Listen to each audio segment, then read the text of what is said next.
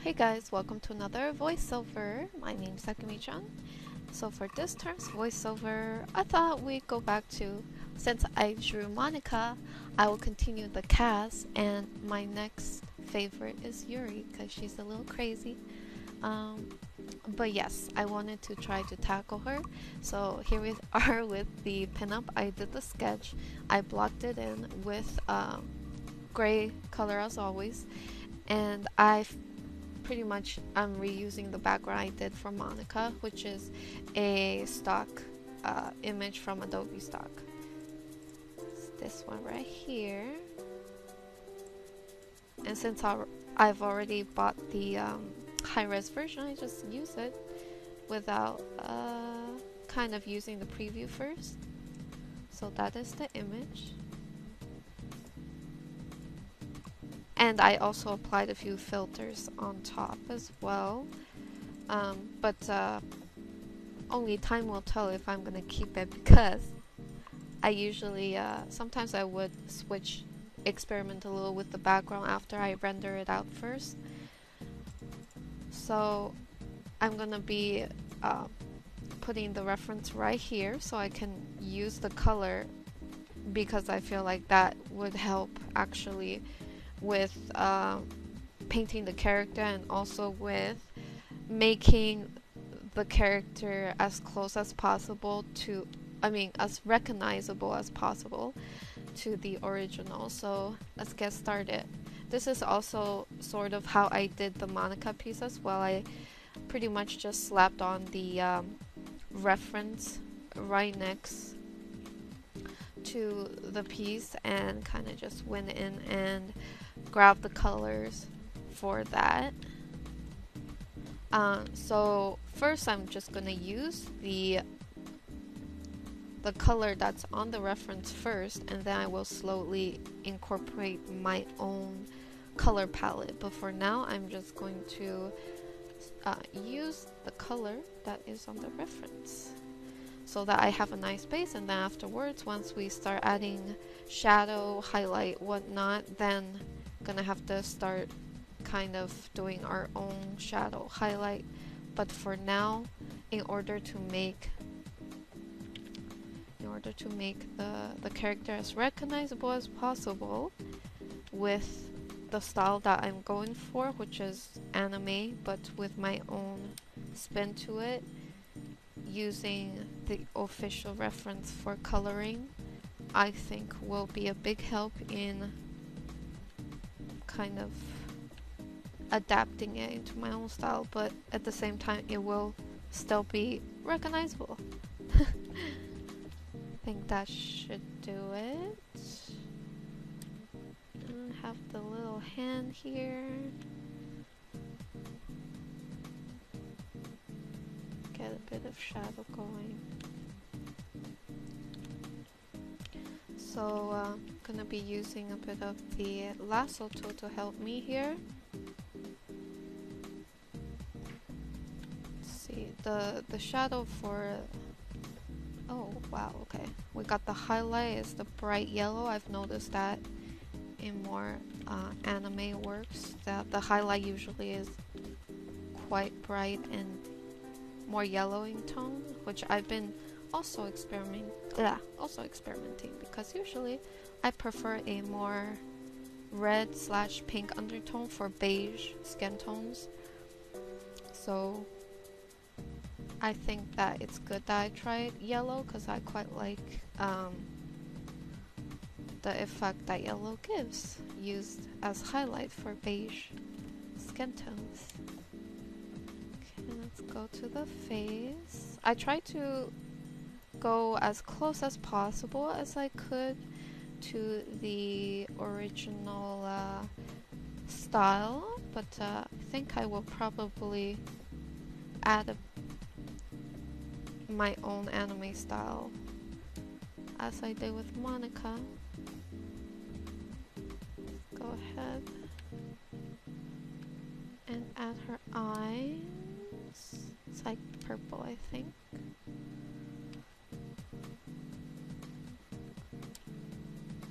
I'm just going to literally reuse the color. And then for the hair,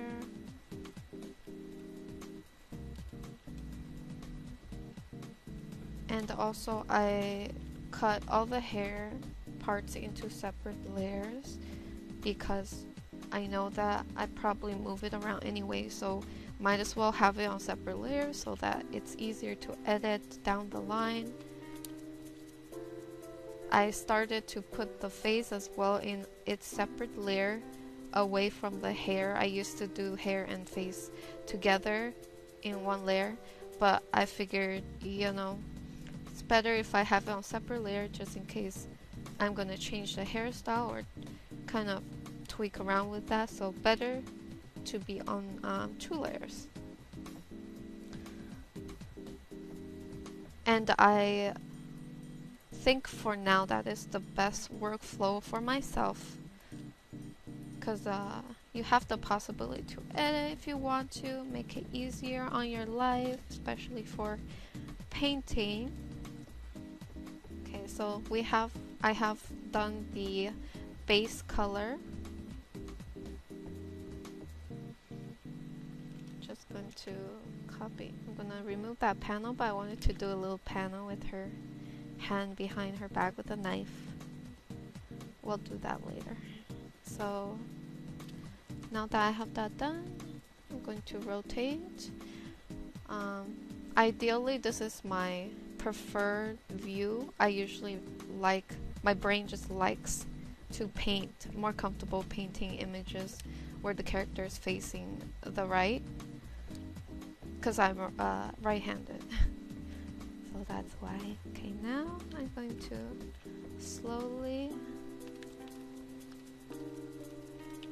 add shadow and whatnot. Let's go ahead and select that and apply shadow as well.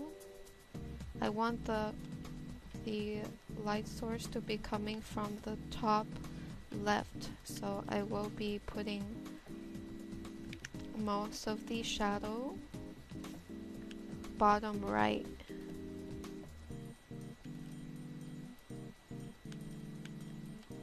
You can use a combination of airbrush and solid round brush.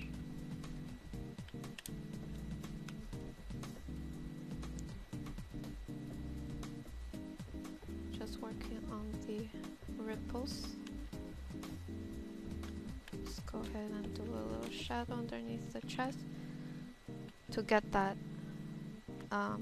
shadow there under the chest. And then she's got let's go ahead and get her shirt showing a little, and then the skirt.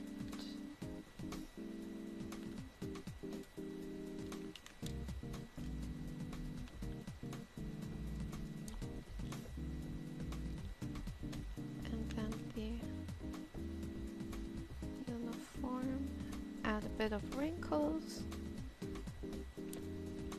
and definitely in order, actually I find it sometimes quite difficult to render suit style clothing. I usually need some sort of reference for it, because technically I can imagine it how it should be, but sometimes rendering it in a realistic style is a little bit different. You know how sometimes you imagine, okay, it should look like this, but then after you render it and you look at a realistic photo, you kind of see that it's not quite right. That is how I feel about suit style clothing. It is probably one of the more difficult style of clothing to render. I can do skirts, I can do what's it called, ripples. Those are systematic. There's a method to it. There's a pattern of how to draw it, but with suits it's kind of a little different. Same with blouses or white collar shirts like this. It's a little bit difficult to visualize as well, because technically, you know, I just kind of assume, okay, this is how it should look, but in reality, the fabric behaves a lot differently than I imagine. Okay, let me put everything in shadow and start by adding some cooler tones in the skin. Let's go ahead and add more dull color like this.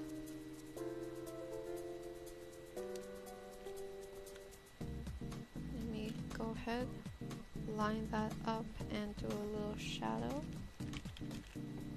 Oh, hold on.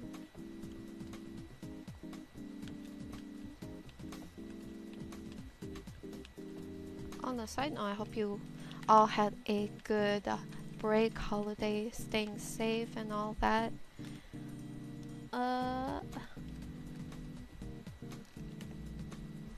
But yeah. Hope you guys had some good food. One thing I look forward to is food when it comes to holidays. That's probably the best part. Just adding some little highlight here and there. I think what I'll do for the face is I'm gonna copy the line art and then lower it a little bit and merge it onto the face layer so that I can have a good look at that. I'm going to reduce the lines. Going here.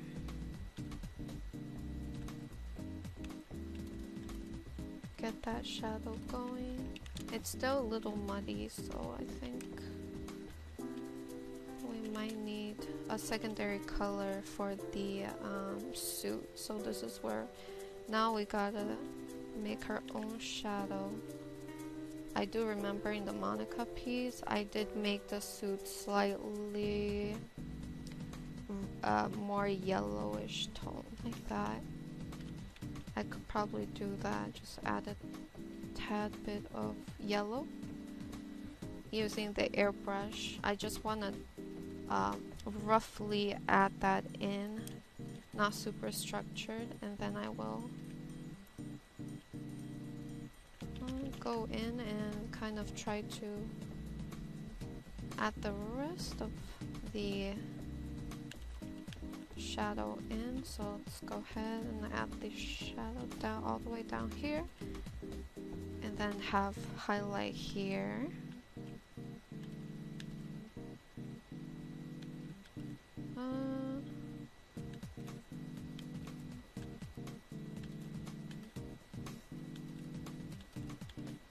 Just trying to figure out like what is the best way to paint the shadow here. Trying a few different way to shade this.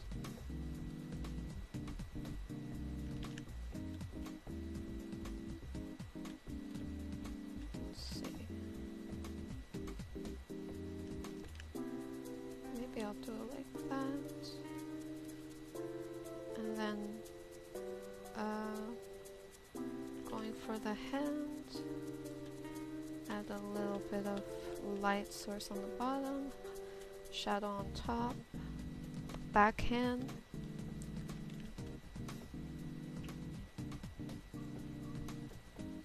Add some of that shadow.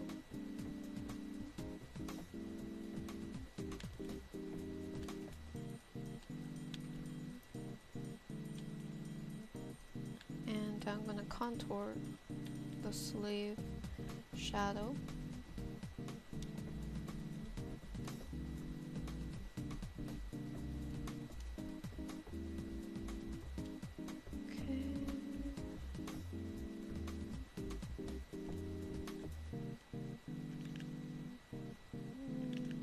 Go ahead and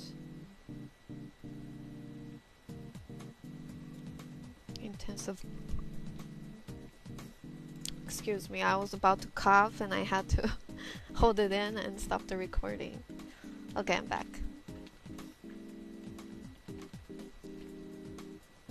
Okay, it's starting to get there. I'm just gonna do a bit more shadow underneath the flaps.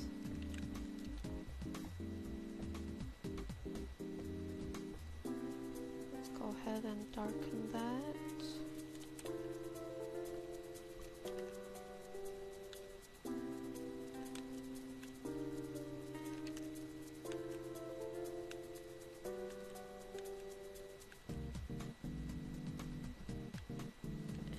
Just going to render the shirt a bit. So the shirt, I'm gonna be pretty rough with the color first. I'm gonna try with a bit more blue here and there. Usually for white shirt, I try a bunch of combinations. My favorite combination is yellow plus blue or beige plus blue. Like get a bit of the warm tone and a bit of cool tone in the white shirt. Of course, depending on the light source, if the light source was green, then I put a bit of green in there. But preferably, I usually like to do blue and yellow, so it just makes it nice and colorful and not less gray in tone. I've been doing a lot of grays because gray based art usually is a bit more realistic, but I've been trying to kind of add a bit more color in my rendering just to see how it looks. So yeah,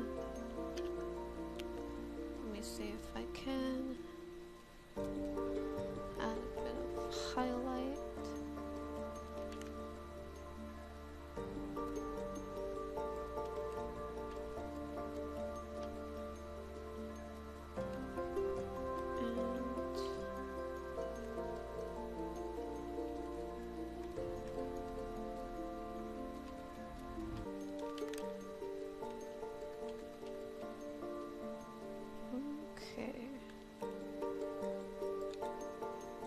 Go ahead and shade the chest here. Also gonna kind of experiment with how I render the chest. Let's go with shadow and REM light, followed by shadow.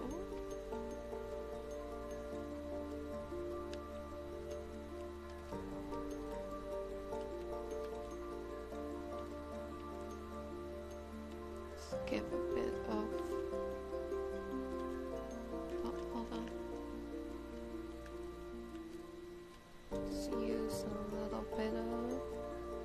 yellow and see how that goes. Add that yellow on top and a bit of blue.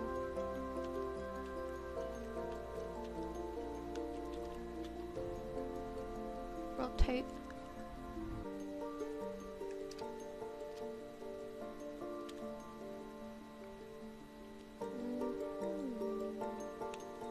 Might have to make the same shadow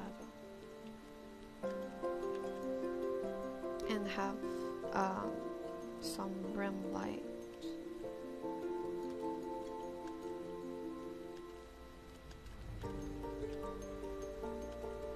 At the bottom.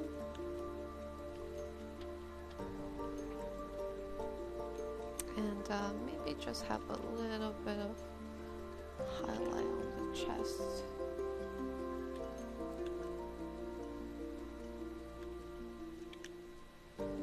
Blur that, blend that in. And next is to render the shirt, the blazer, to match the highlight that we just did.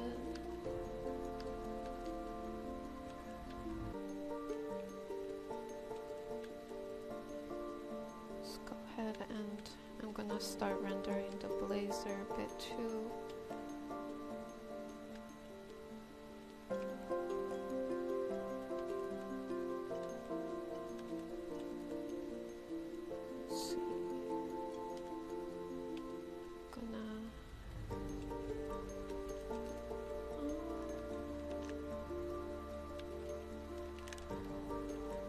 Go with this.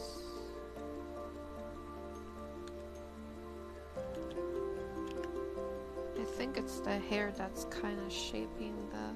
Oh wait, it's not. Let's go ahead and clean the shirt a bit so it doesn't look too weird. It needs to be a little rounder here.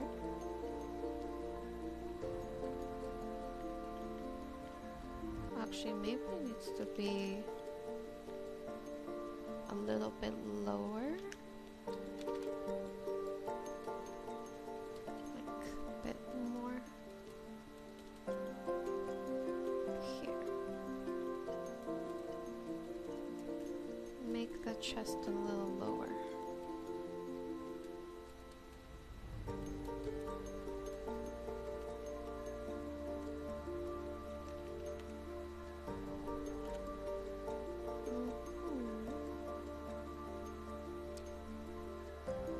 So I'm just gonna remove the lines for now. Okay. Let me play around with this boob right here.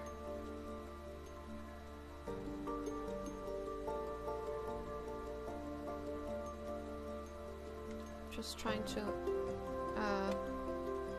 make it fit a little better. Okay, let's go with that. So that's the shape. Delete. And then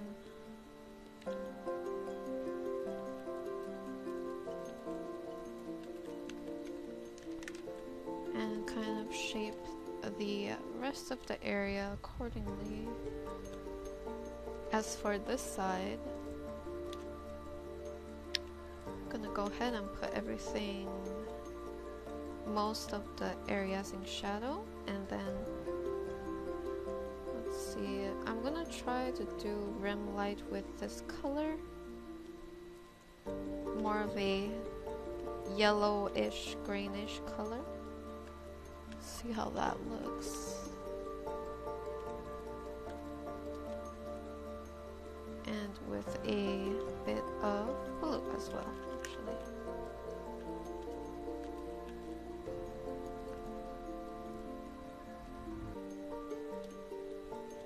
Just to have a bit of different tones inside the shadow, so it's not like a single tone shadow. Usually if you have a single tone shadow, and realistically it might end up looking a little too harsh gray or dull. So I started trying to experiment with more color. Add a bit more shadow on the chest. And even this is too harsh. I stopped doing that. I used to be satisfied with just this, but now I find it a bit harsh, so gotta ease it in with a bit of shadow on the side, or even shadow and then a bit of highlight.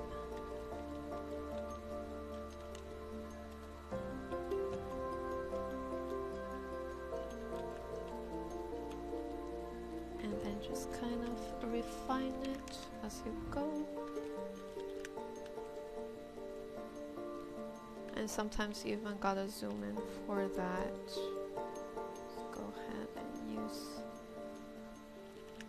layer on the rim light inside the chest area. Let me go back to the shirt.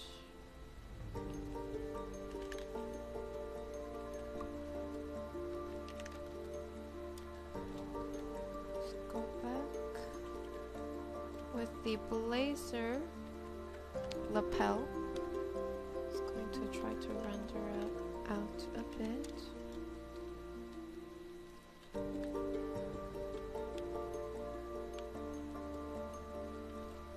we go. Okay, I think it's starting to get somewhere. Now that I have a kind of a base. Oh, look at that. Photoshop think this is not enough contrast.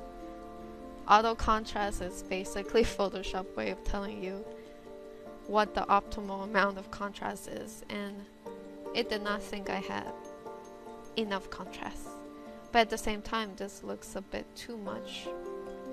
So what I'll do, it needs a bit more bright light.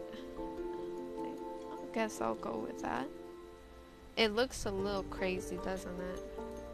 I'm gonna try to work on the face now so that we have an even amount of work done, so that it's not too bad in your face, the difference and stuff. Since I already have the shadow and whatnot done, just gonna go ahead and try to do the face. I might play around with the face a little. It might not look like this for now.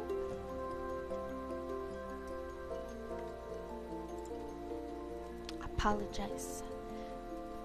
Man, my coughs are kind of annoying.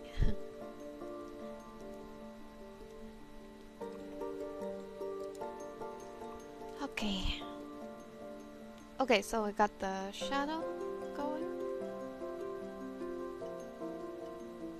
Let's see if I can going to erase a bit of the shadow underneath, and here for the highlight, let's go ahead and create another layer. And I guess I'll do a little blush. Oh, why is this so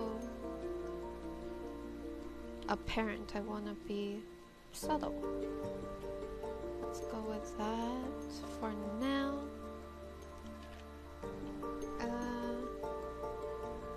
I'm going to actually try to do this. Just gonna select areas of the face to make the shadow a bit more intense.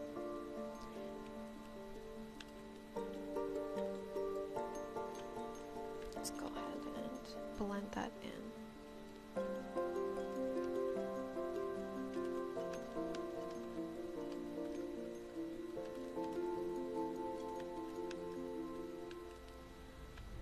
Hopefully this turns out to what I hope for.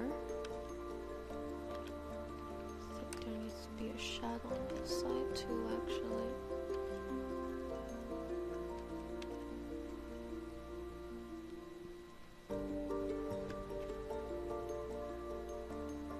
I think I used to do anime style, but then I stopped doing it.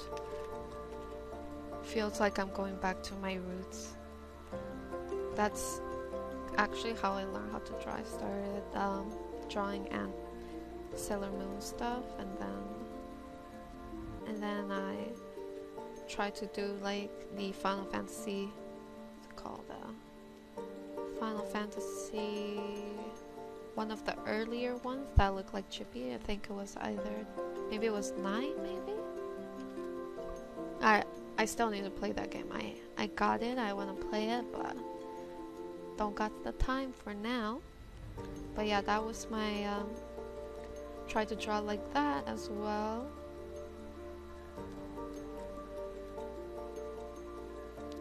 So right now it's looking a little rough. It's not gonna be like this. I just wanna try to figure something out with the style. A lot of times the 50% of to completion, 50% is usually not how it will turn out. That's how much I edit my stuff until I'm fully satisfied with how it looks. Well, sometimes I just can't get to a stage that I like, so I mean I gotta put out the artwork. I put it out, but I'm not satisfied. But sometimes I just cannot be satisfied with my art. I think it's not a bad thing, because then I will always try to do better, because I know that what I have done is not good enough.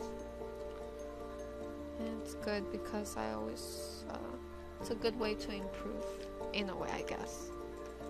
So this is what I have so far. It's not too bad, but it's definitely not near the anime feel that I want. Also needs to look more like that, so I will have to make sure to get to that point as well. For the hair, I think I'm gonna do the same thing I did for the face, so just gonna grab the line and merge it down so that I have a guide for the hair. For the hair, I'm going to use the lasso tool primarily to help me stay sharp and also blend out, especially for anime hair. It needs to be batches, but also needs to look rendered, at least for what I'm trying to go for. So it's gonna be a lot of lasso work, and of course I got the reference here, so I'm gonna try my best to stay as close as possible to how the hair is kind of drawn, so that I can have an accurate depiction of the hair. Stay as close as possible with a bit of my own style, but try to get as close as I can to the actual style. Gotta focus on that. So I'm looking at how the hair is being rendered. I'm gonna do a rough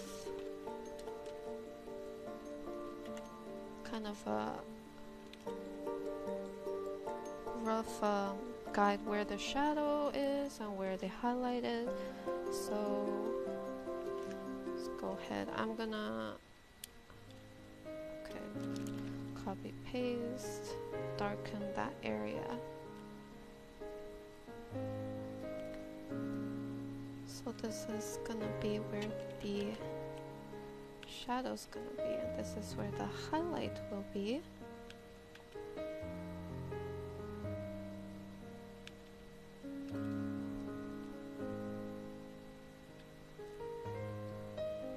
Let me try. I'm gonna try to add a little bit of blue for a shiny look. Actually, I don't think it works too well. I'm going to remove that. Let's just go for that for now. And on top of that,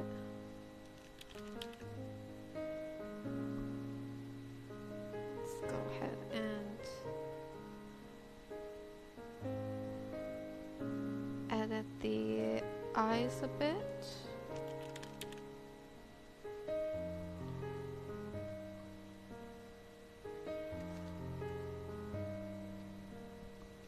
Edit the eyes so that it matches the style as close as I can. The face actually is a bit rounder.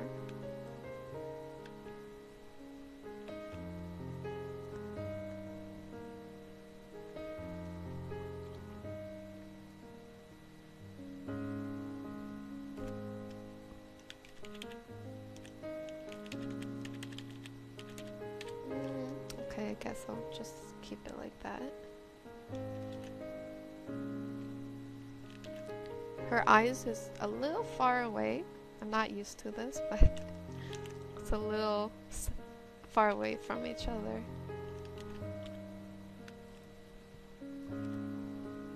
Let's see. Let me actually make the face a little bigger.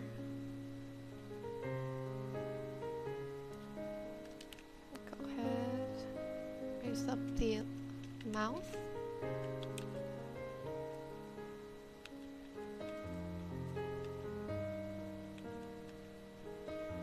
Okay. Alright guys, so I did a tiny bit of work off camera. Kind of try to do a bit of work on the face, but as you can see it's still not done. I'm not super happy with how it looks, so we're gonna have to work on that. And also adjusted the lighting on the shirt, trying to make it a little bit more intense and all that. So yeah, let's get started. Let's continue Let me see. Okay, we need another step.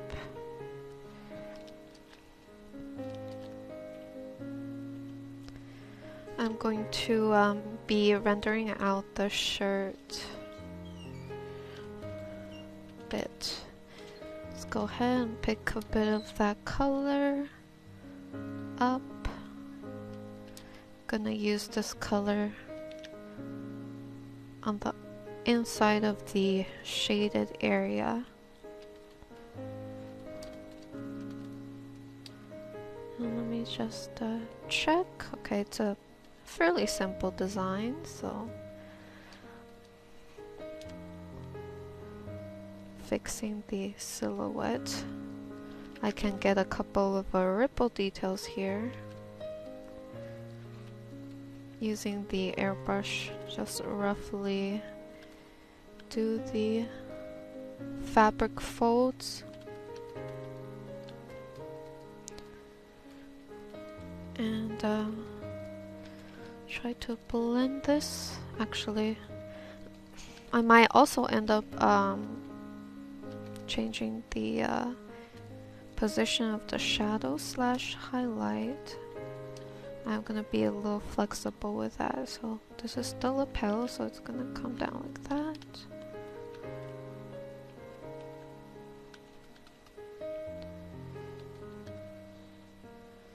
Just gonna go ahead and paint shadow where it needs to be, putting emphasis on the thickness of the fabric, lining it with shadow and all that.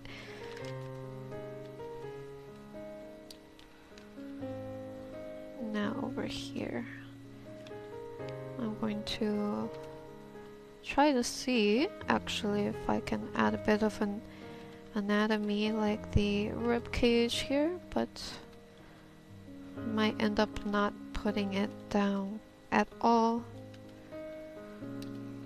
Let's go ahead and select the brownish shade I'm using as highlight inside the shadow.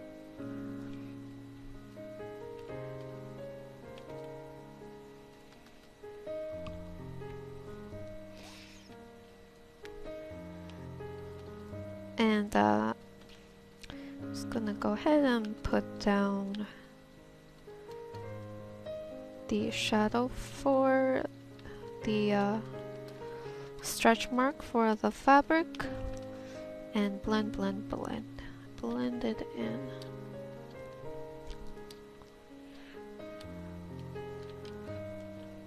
Just gonna clean this up as well as work on the white shirt underneath too. Let me refine this side too.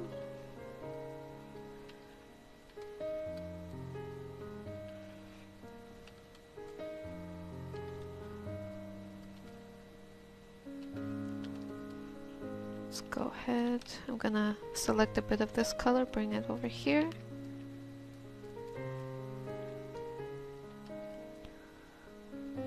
And add back some of the shadows.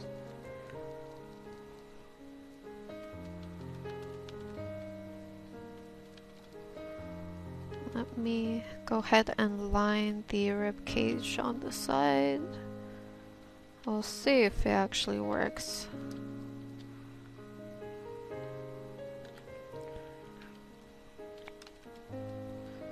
So this character is actually, well, I guess it's the style, but the way she's depicted in game is that she's slim, very slim. That could just be the style. Trying to kind of do the same sort of proportion without exaggerating too much, but at the same time I want it to be a noticeable trait for her.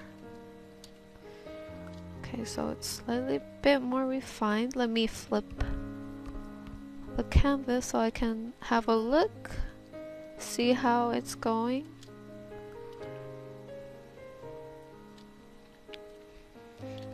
Let me bring this down a bit.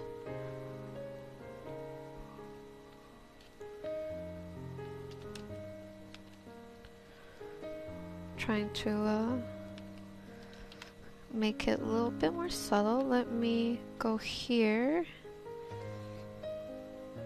I'm going to add a bit of dull color to take away some of that saturation so we can get a nice balance of saturation and non-saturation.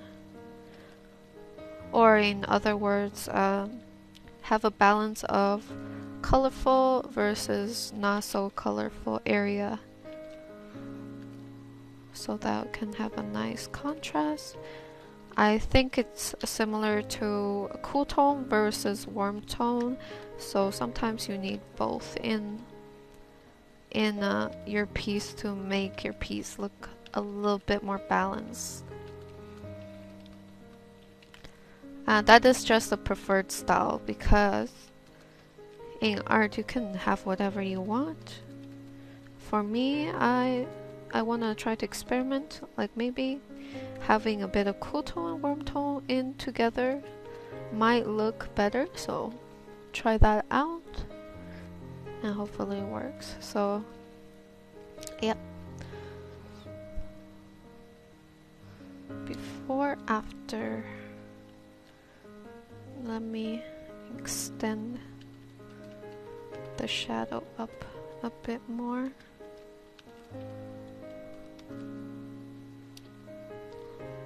Okay.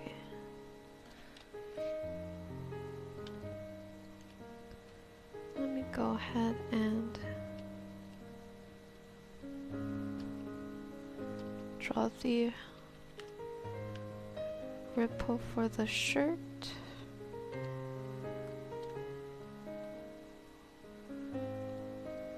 Gonna use a dark color to add that shadow. There needs to be a heavy emphasis on how the shirt deforms to her hand pulling it open. Need to get that point across as best as I can. So add a tiny bit of highlight, but not too much.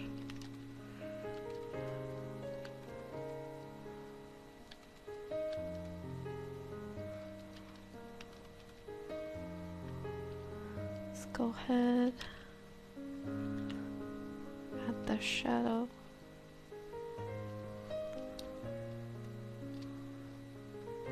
Needs to have more dull color on this area. It's a little too intense, I think. Let me add back some of that duller color, and at the same time I'm going to emphasize shadow in areas where the fabric is folding more, where there's more shadow, cast shadow, like in these areas.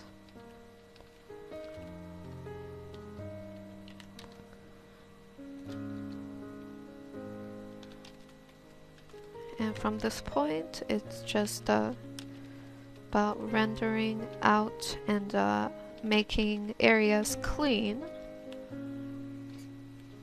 Okay, I think that should be good to merge down. Let me pop out the line so that I can work on the hand a little.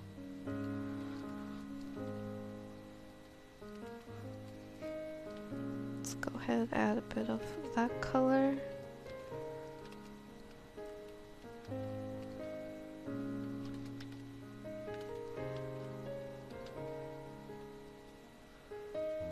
Gonna use the airbrush so that first just going to line it with a shadow, then I'm going to line the knuckles, blend that in, and the thumb, then gonna try to kind of just use a pinkier tone and highlight the pinkier color where the hand naturally has a bit more pigment, such as the knuckles of the fingers.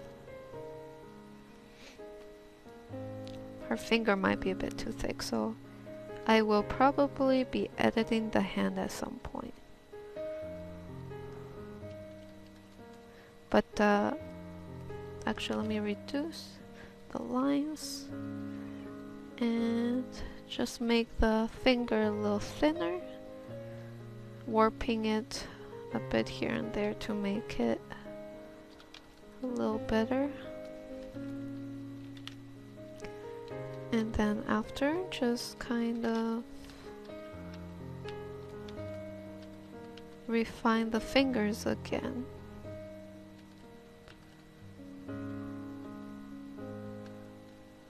Let me put this finger in shadow.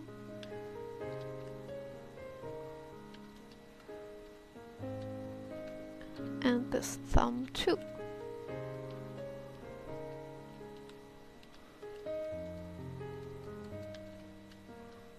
Okay, that should be okay for now.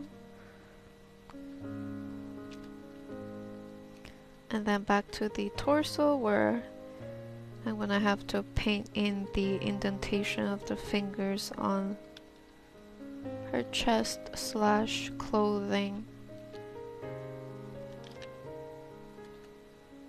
Go ahead and paint the shirt a bit more in tune with what's going on with her hand, where she's pulling it open. So let me add a bit of yellow tone on the other side.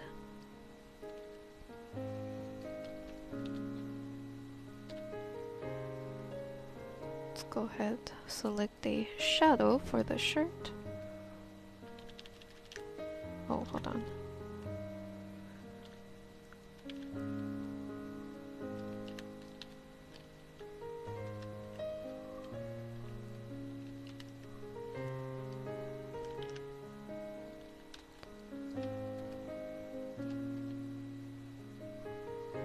I'm just going to add the highlight for the lapel, make it a bit more obvious that it's in highlight.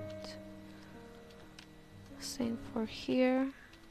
I guess I'm sticking with the dollar color for now.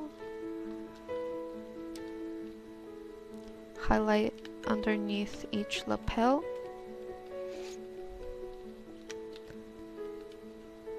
Keep it nice and clean.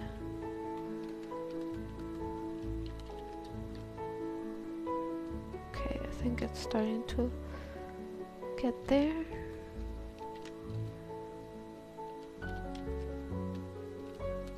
And clean up the shirt.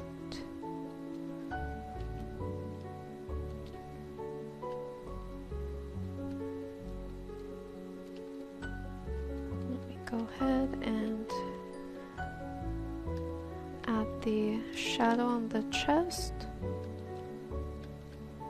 where the shadow is a bit more intense.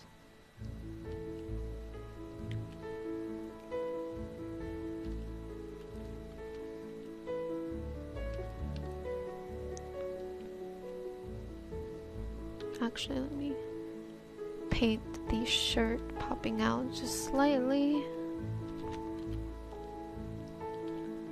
And after, add the shadow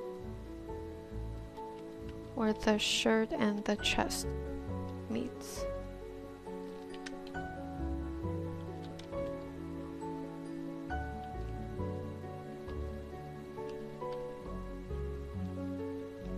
There. Let me flip it. Okay, that looks fine. I'm going to actually liquefy this a bit.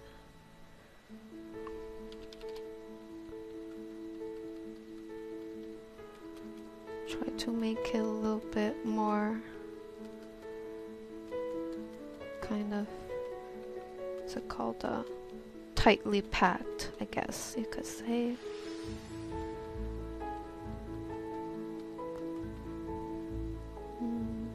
Okay, let's try it with this.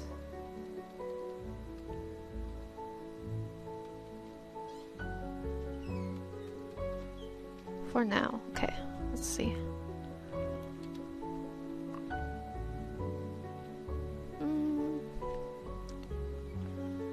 Let's make these a little lower.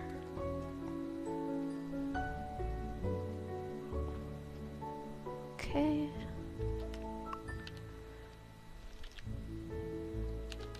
Extend the silhouette for the shirt a bit.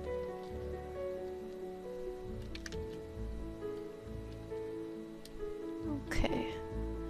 Now, time to, in a way, render out the lapels a little.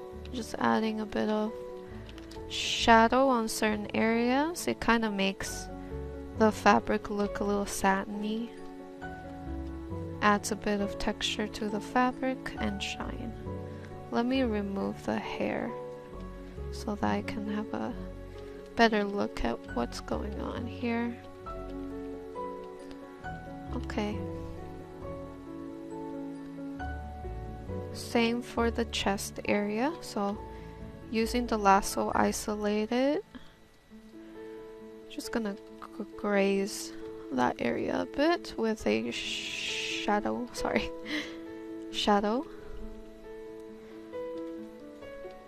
Add a bit of a satiny feel to it. Going back with a highlight, just trying to add some sort of fabric folds, kind of increase the realism a bit.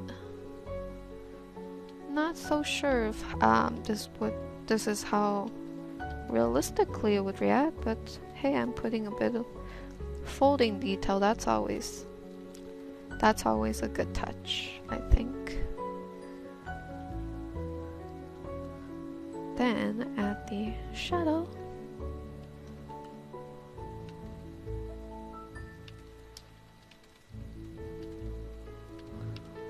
Next is to render out the shadow a bit more.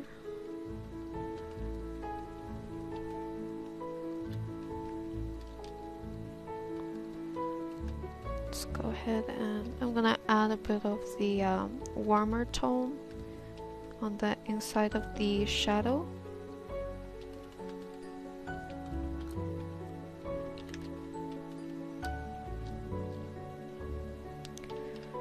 Now down here, I'm gonna again use the airbrush to add a bit of shadow.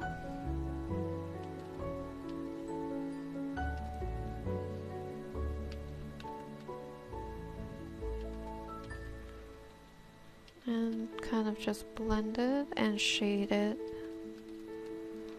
So this is, I'm trying to add a bit of the rib cage in there, but might have to keep it a little more subtle, so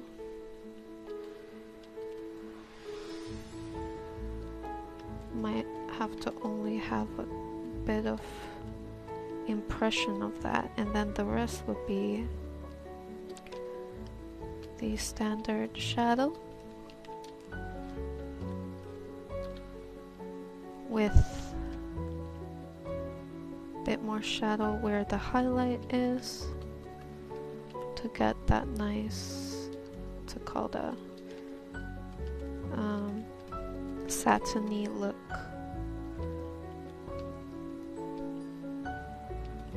And of course you can't overdo it. You have to still keep certain areas kind of sharp, so in combination I need to use that with lasso tool, or it's gonna look too muddy at the end, and we don't want that.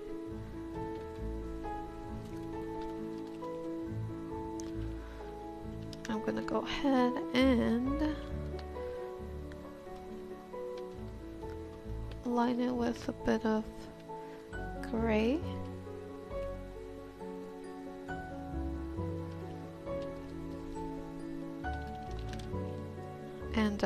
And then add a bit more shadow. I'm trying to see. I don't think it's working out too well. Anyhow, I think what I can do is let's just copy this whole part.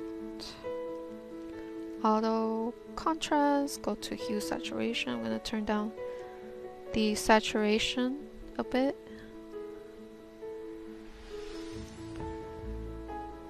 Make it a bit more intense.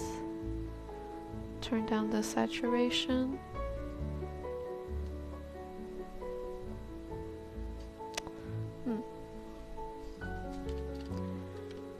Take this color layer,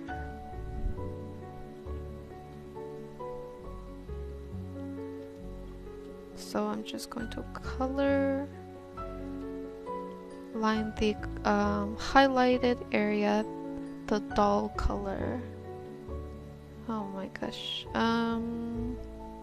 maybe not that much. Actually,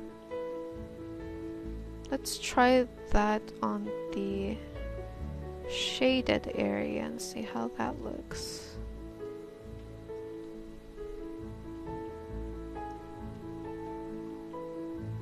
And then make it a bit more intense.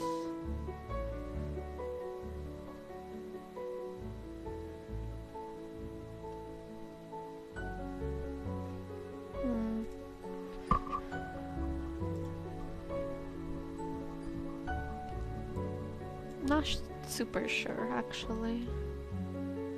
Okay, let's do this just a little bit. And then what I'll do is add the shadow here and then highlight the standard way. And then over here we will highlight it slightly as well. Okay, let's go with that. Okay. And as for here, I think I need to fix the silhouette. What is it? There we go.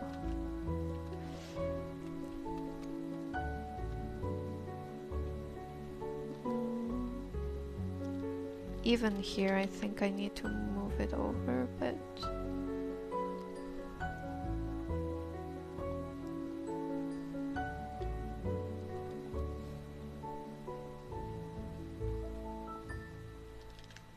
Actually, should I?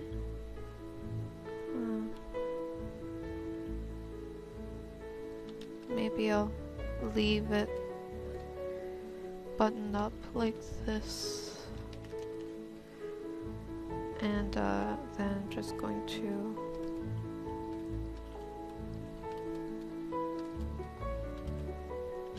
hold on. Add the highlight inside the shadow. Let's go ahead and highlight, make it a little brighter.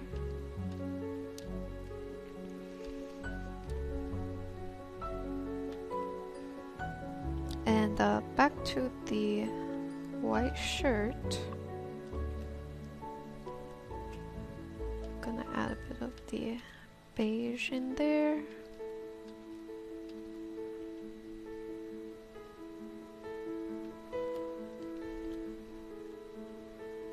And then layer it with highlights and shadow.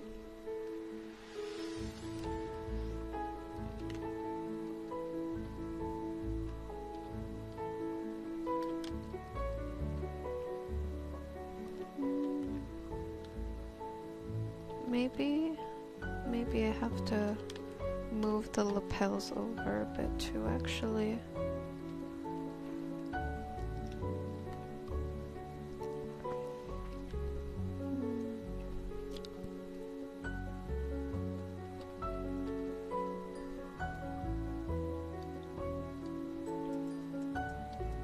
Okay. Gonna put this on shadow. Have a bit of the necking highlight. And then the rest. Have it slowly shaded.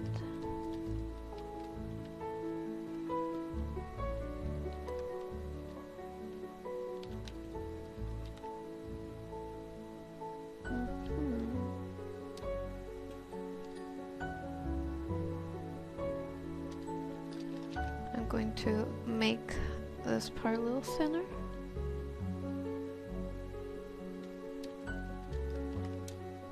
Okay. Then also for the background, I need to add a bit of fog or light behind her so that she stands out a bit more.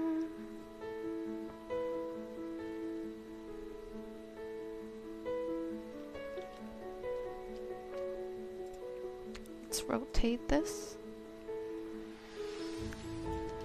Yeah, I think the torso definitely coming along. Oh. Probably need to adjust the lighting a bit, I feel. Maybe let's make it a little darker, maybe. Darker but brighter, put it on darken.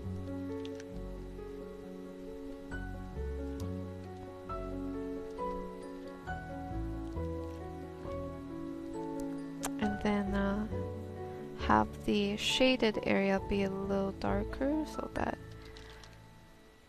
the new highlight will pop a bit more.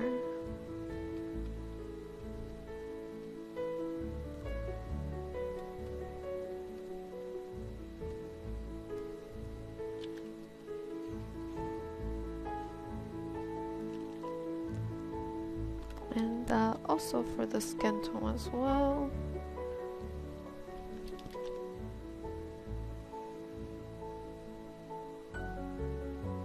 Can make the skin tone a little paler so that it stands out from the clothing.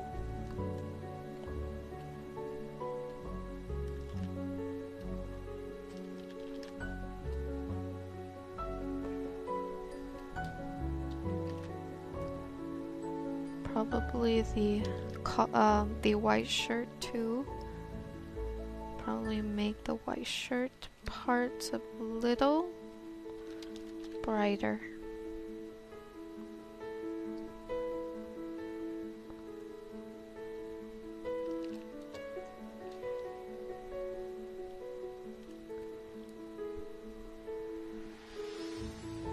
Okay. Gonna work on the face a bit. Alright guys, we're back. So as you can see, I did a bit more work off camera, just trying to figure out like what type of color I want for the I kind of added a bit more brownish beigeish color here for the rim line inside the shadow kind of thing to soften it up, and overall just kind of playing around, changing, adding a bit more detail here. And also I think I did a bit of work on the face, but this time I'm going to try to focus a bit more on the face. So let's get started.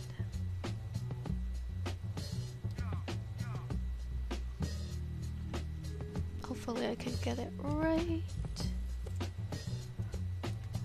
Okay, I might have to change the lighting for the face. So yep. Get a bit of shadow color.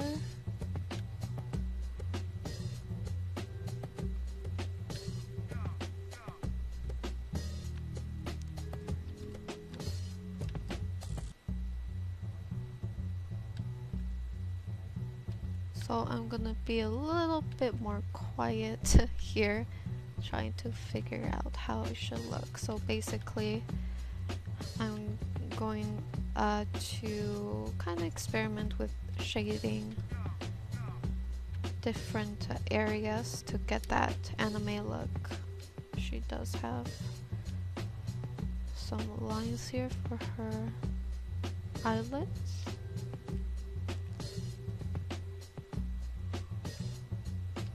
Need to get that crazy but heated look.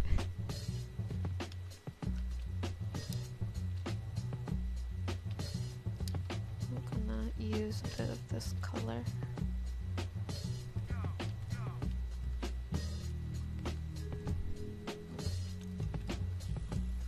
Let's go ahead, add a bit more shadow over here.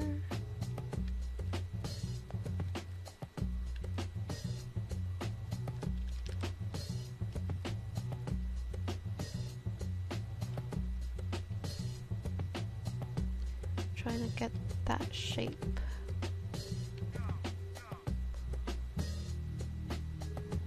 The shape that they have. Make the eyes actually. Make the eyes look over here a bit more like looking at the audience.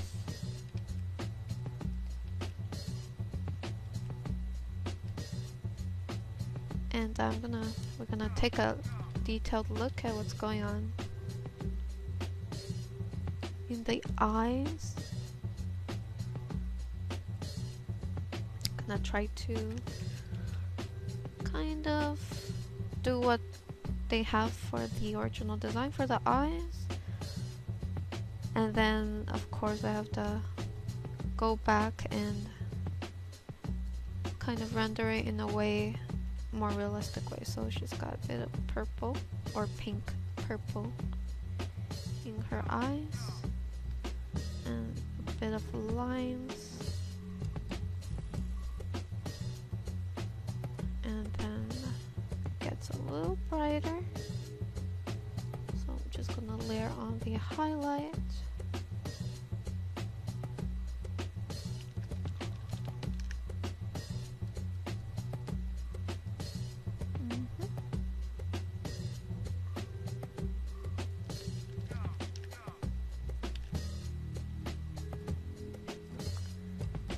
And let's see if I can add the blush lines. I think it's starting to get there. The eye over here needs a bit of work. Merge down, copy, paste, so I can work on this eye. So I'm just going to drag it over a bit.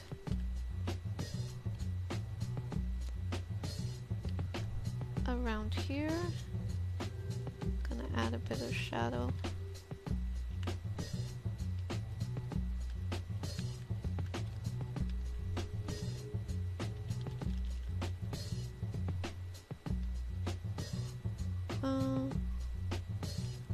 Add some shadow here where the whites of the eyes is. Gonna make it a little bit more blue. Same for here. And shadow.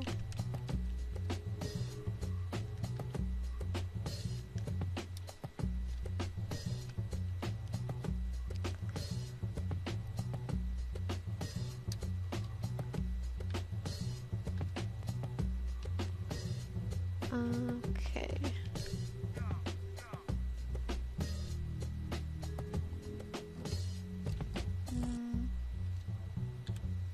Okay, need to play around with.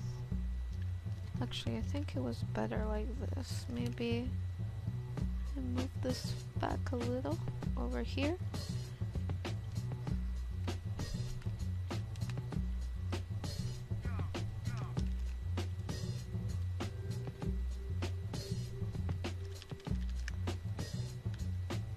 bit of highlight here.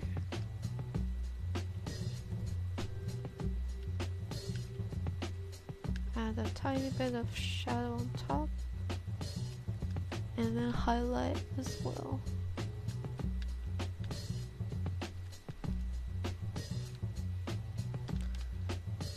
Add a bit of shadow.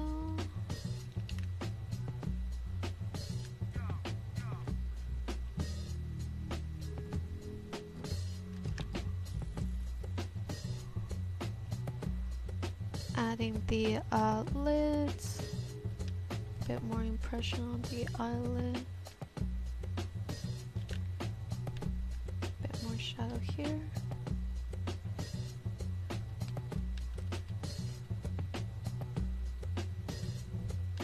Let's go ahead and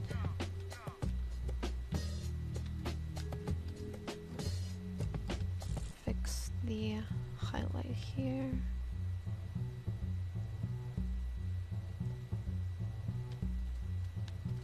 And kind of fix the shadow a bit too.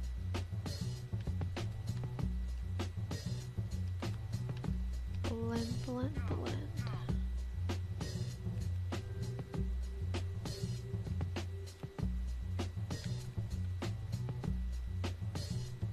Going to add a little bit of a rim light at the bottom there.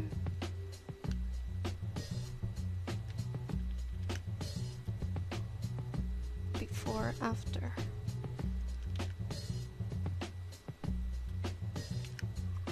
I think I need to add a bit of highlight in the whites of the eyes first.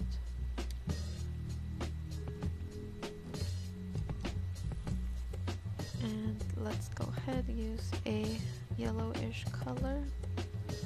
Put it down here, highlight that nose.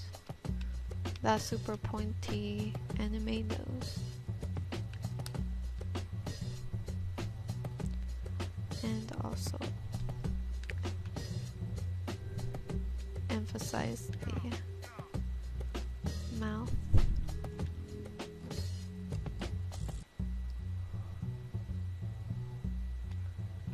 Add a bit of teeth.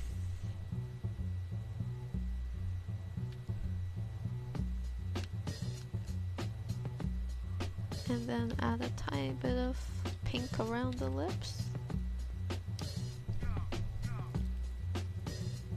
Gonna take the highlight.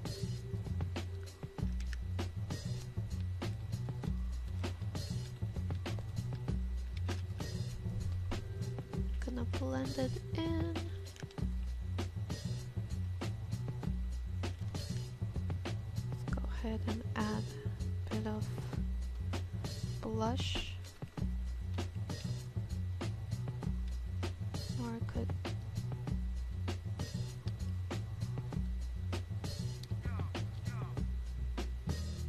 okay, so this is before or after?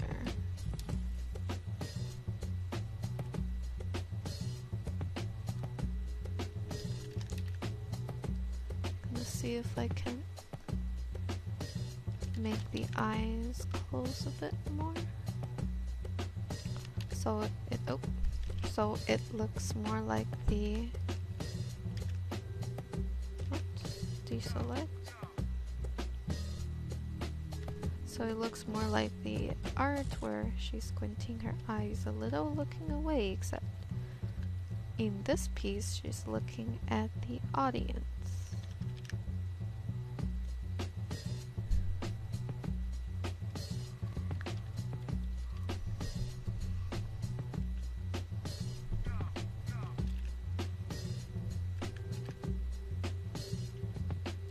And of course, I like to kind of layer previous version with new versions just to create a softer look sometimes, so it doesn't look too sharp, although it is a little messy, but trying to get that soft feeling.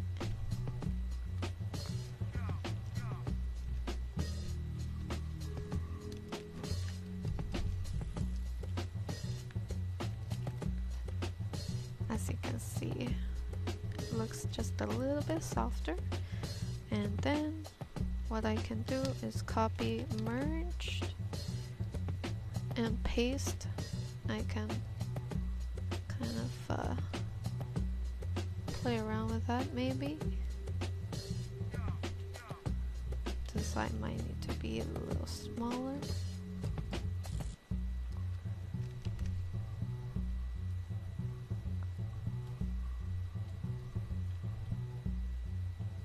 Let me flip it.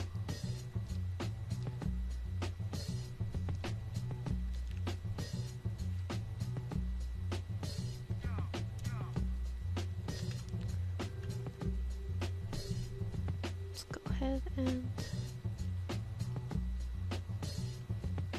line the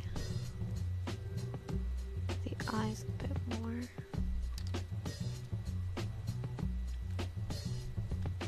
Gonna add a bit of purple.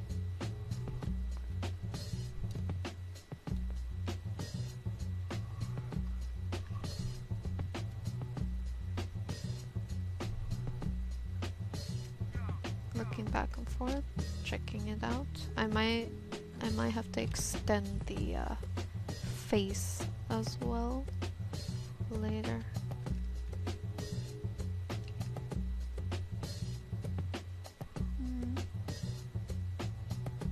Still kind of prefer this actually.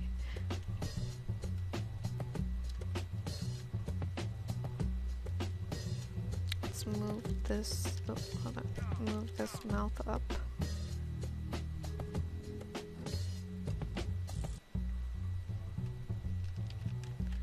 Merge down. Copy the old face onto the new one. Lower the opacity. Maybe I should have the old eyebrows.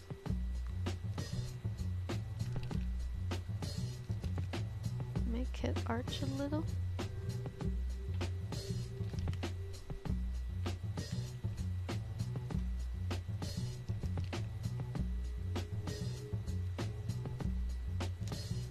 Let's go ahead. Just going to apply a bit of shadow from the hair.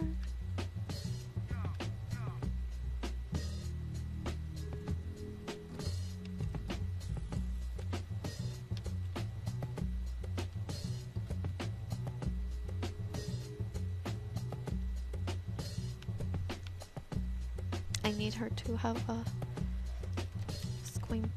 squintier eyes, but gotta make sure it looks right. Let's bring it up. Bring that up a bit more. And add a tiny bit of shadow underneath.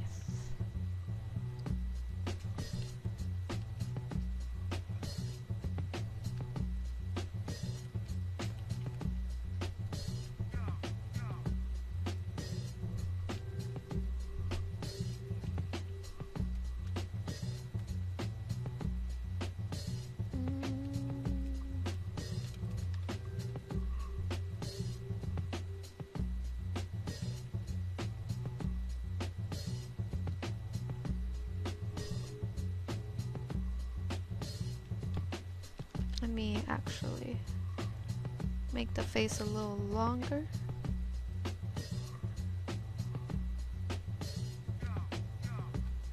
There, I think that looks a bit better.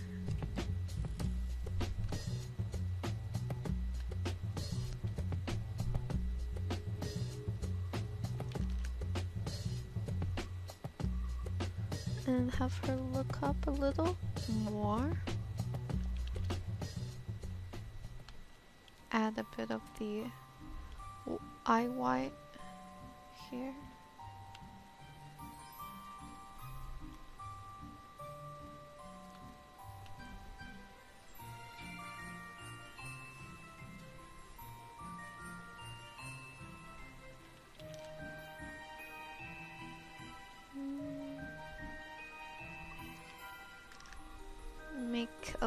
have a bit more shadow underneath there, so it feels like her eyes are a bit more closed.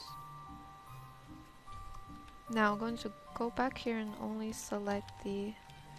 Oh my gosh, that looks crazy! Just select the inside of the eye so that I can use that.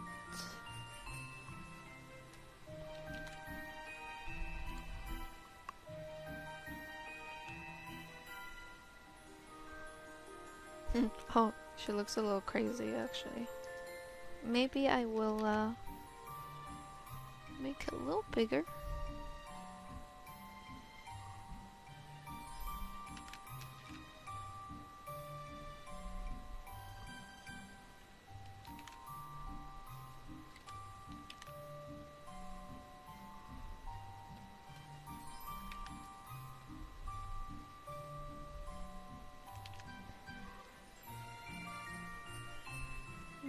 Okay.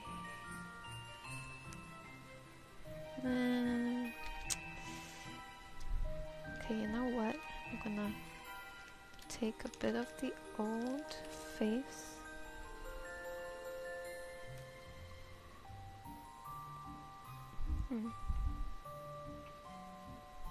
I'm going to... Let's try bringing the nose up.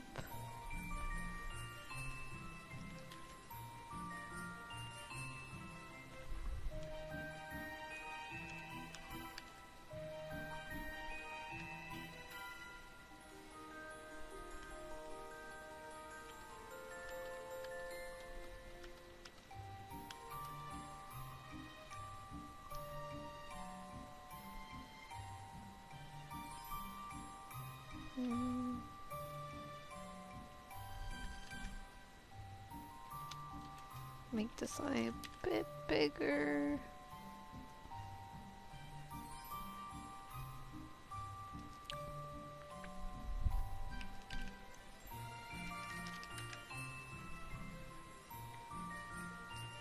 Lower the eyelids a bit. Just kind of playing around with the expression a bit till I like where it's going.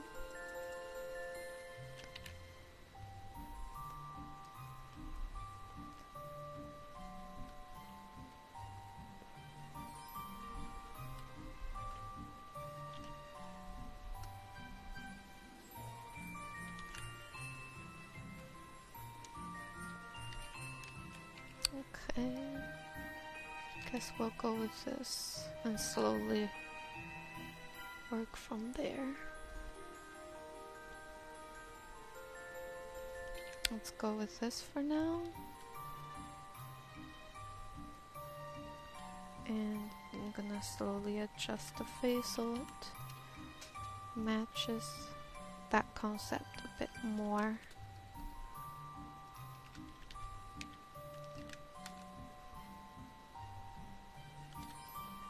Let's add a bit more shadow here.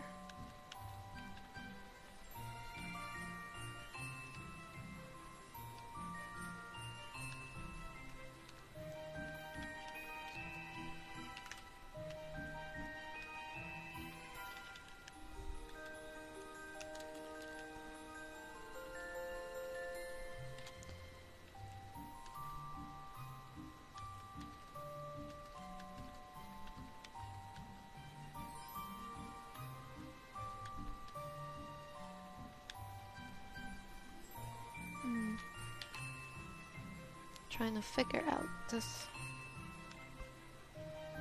nose situation.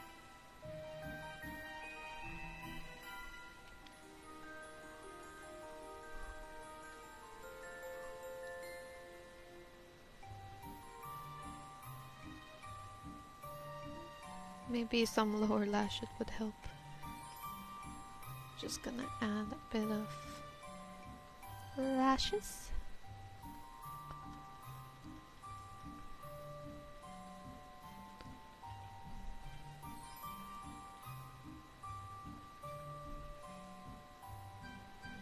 It didn't really help too much because the base wasn't great.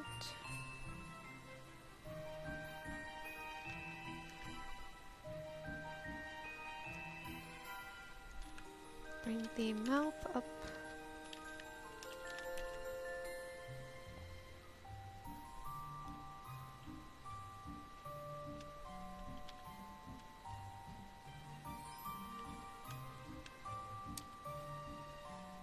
Okay, let's go ahead and select this highlight. And I'm just going to add it on the top. That's usually where you see a bit of highlight for anime style.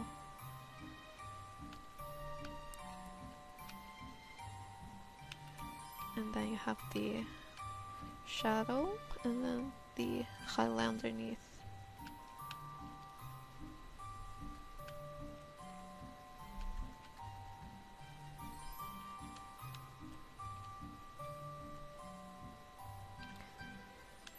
And have a bit more highlight on the other side of the face, plus some implied shadow from the hair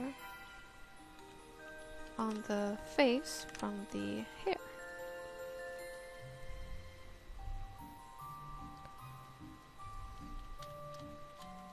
Maybe add a tiny bit of highlight on top here.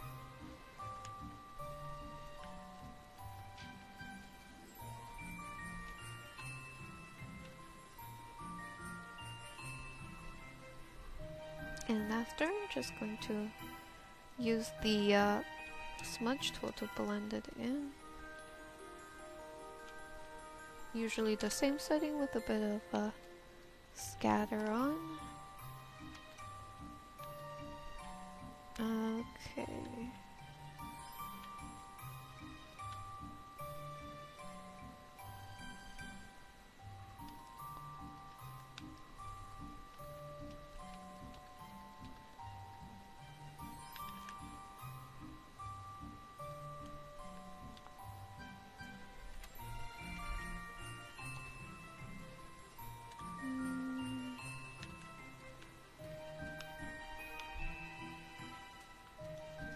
I think maybe this direction for the eyebrows might be better.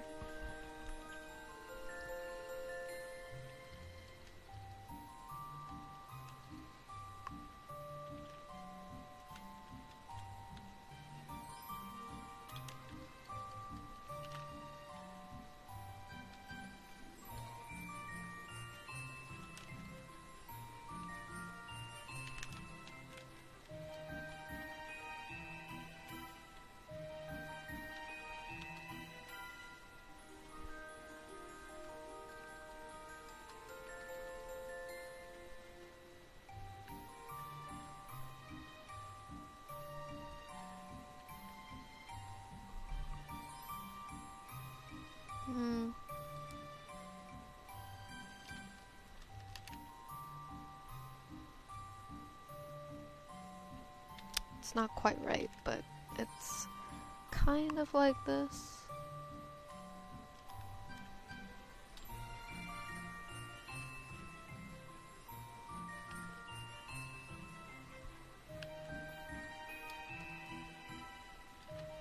Maybe if I add a bit of blue and add a bit more highlight to the eyes.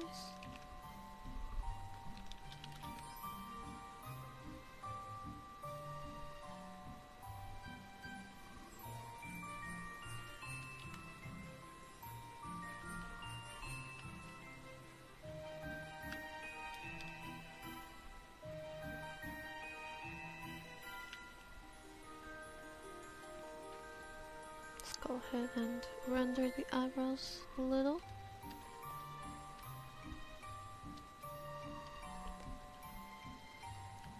Add a little bit of highlight here.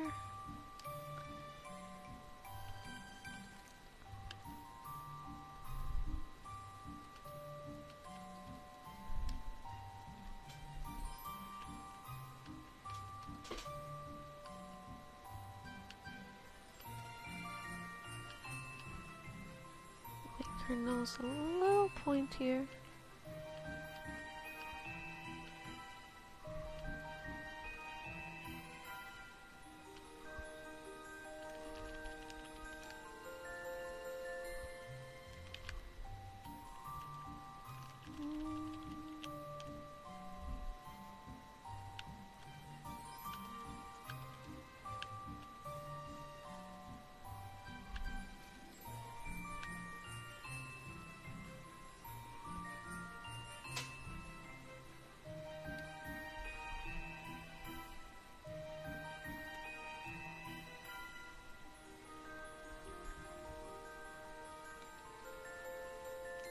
Actually not super happy with the face. I might have to do this off camera. Usually, oh, usually I just play around with the face a bit, like rotate some paint overs, going back to previous versions until I get it right.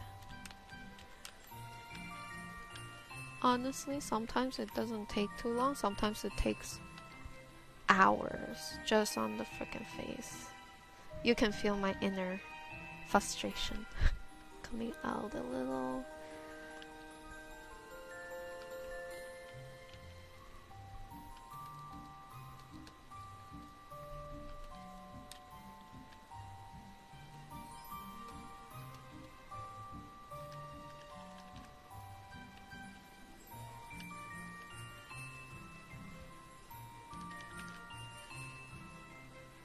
Let me make the neck a little.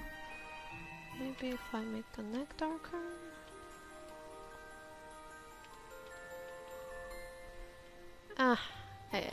Yeah, it doesn't look too great.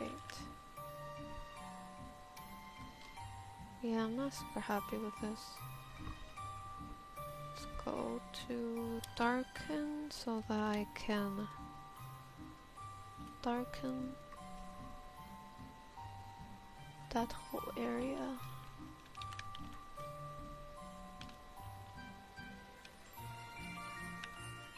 And start from scratch, from shadow first and then highlight later. Shadow on top, highlight on the bottom.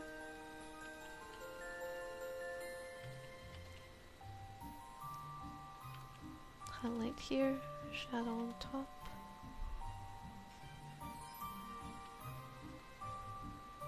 Go ahead and add a bit more yellow towards the bottom here.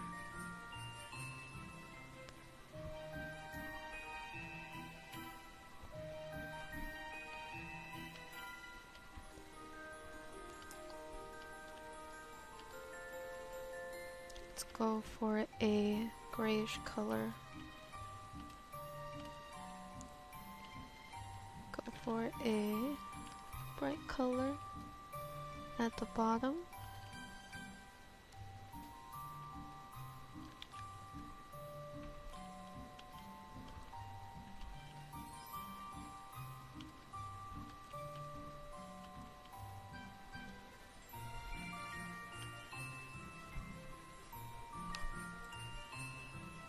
Rotate. Okay guys, I will be right back, and once I figure something out, I will bring you guys back.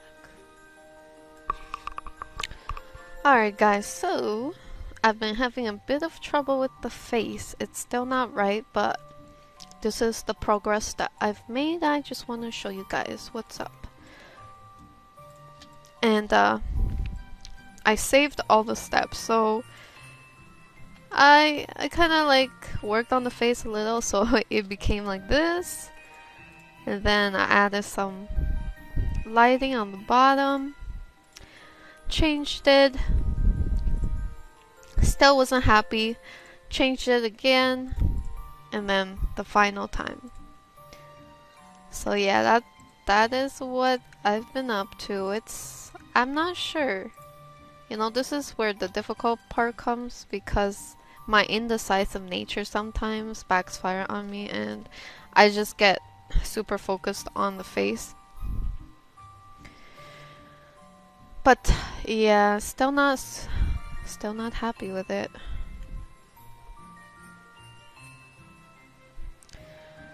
So yeah, you are gonna struggle with me, and I'm gonna record this face, and hopefully I'll get somewhere with this.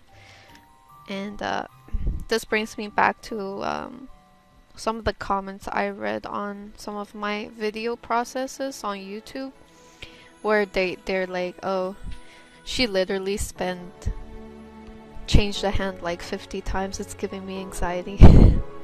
One of the comments was something like that, and Yeah, this is how it usually is with me in faces and other areas. If I don't get it right, if I don't get it to a point where I'm happy with it, then I'm probably gonna change it 50 times-ish or multiple times. But yeah. And another thing is, the background, I've been trying to play around with it. As you can see, it's slightly changed. Sometimes I can kind of render out lighting and shadow based on the background, but for some reason this background just does not inspire me all that much. And I've been trying to figure out how to make it appealing to me, but I don't know, I just feel like it's not working for me.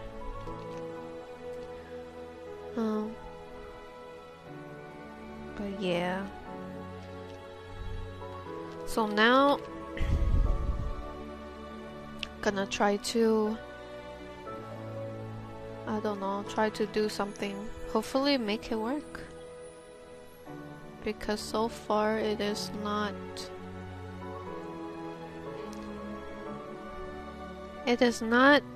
going to according to how I envisioned it.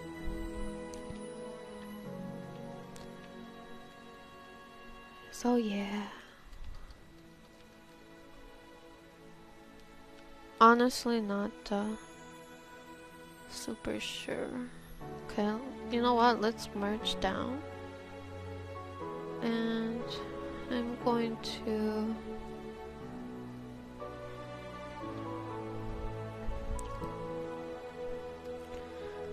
to try to re-render it somehow. Let's make all this part darker.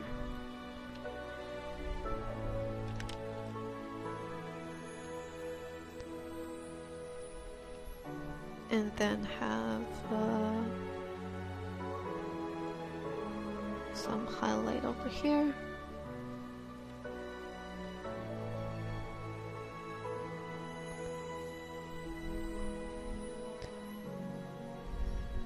Lighten up the eyes, underneath the nose.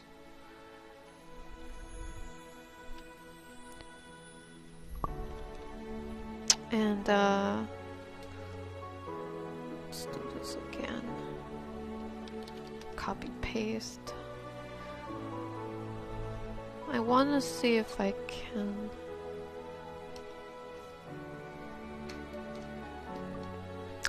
change the lighting somehow. Maybe that'll make the face a bit more interesting. Something rather. So, pretty much trying to sometimes make the face a little darker and then re-add the highlight, which is what I am trying to do.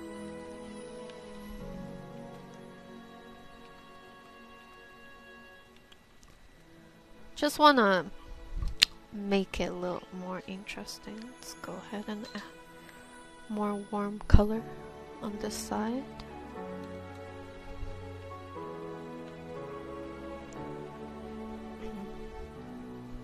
Add a bit more warmth here, and on the ear with a bit of blue.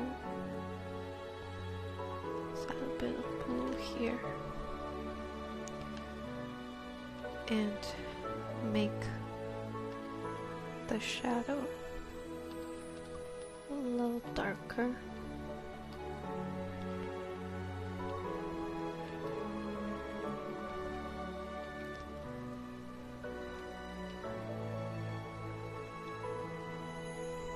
Okay, I'm gonna bring this back and let's put it on lighten so I can have a tiny bit of highlight at the very top.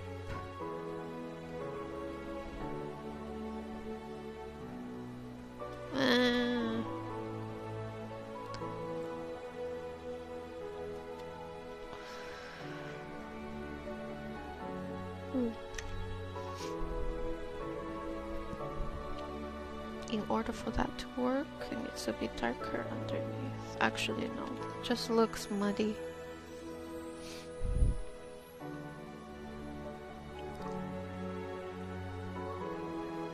I'm gonna have to redo this a little. Let me add a bit of highlight on top.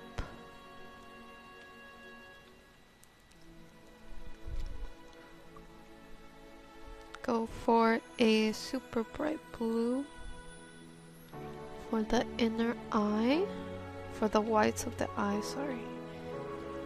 Make it a nice contrast between cool tone and warm tone of the skin.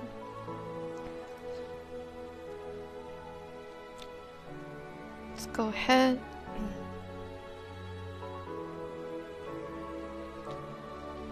add a bit of warm shadow.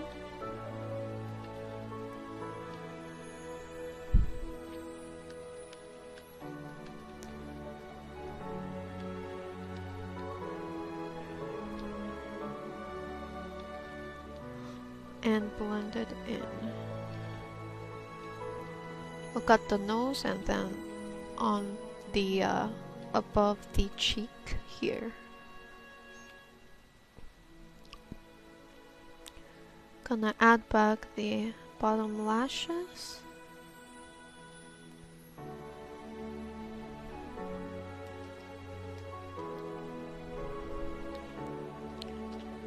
Gonna go ahead and actually no.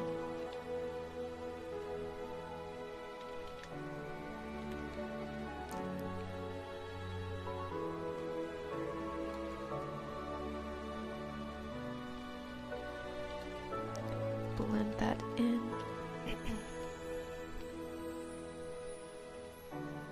Let me go ahead and shade the chin.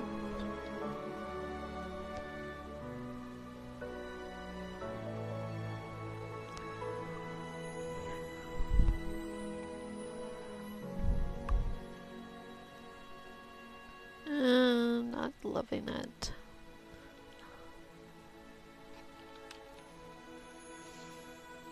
I'm going to copy the old face, paste on the new face.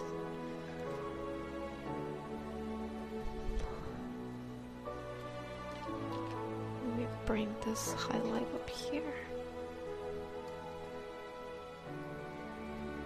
Not loving it.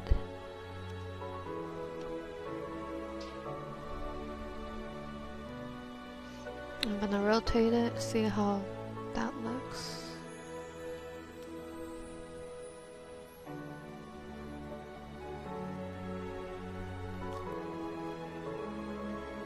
Alright guys, I'm back. So not much has changed. I did try to blur it out a little.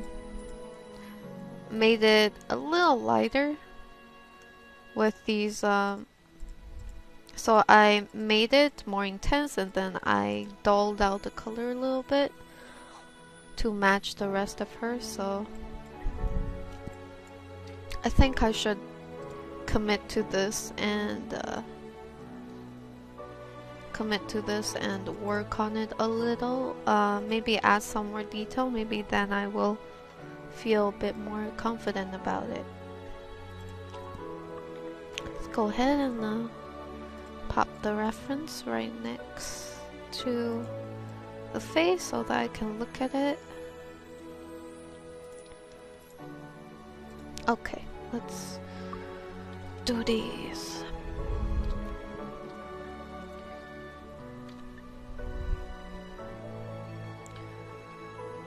Gonna add a tiny bit of highlight around the face.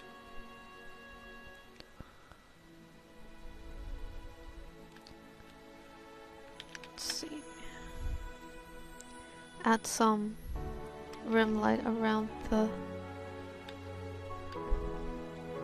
I don't know if it'll work or if it'll look weird. Let's darken that up.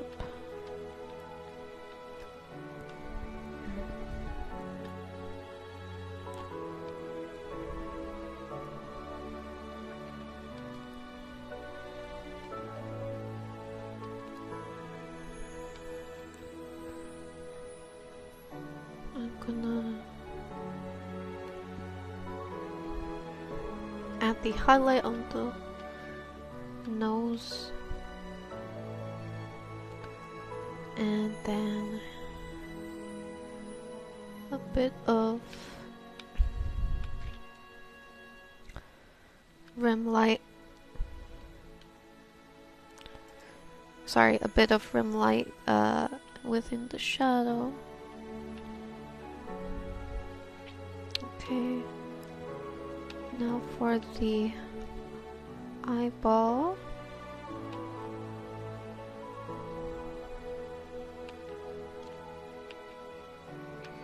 I wonder if I can actually add a bit of gradient to the eyes or not. Just like here, it's a little, they added a little bit of a dodge effect at the corner of the eyes. Don't know if it'll look good if I do it in this style, but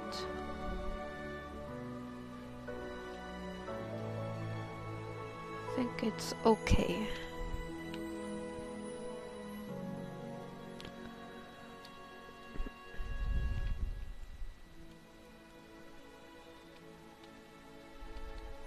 I'm gonna continue the shadow down here a bit to the mouth and contour the chin just a tiny bit.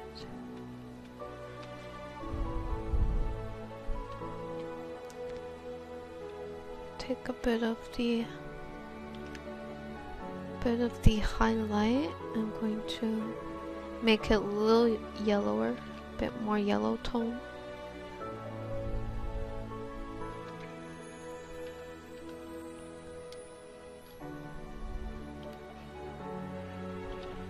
And then contour the lashes.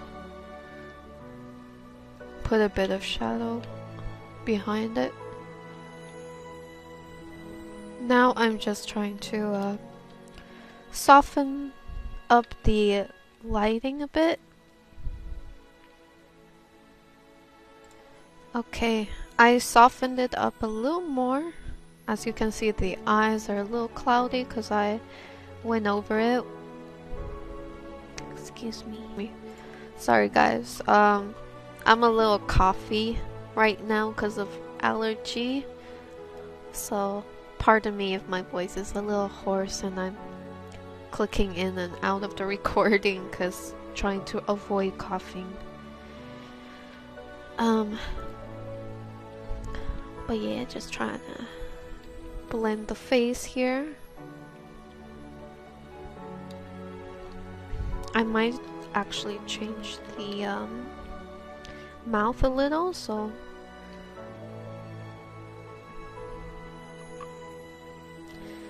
play around with the mouth a little.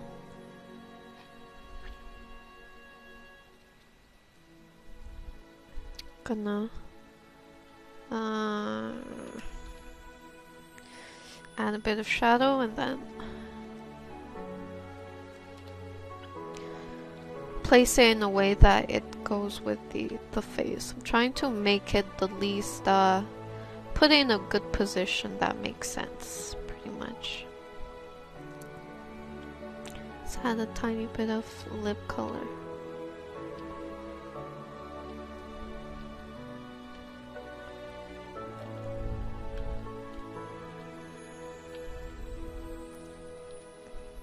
Gonna go ahead and add a bit more detail in the eye area.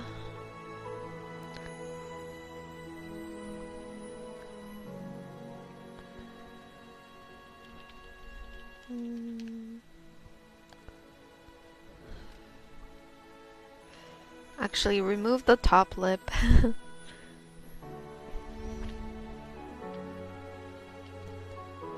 And add highlight around the mouth here.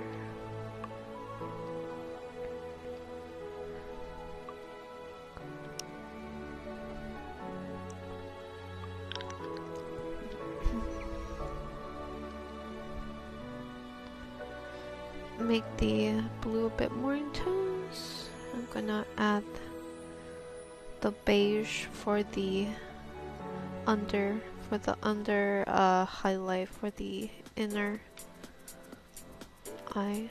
Oh wow, it's really bright. Her eyes are super bright now. Let's make it a little darker. And oh, hold on. Gonna make the forehead a little more intense.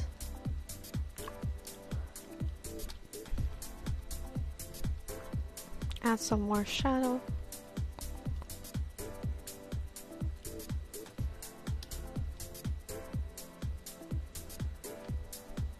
Add the shadow and then add the highlight. Gonna try to blend it in. Maybe I don't know. Not maybe you can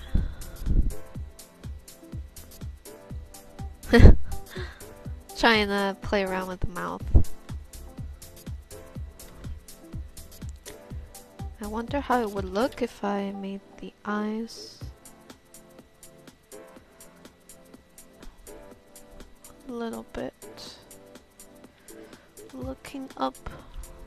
I don't know. Trying to make her look at the audience a bit more, but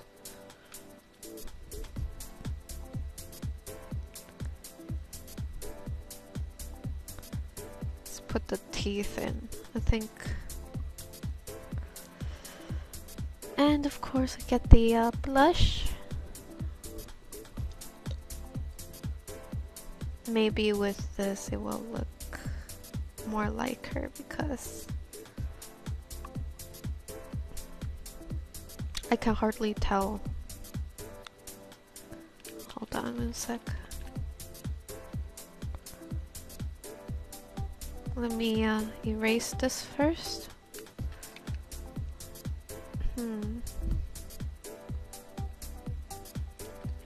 Merge down and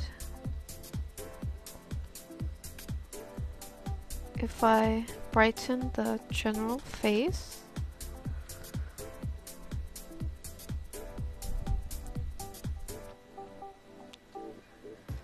darken the eyes of course. Now if I do the blush lines, I think it will show a bit more, hopefully.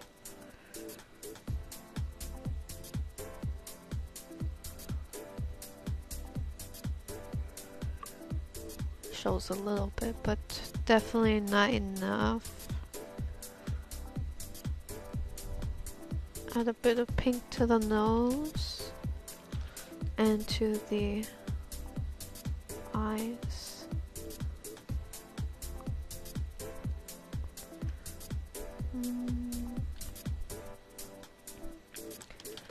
Select the center of both eyes. Just gonna increase the intensity of it, and gonna select a tiny patch in a circle pattern and brighten it just to create a translucent look, as you can see.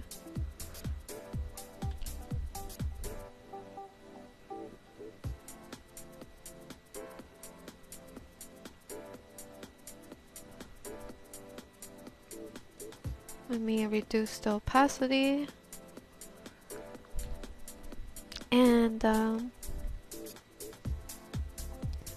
wonder if I can do a little highlight here, or if it sometimes it works, sometimes it doesn't. Let's erase a few areas for the eyelashes. Not super happy with it.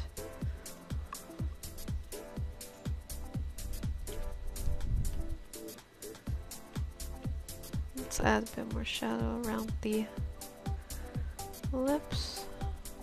Add more this color, pinkish color.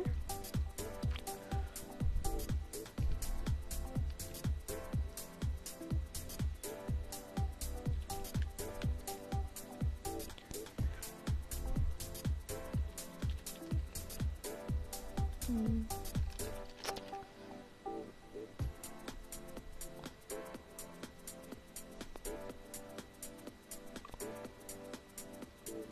Maybe change the shape of the mouth.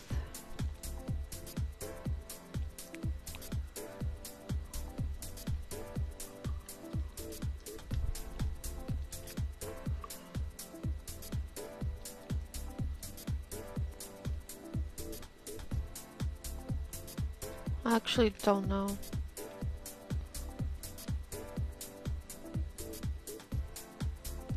Oh man, okay.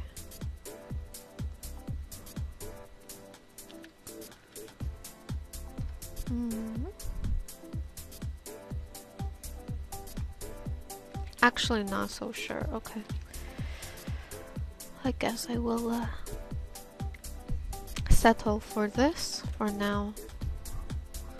Work on the hair now. Maybe after I render out different areas, it will start to look better.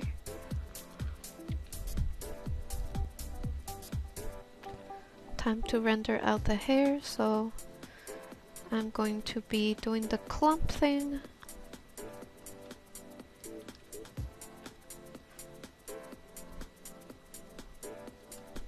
Gonna use the lasso tool to help me paint cleanly. Inverse and add the shadow on the other side as well.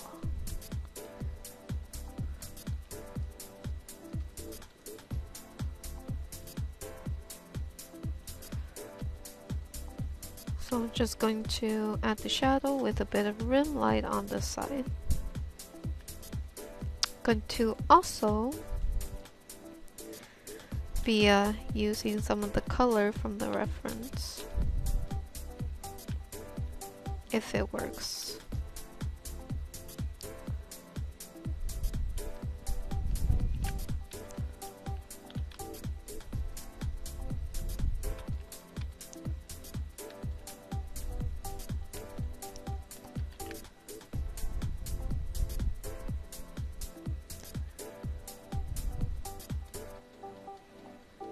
And on the side, so let's go ahead and do the highlight on the side, shadow on the side again, and then another one.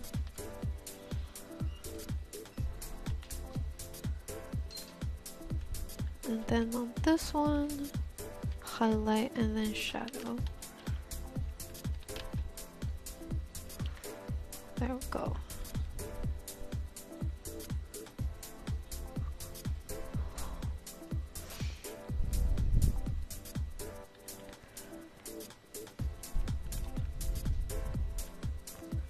I'm going to add shadow on here.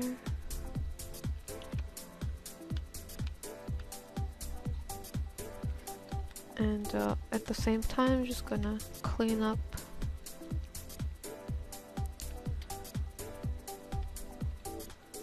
refine the top of this hair.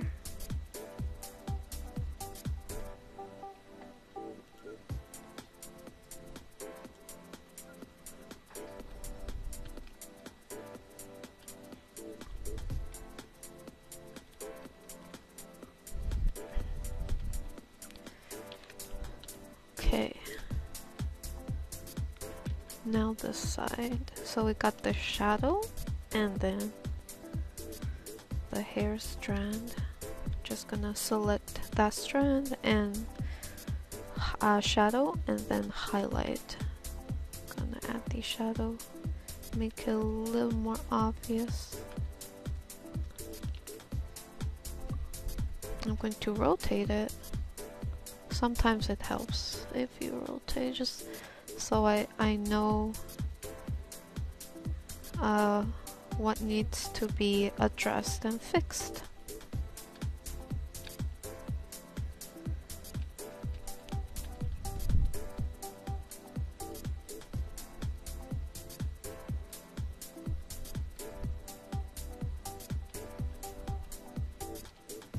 I think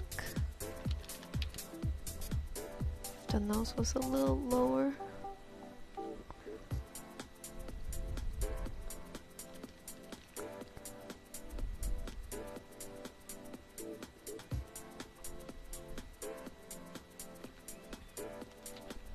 Kind of want to put the nose a little lower.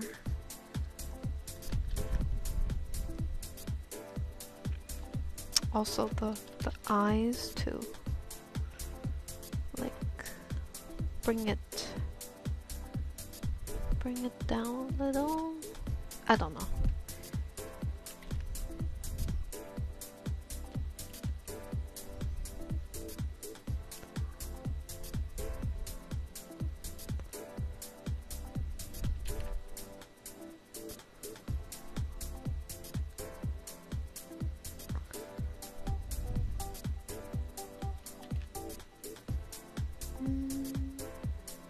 I'm kind of distracted by the face.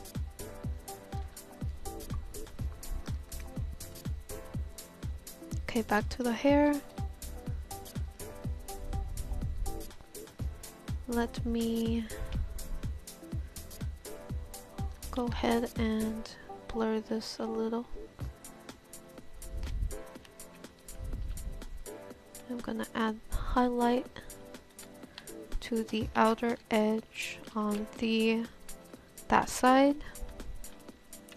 Let me see if I can sort of blend this hair into the background a bit.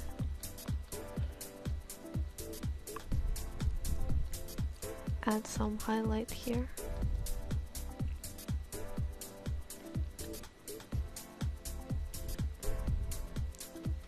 Add some highlight on the top here too.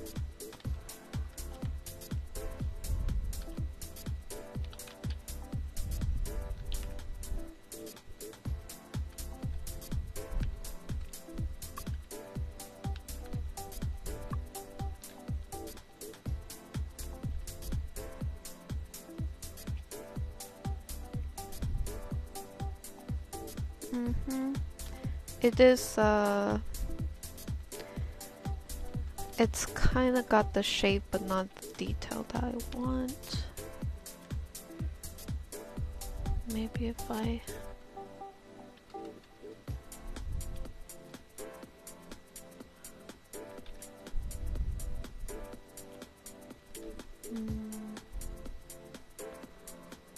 maybe if I shade it differently.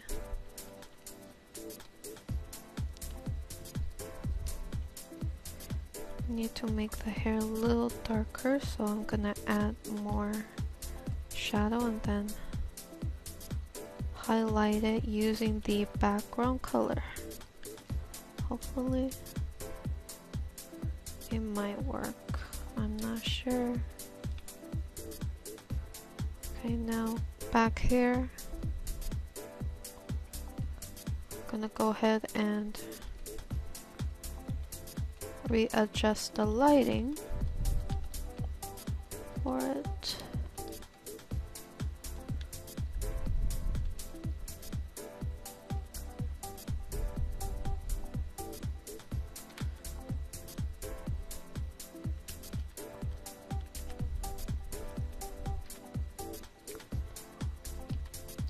Let's go ahead and do that. So her hair is a little darker.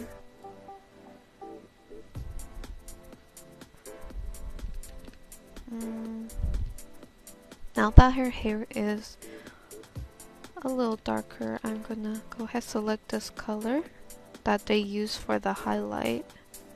See if I can use it as well. Let's try to put it inside the shadow and see how that looks.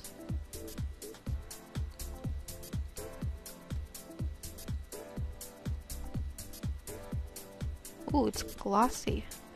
I think it will look good once I blend it out. So I'm just doing little strokes and then cleaning it up by putting back the shadow around it.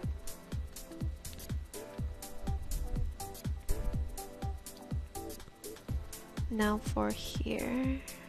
Okay. I have to make sure to emphasize that there's a piece of hair that's like this, and then this piece of hair is right on top of that other piece of hair.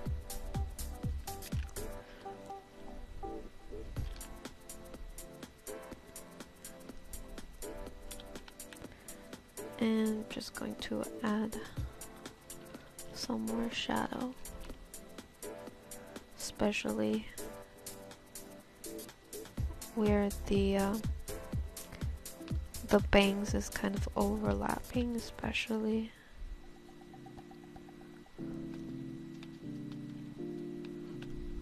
I'm going to use the lasso tool to help me hopefully blend this out.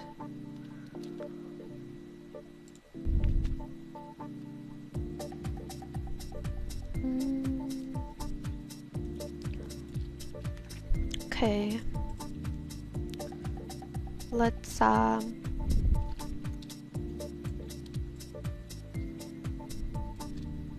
try this. Copy paste. I'm going to make it very bright.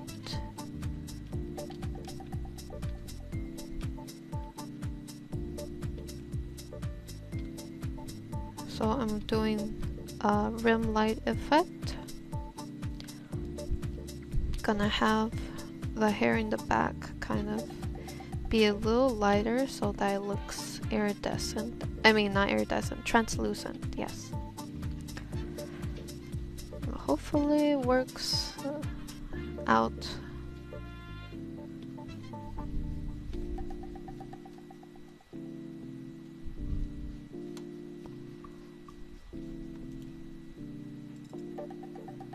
Yeah, I think it does. I'm gonna go ahead and add a bit of highlight to here too. And then a thin highlight on this bang right here.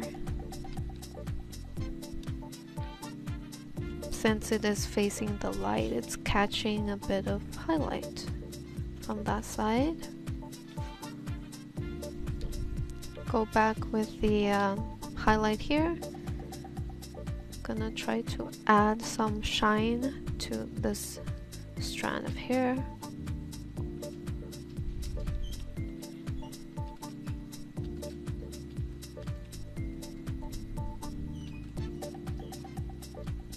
Okay, let's merge down, go to the bang layer.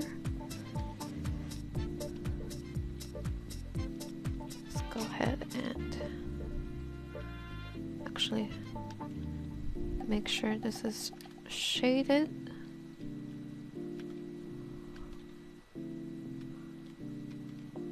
Add the translucent look. Since this whole part of the hair is sort of in shadow,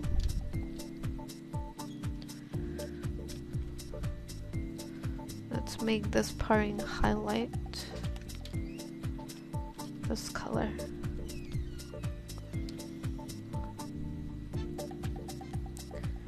And have this side in highlight too. Add a bit more shadow here. Go to the back hair. I'm gonna add the highlight.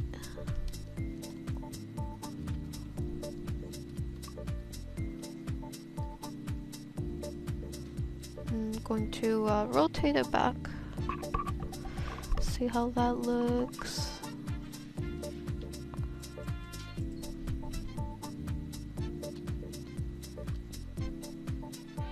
Go back to the hair layer. There's some hair strands that I need to also paint, so I'm going to start painting some individual strands in.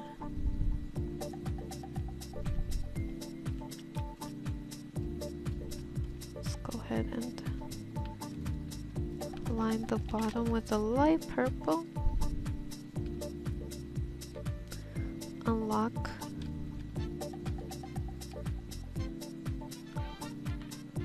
Add a bit of rim light to the edge of the hair.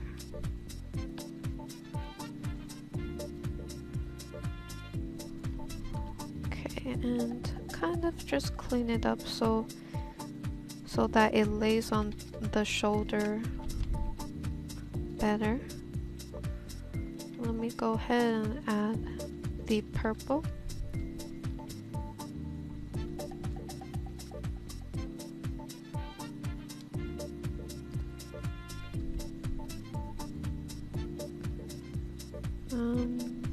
I'm going to create another layer, and this time just going to shade one strand of hair.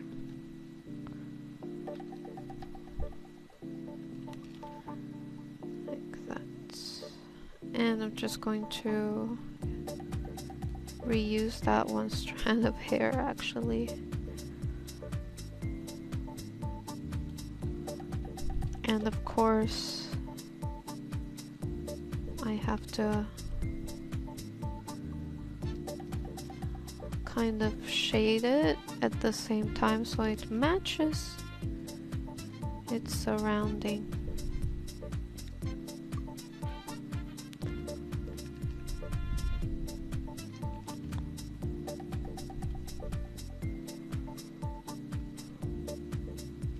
Let's put it here.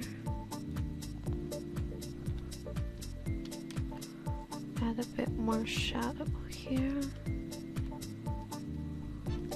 I think I did the same. I pretty much did the same method for Monica too. I kind of just rendered out a hair strand real quick with the highlight on top, shadow on the bottom, and then copy it. Oh, whoops. Copy that hair strand and reuse it in different areas. You know, sometimes it works, sometimes it doesn't, but it does give some sort of texture.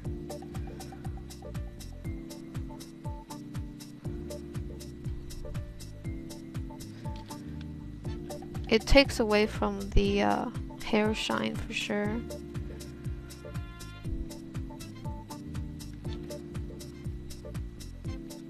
Let me copy this whole part. See if I can reuse this somehow.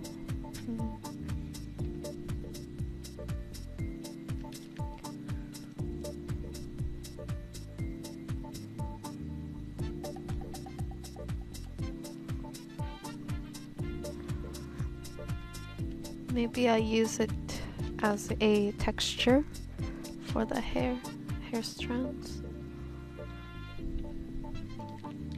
Okay, and it's all tucked in here.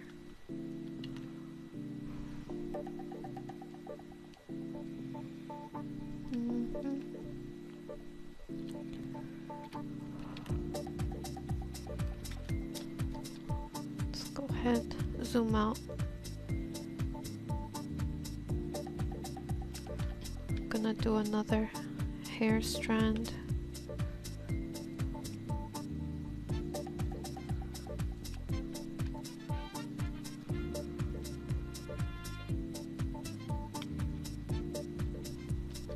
Lock it.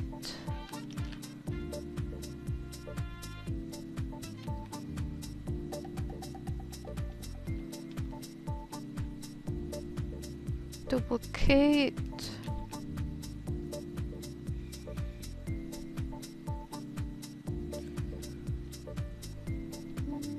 Let's make this go like that. Let me just clean it up afterwards.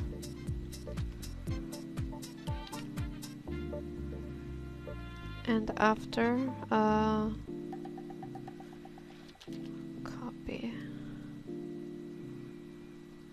need to darken for sure. Merge down.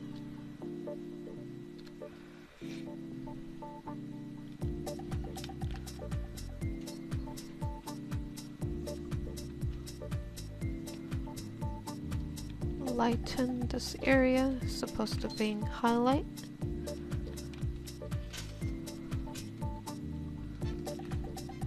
And lighten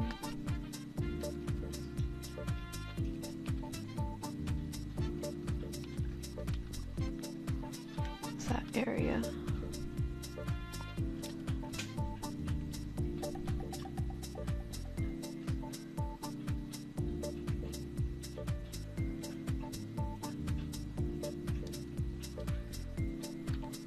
Let's see, actually. Oh, hold on.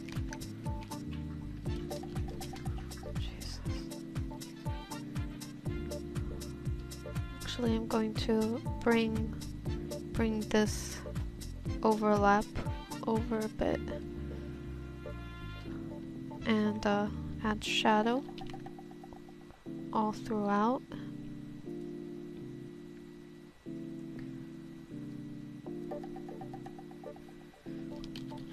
Then let's add some more highlight. Just kind of selected the area I wanted brighter and use the what's it called, brightness contrast function. This is super dodge. This is giving me, has that dodge look to it. I'm going to try this out. Usually I don't tend to like this look because it looks a little plasticky, but hey, maybe it'll work. Maybe if I make the highlight super shiny, which means just kind of squeezing it between two shadow. If I do that, maybe it won't look so bad.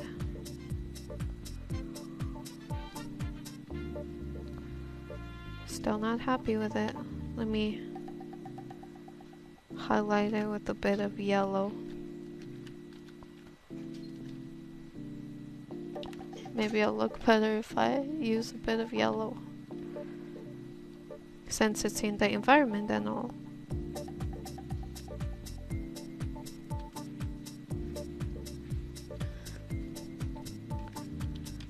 Go back. I'm gonna use a super bright purple to do the translucent look. Add a little here.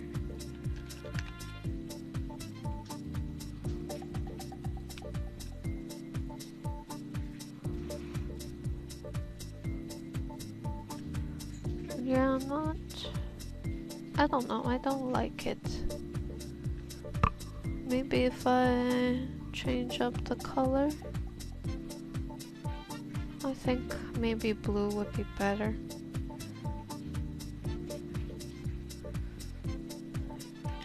And if I do this, if I just isolate a tiny bit of here and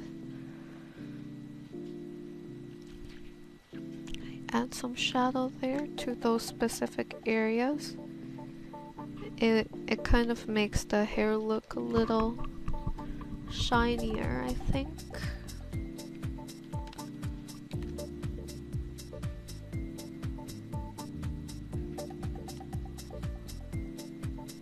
Rotate it back.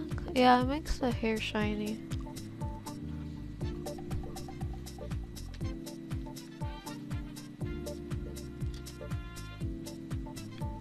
I guess I'll do the same for here.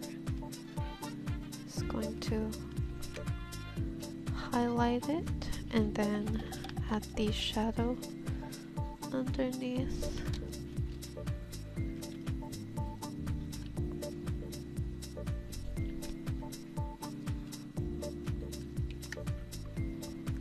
add some highlight. I didn't like the highlight I had before, so I just kind of, in a way, made it a little bigger.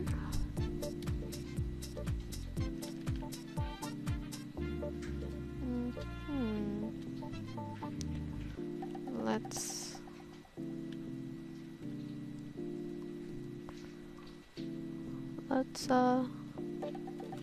blur this out a bit. Okay, merge down, back to this side.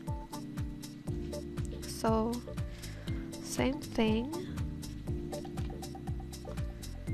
Change the highlight look and then go in here. Oh, hold on. Go in here and I'm just going to add the highlight here plus the shadow. Actually, it doesn't look all that great on this bang right here. Probably need to, let's see what we can do here.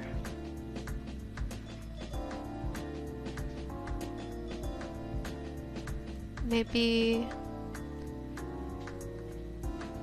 we'll just make it a little shorter like this.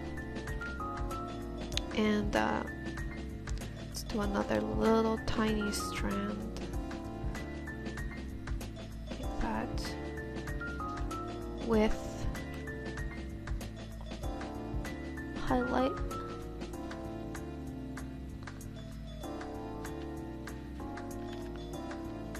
Oh, hold on.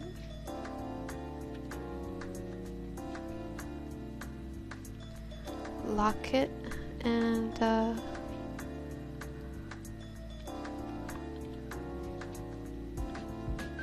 go in with the shadow.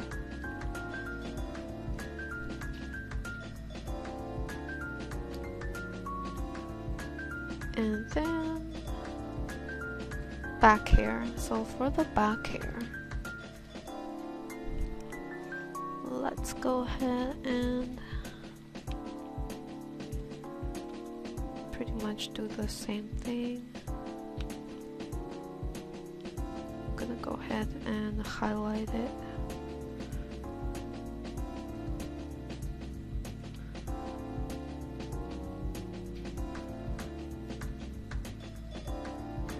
And on this side, let's go ahead and use this again. Use the same color.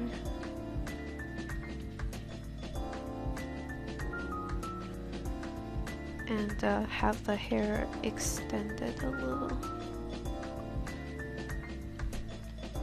Let's go ahead and add the shadow underneath. The highlight. This kind of reminds me of when I was working on the latex on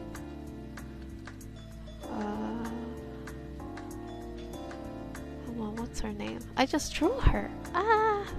Oh yeah, of course. I was like, it's Marina, isn't it? But then I was like, I'm not sure, but yeah. Using the same sort of principle when I was working on the latex on Marina.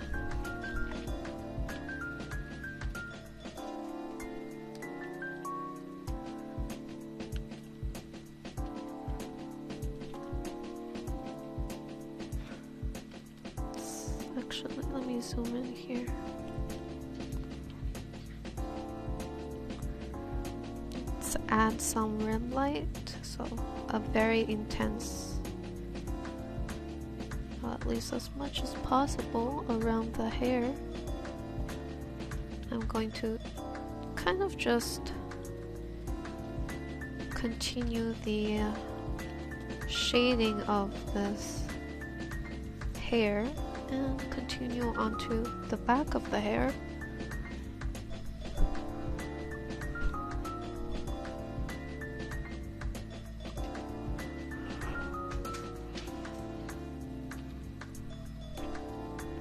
Continue the flow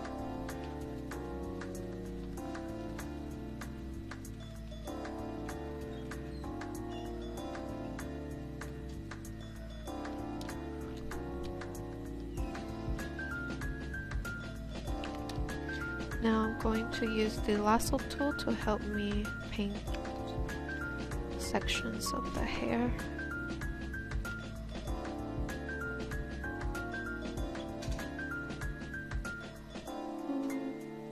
Okay.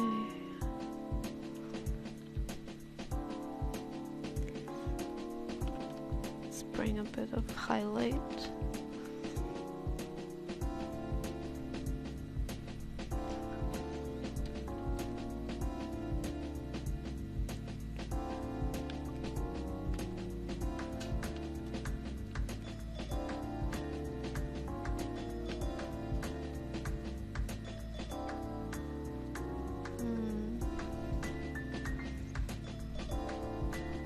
Need to be darker here. Actually, I'm not super loving the highlight. Let's go do that and render some rim light. Go back to the hair. Oh, hold on. Darken that area.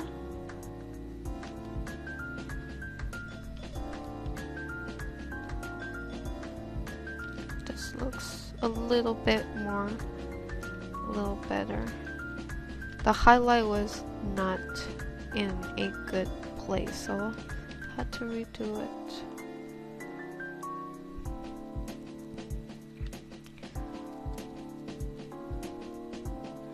And I'm just going to do the rest of the hair according to with the highlight from the background. I think this looks more like it makes sense. Let's go with that for now. And I think as for the face, let me go ahead, make a new layer, multiply. So multiply, I'm gonna use it to add a bit of a drop down shadow of the hair on top of the skin. Let's see if this will work. I'm just testing it out for now because I'm not sure if I will go with it or not. Yeah, I don't know about this.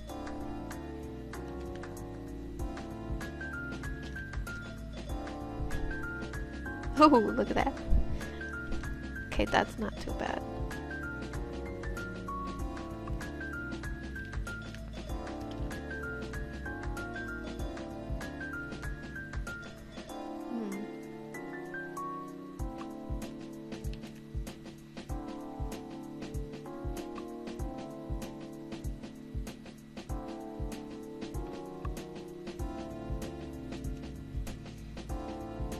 Bring the face down a little.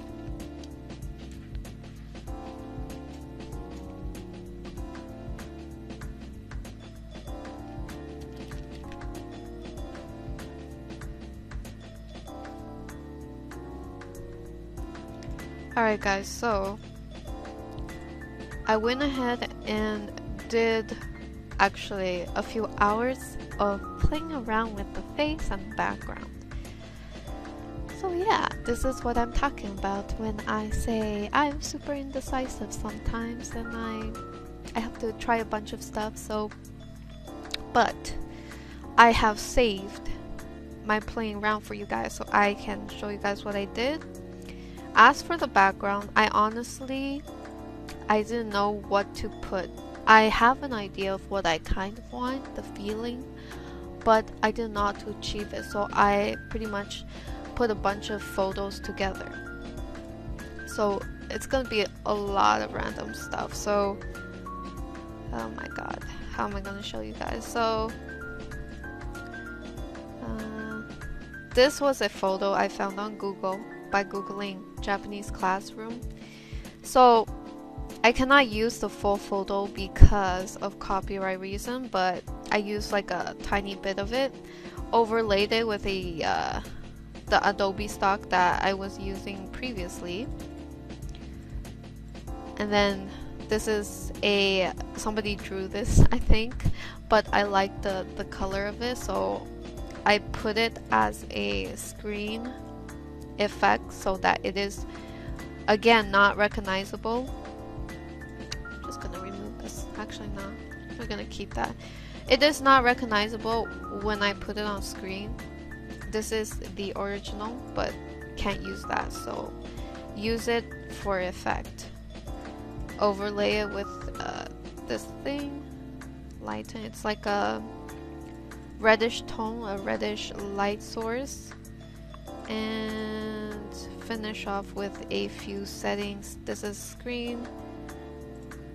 Added a bit of a cooler light effect, but yeah, you guys can check out the layers later.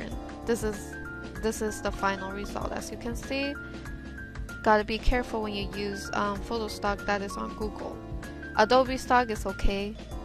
Buy the license, you can use it, but I have to be careful with a Google stock.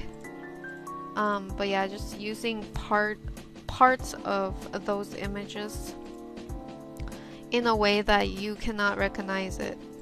Pretty much just trying to kind of create an atmosphere-ish. I'm still not sure which one I'm going for, but anyways, let's leave it here. And as for the face, so the face is probably the most frustrating part for me. So I guess, I don't know if I was here with you guys last time, but this is what I had, but then I didn't really like it. So I brought it down. Still, something was weird, so playing around, adding a bit of shadow underneath the hair. I was thinking after that I still didn't like it, so I wanted to see if I can change the shading. So I added a darken, which is equals to multiply, the layer multiply, which basically darkens without darkening every pixel. It just darkens the pixel that is lighter than the color you chose. So this is the effect it does. And then I started painting, and I went for a different sort of lighting, just slightly different. Added a bit of eye thing, I guess. This is a brightness contrast. I brightened it, and I selected this area to be brighter, and then I painted over it again. So after that I went darken again, so I made certain areas darker. I don't know, I guess I wanted to play around with the shadow a bit more. And then I increased the brightness contrast and played around with the blending option with these little nodes. And then last but not least, this is what I have. So yeah, this has been a ride. So I think I'm fairly happy with this compared to all the other variants. I mean, hopefully I won't keep fussing over it, but I have a feeling I'm gonna go back to fuss over it afterwards. But for now, I wanted to show you guys what were the changes that I made, and those were the changes that I've made. Also, I kind of played around with the mouse, but I'm also not satisfied with the mouse, so I might also tweak around with that later on. But yeah, that's what I did. So I'm gonna merge everything down so that I can work on the face. Still not happy with it, but I do like the lighting for it. That's the thing that I like about it. Let me add a bit of highlight. Add a bit of highlight on the chin. Feels like the mouth needs to be a little higher.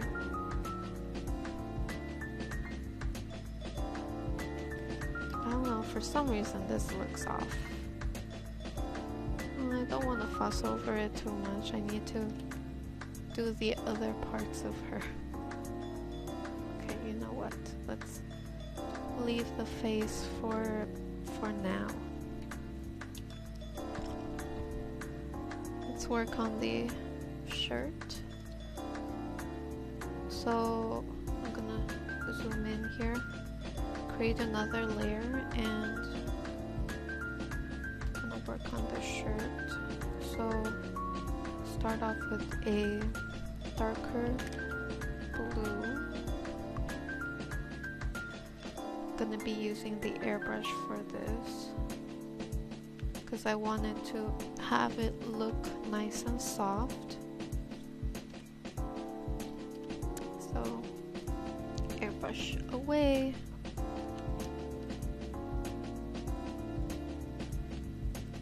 So this is how it's folded, and it's gonna go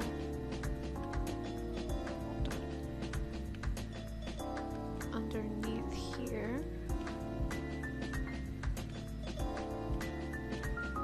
Let's go for some ripples.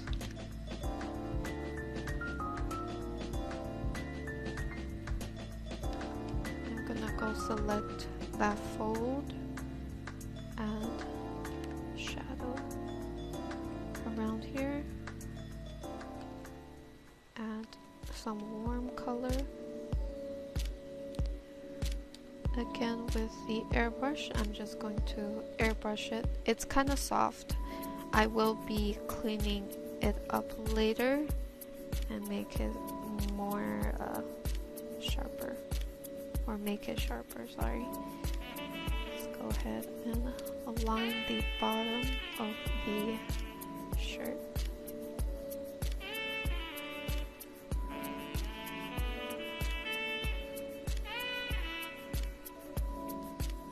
Gonna go ahead and do a second lapel. Add a bit of skin tone there.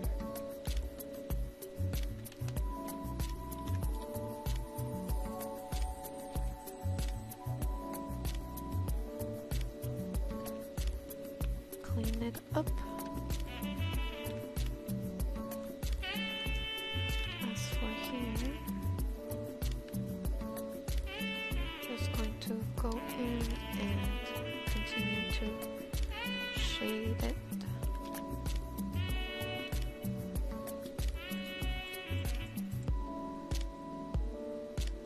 And of course we have this part where there needs to be a few lines to kind of make it seem like the shirt is being pulled to that area.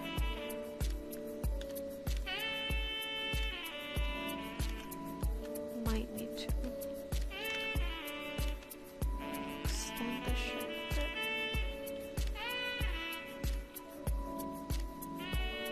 Let's rotate.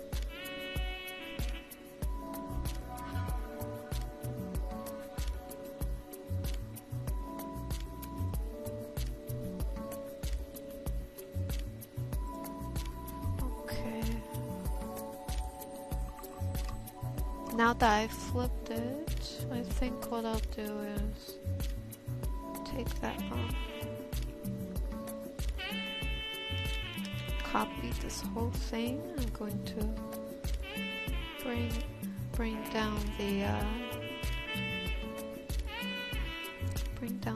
shirt.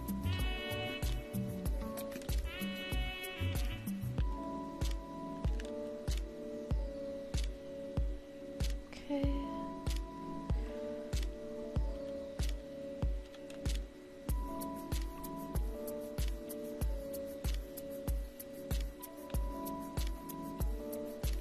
So that I can paint a bit of the neck.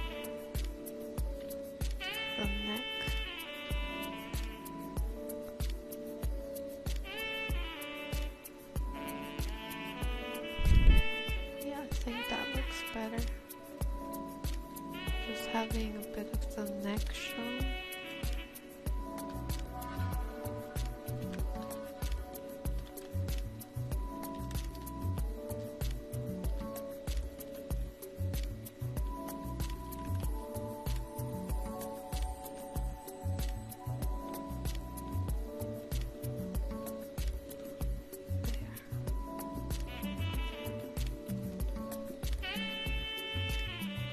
And I'm gonna fix this part.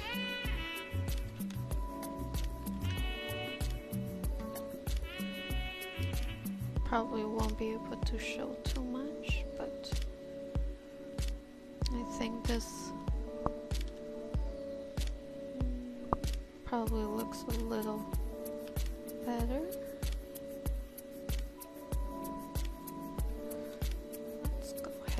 I'm going to line it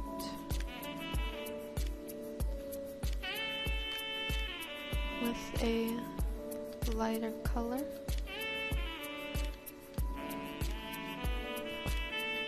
Let's go ahead and highlight that.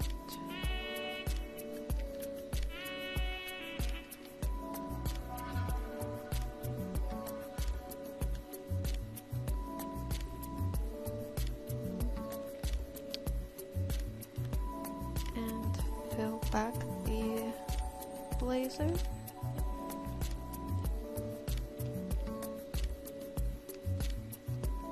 Add a bit of the skin tone in to the blouse, the white blouse.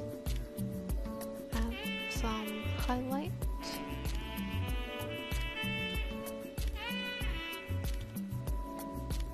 And add some more shadow.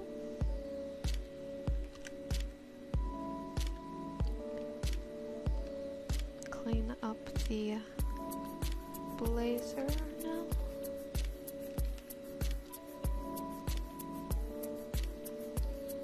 Okay, maybe it needs to be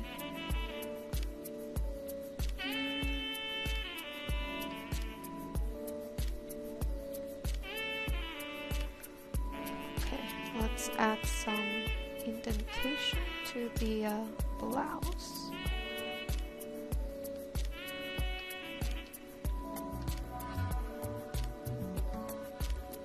Using the airbrush, of course, that way get a nice soft shadow. And once the shadow is done, go in with a slightly sharper brush. It's just a smaller airbrush, but it does look a little sharper, and then we go kind of make the detail be sharper. Draw the button. Okay. I think the blouse looks better this way, actually. Okay, now that that's done, let's go ahead and do the blazer. Let's add some pressure points.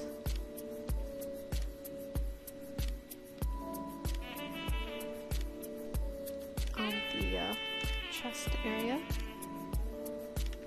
Want to make it a little tight looking.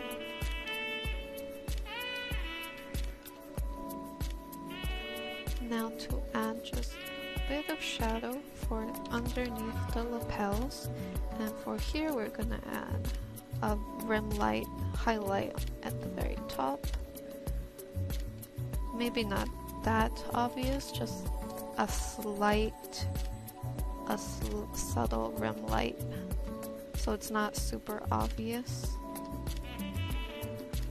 Same for here. And I'm gonna contour beneath that and add another shadow, line it so that it has a bit of thickness.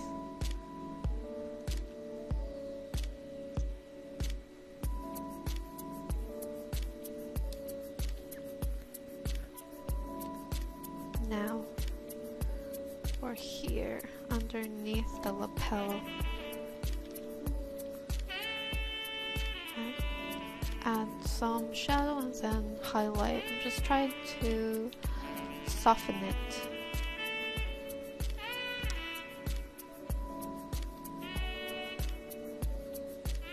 Just shade this.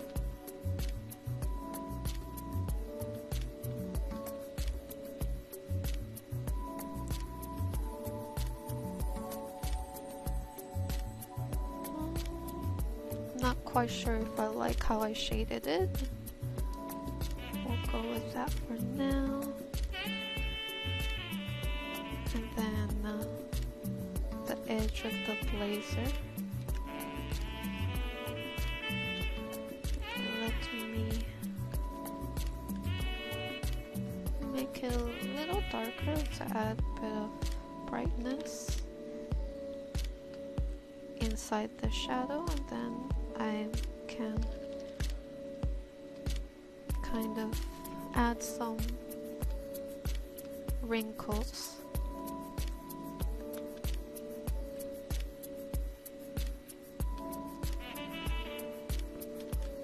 Let's go ahead and add a bit of highlight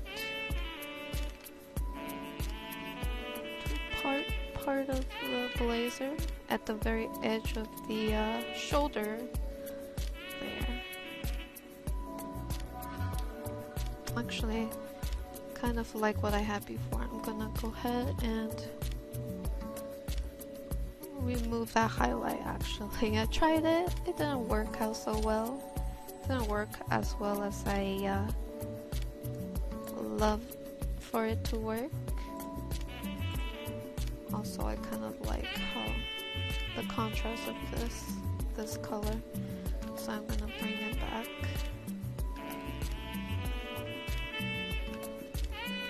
Time to work on this. So now I will go in and sort of render it out a little.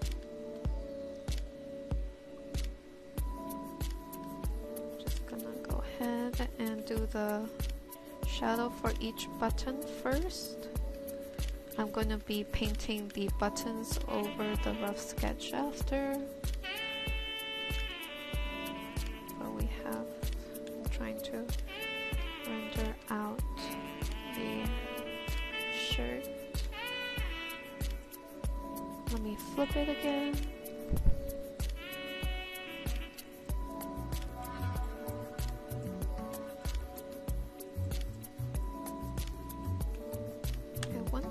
If I can extend the highlight a bit up so the whole chest is in highlight on this side, and add the highlight on the shoulder.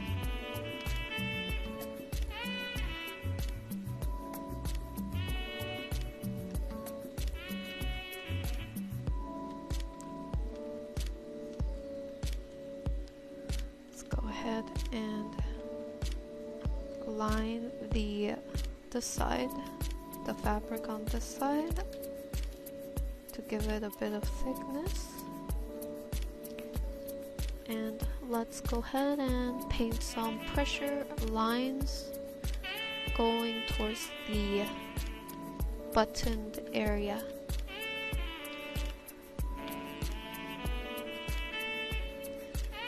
Other than that, I'm just going to start rendering.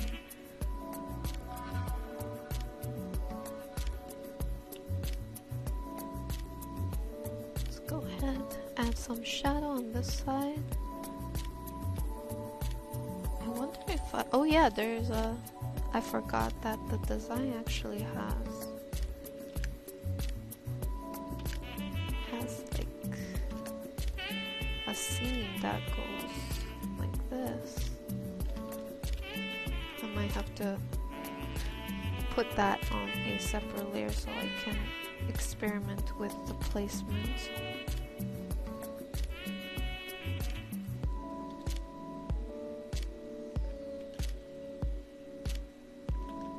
Maybe I place the seam like that.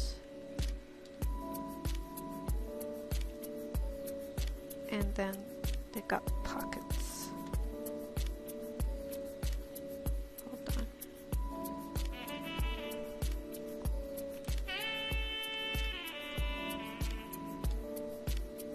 Okay, let's work from the seam right here. So now that I have the seam,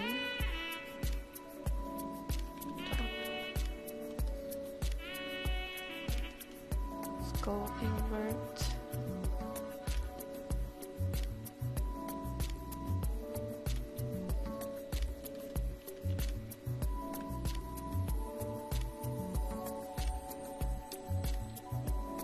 I'm actually not sure. Let's look at the concept there.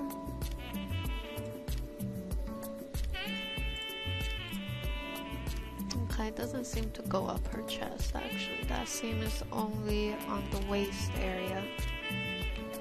Maybe I can move it a little bit over.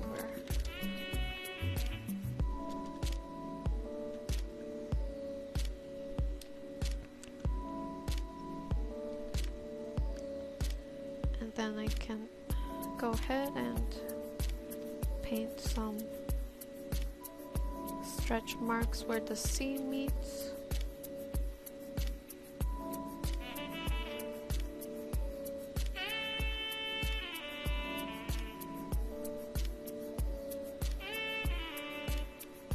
Let's go ahead and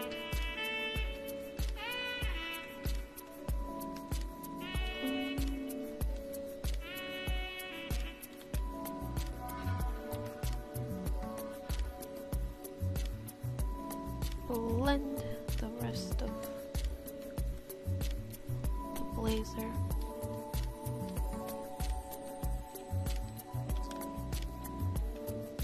I'm actually going to bring the highlight over or extend it down a bit.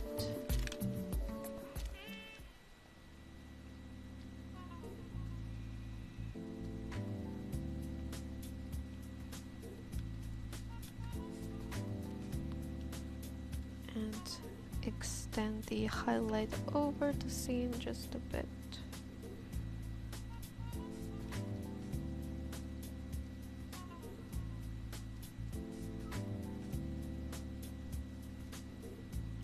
Okay, now rotate. Okay, so actually change the pose slightly. I don't know if it works, but I kind of wanted to make her anatomy a little more like the game. And also I curved her pose a little, so now it's going this way. It's a little bit more curved. I don't know, I just felt maybe the previous one wasn't, the composition wasn't as nice as I want it to be.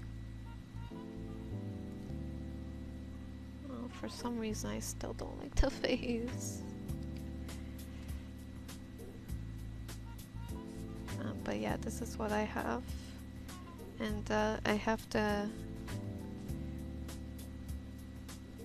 what's it called? Let's readjust this area a bit, because it looks like it's being cut off a bit too much.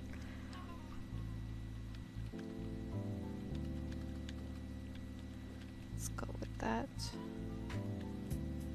And now I have a reason to add a lot of wrinkle to the waist area.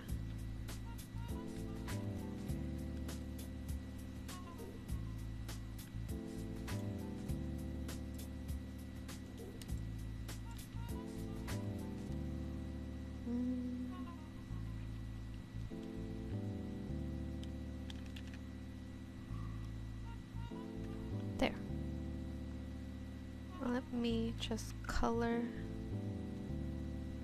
this, darken it up for now. So this is the waist. I always want to extend the canvas, you know. Let's see. Oh, hold on. So yeah, this is the whole background, like a bunch of images. Bunch of image collages.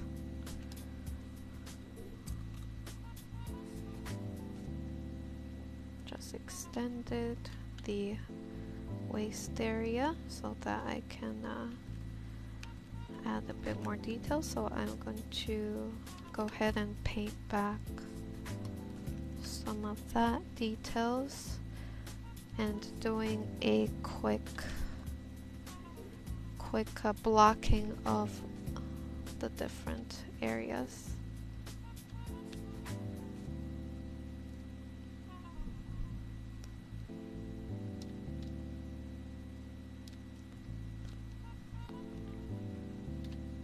And of course,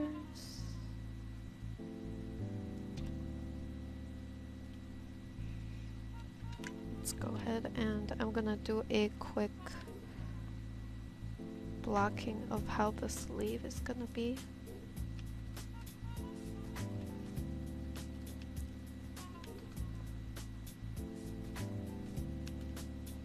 So add some highlight, especially where there's lighting. I'm just gonna kind of do the highlight based on the torso here.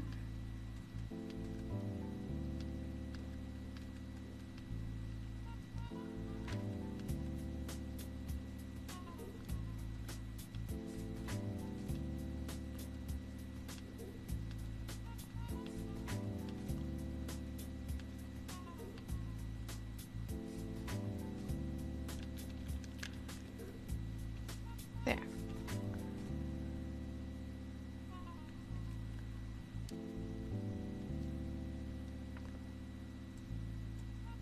Let's put her a little bit over here.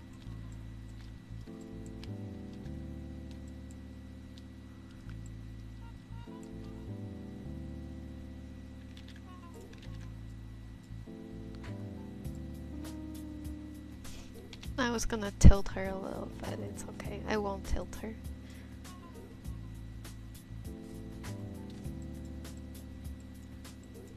Okay, now flipped.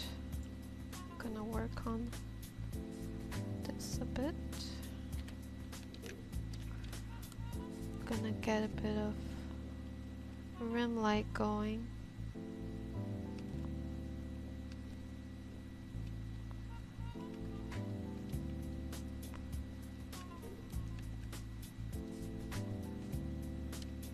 Maybe I'm gonna tone down the hip just a tiny bit. Clean up the chest area.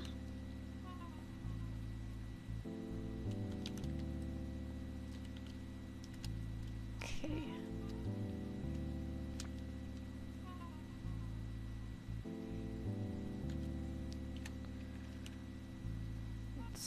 Let's zoom in here and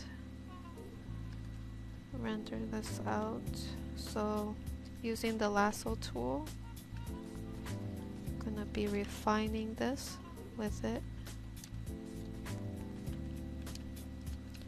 Just first steps first, refine and then clean up the roughness, and then add back the detail that has been taken away.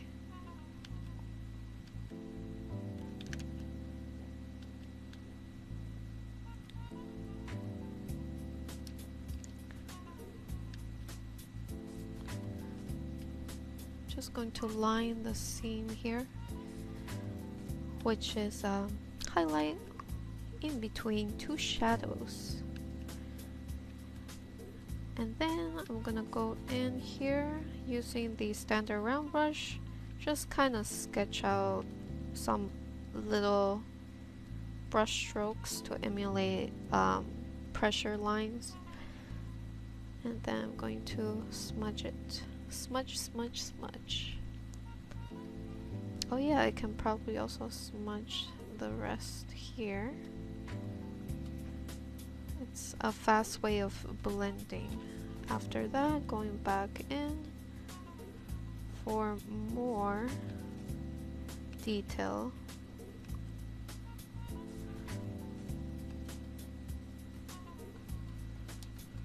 Let's go ahead and take some of this.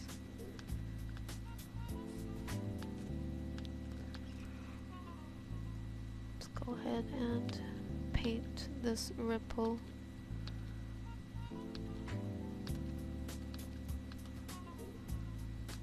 And basically I'm gonna use the same color for the inside, this part, the ripple in this part, and it's gonna do some scribblies, scribble, and blend it in. Go back here, add some highlight, add back the shadow, emulating the fold texture, but just blending it into the shadow this time. Select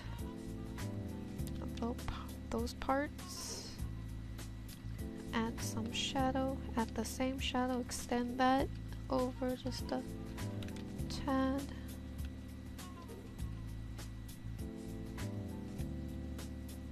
And then I'm going to add the seam for the blazer.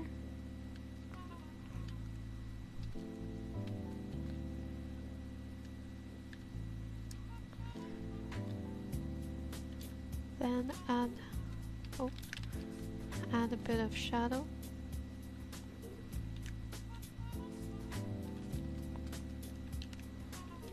Just a little bit cleaner. Now for this side. Go back in and add the little seam line, and then I'm gonna try to position the pocket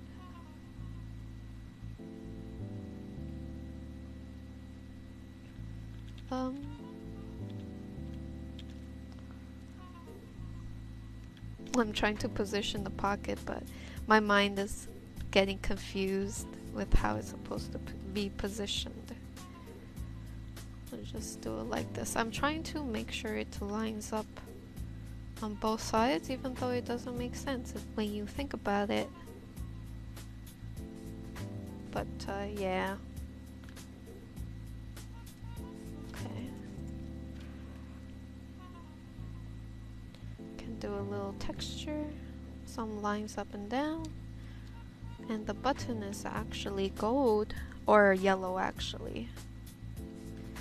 Can go ahead and draw the gold button. Not gold, sorry, yellow. I can zoom in here and do a little design.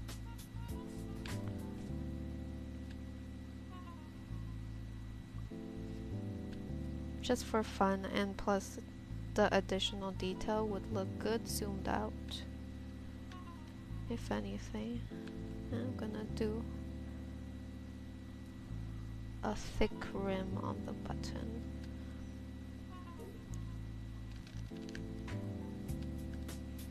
Let's go ahead and go for a yellow color.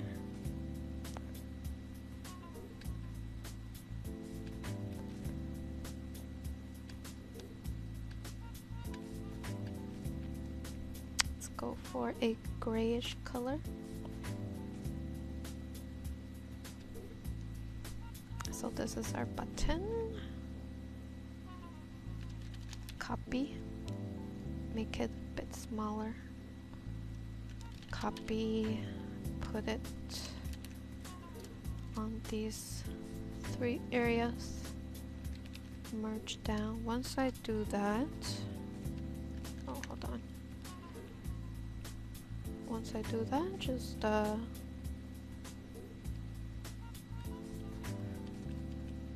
elaborate on the wrinkles that is gonna be around these buttons.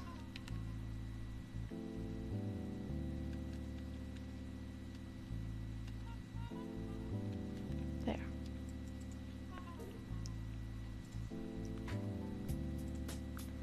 Rotate back.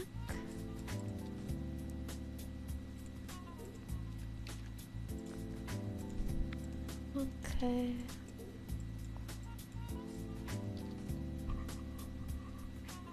I wonder if there's room for that little panel. I don't even know if I'm going to. Is there room for it?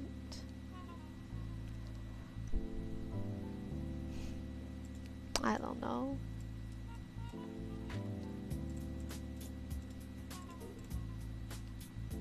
Anyways, here we have the clothing. Oh, auto contrast. Actually, let's duplicate auto contrast, and I'm gonna actually keep part of it. Let's keep the sides of the auto contrast. Top, make a new layer, constrain it down so that I can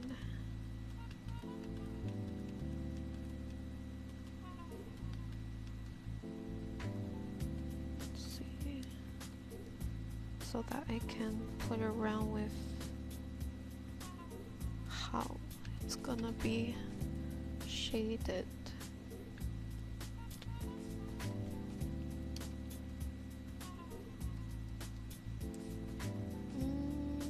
Or should I keep it like that? If I do that, what if I darken the bottom too?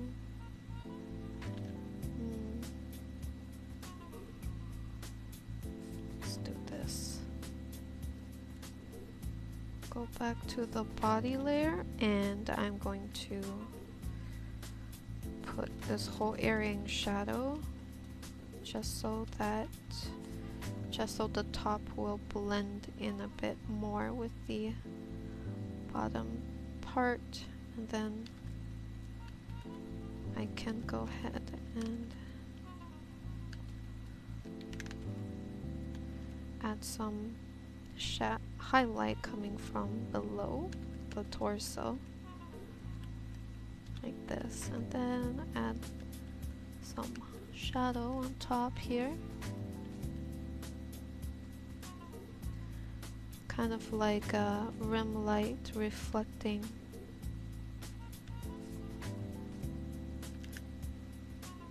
Let's add some wrinkles.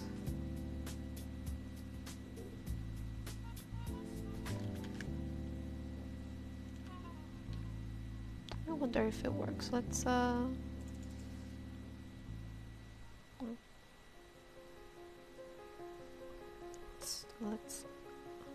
do this.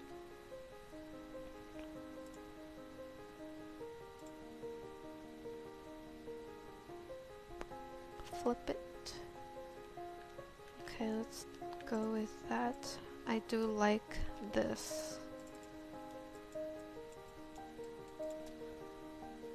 And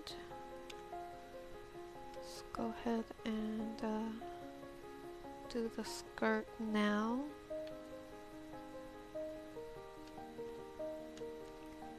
Oh, the skirt, I really went with a neon blue. Just gonna dull it out.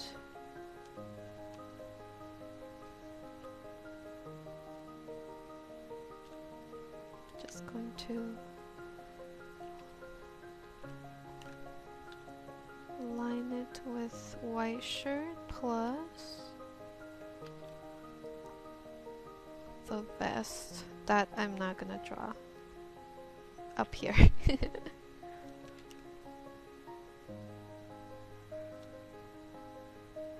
Man, her waist is even thinner in the official art. I wonder if I should make it thinner, but it might be a bit too much. Hmm. Let me extend the canvas a bit more. I will be right back, guys, after I extend this part a bit. Alright, guys, so another time skip, I apologize. I wasn't really happy with the progress.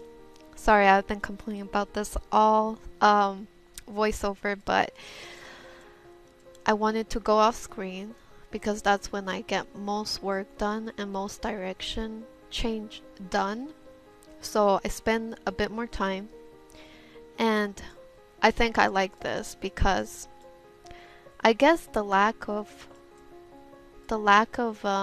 legs kind of threw me off, because I usually like to add legs in my pieces because I like the curve. I think this shows the curve quite well. So I extended the canvas. Instead of the skirt, I wanted for her legs to show a bit more, because for me, I think composition wise, this looks better. The curve shows through more, so I went with that. Anyhow,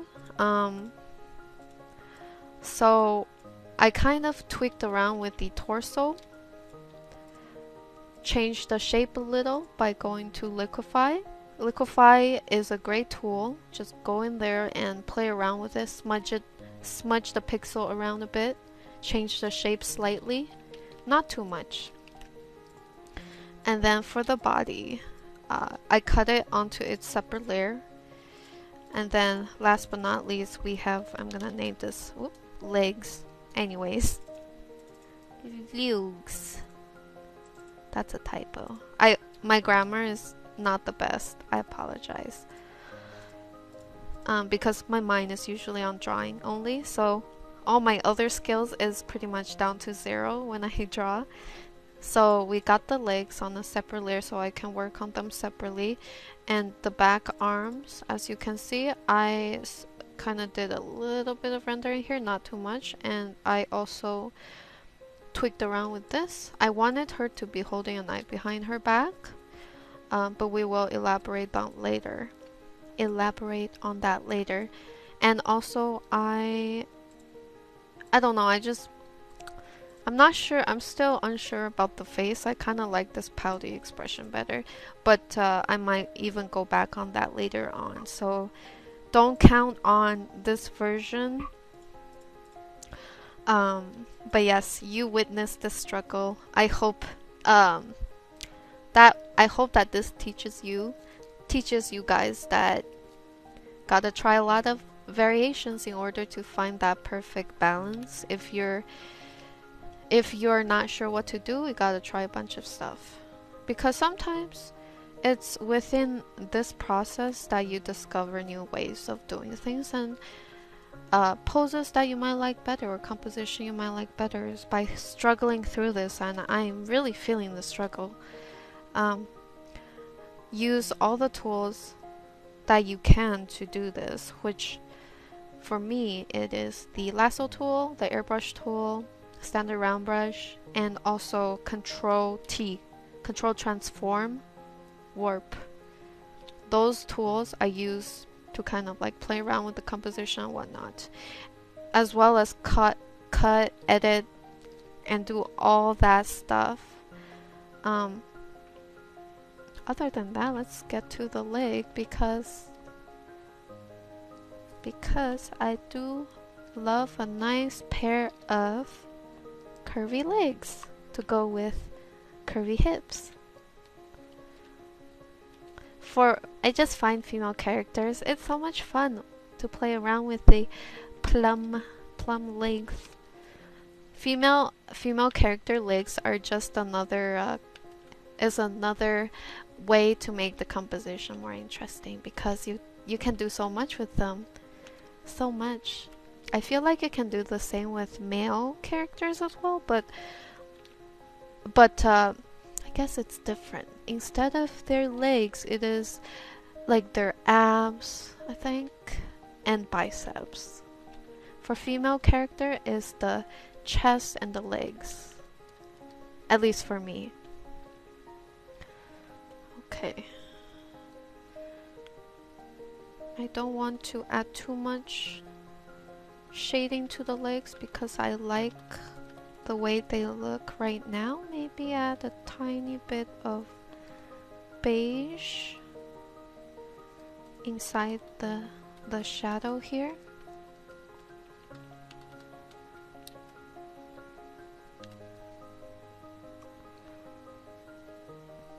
And then we have the white stocking because Yuri is wearing white socks. So I'm just going to make her wear white stockings. Let's go ahead and clean this leg up. And let's see. I'm just going to be taking colors that is already there and using it on the legs.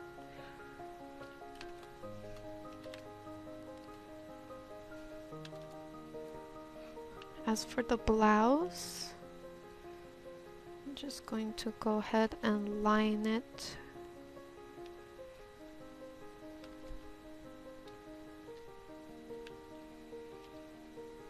And maybe add some, actually let me, where is the button? Okay, the button is on this side. So we're gonna have like two little holes and then button on this side. Add a bit of beige for now. And then this side of the leg, let's go with this color.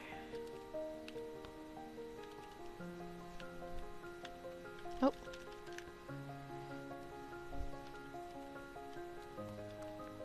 Let's go with a slightly brighter color. And then squeeze that into a pair of tight white stockings.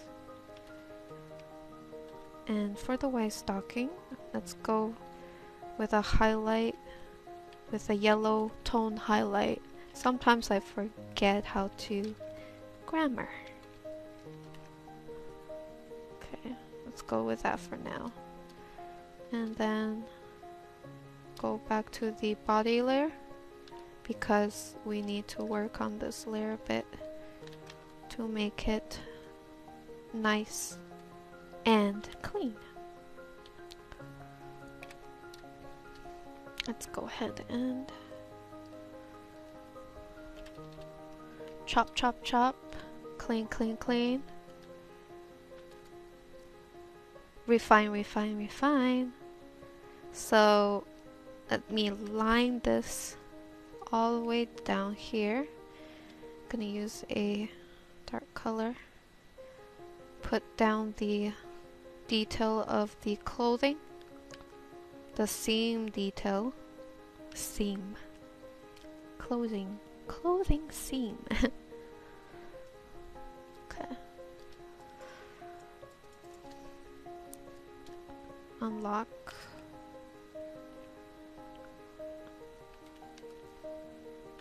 Let me actually, I'm gonna experiment. I wanna put a bit of blue in here. Let's see how that looks. I wanna use blue as my cool tone inside the warm tone that is the jacket. That is the blazer. So let's see how that would look with a bit of blue tone. So once I added the blue tone, it I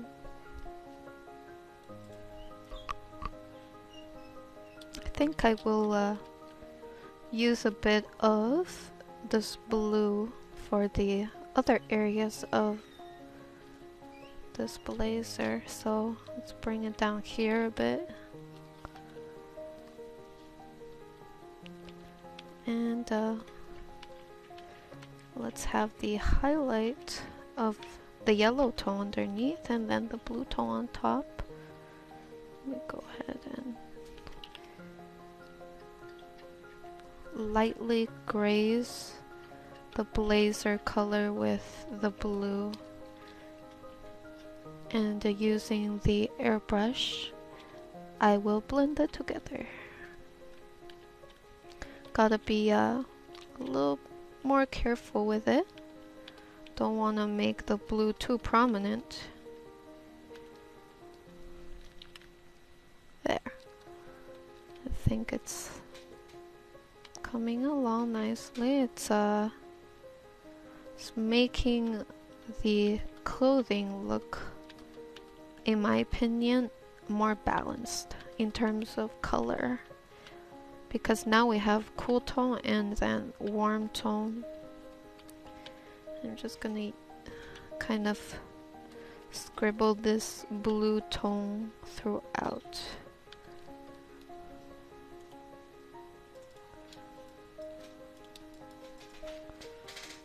And then we have the pocket. So technically this pocket is not, it's kind of crooked compared to the other side, but it looks aligned. It's just the direction is supposed to be going down, but as you can see, that one's going down, this one's going up, but it looks balanced like this. Let me go ahead and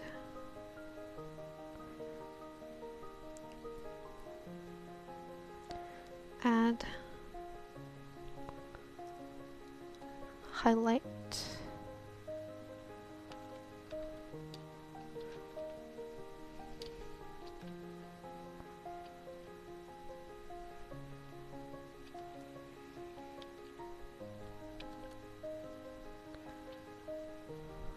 There we go.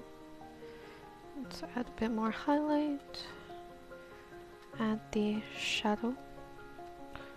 And bring back some of the blue. I need a bit more blue for the blazer.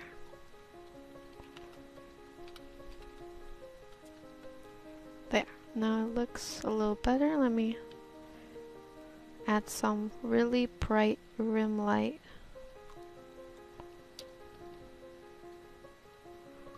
On certain areas.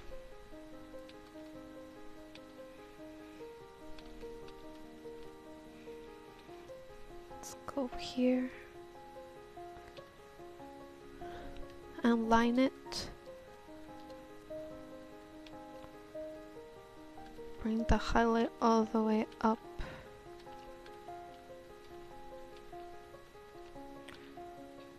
Just go ahead. Clean up the silhouette a bit. Really want to make that waist really tight and clean. Okay. That side is done. Let's flip it.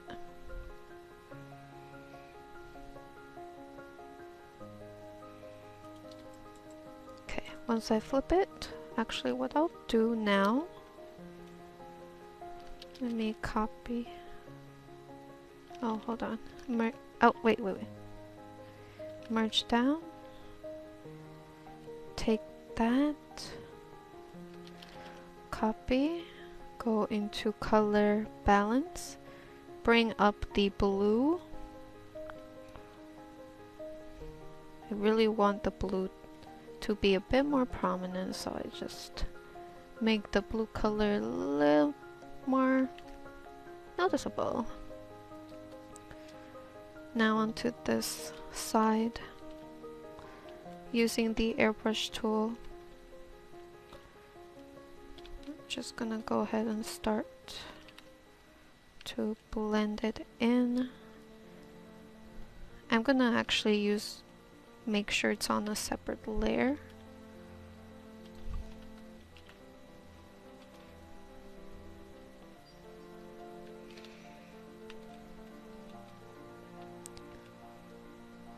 Let's go ahead and graze it with a bit of blue on this side as well. for this, let's put it on the top of each fold. Then just kind of bring it down.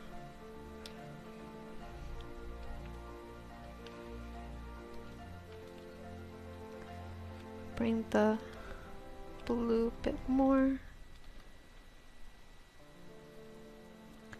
Just gonna graze it.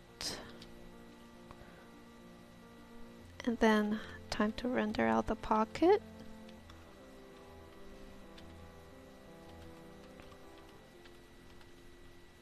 There we go. Just kind of blend it in nicely.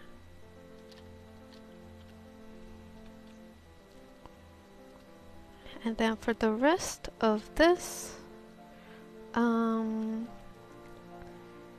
actually I wanna try to line it with a bright orange color. Just want to see how it would look. Also, I wanted to line it with a highlight so that it would stand out from the shadow of the leg. So, got that done.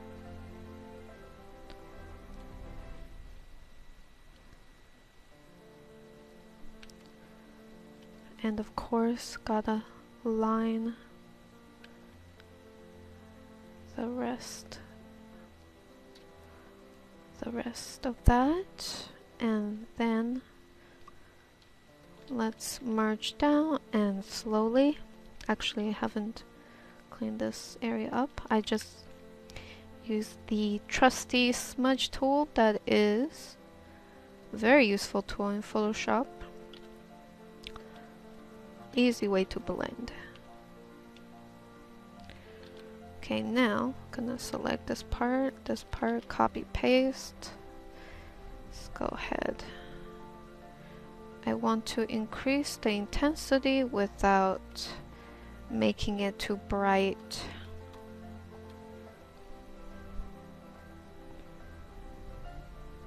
Like that. Okay, let's save now. Work on the sleeve. Actually, should I?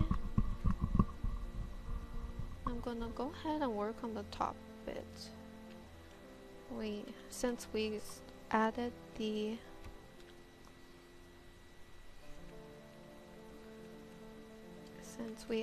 the blue, let's just keep that theme going, and we're gonna have to go back and add blue on the top as well, so let's get started. I'm going to put the blue color towards the top of the top.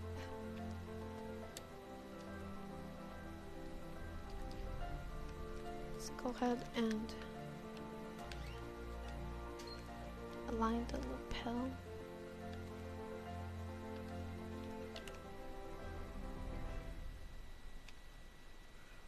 I'm gonna remove the hair for a sec because can't really see what's going on.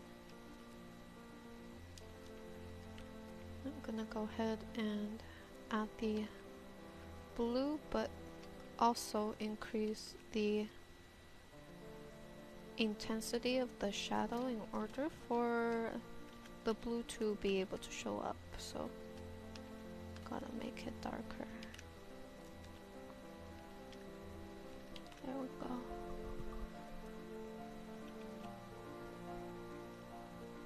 Let's go ahead and increase the intensity of the blue a bit more.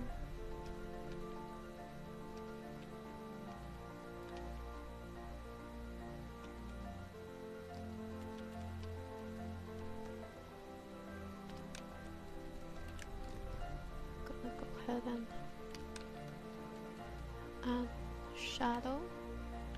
So we got the hair shadow here and here.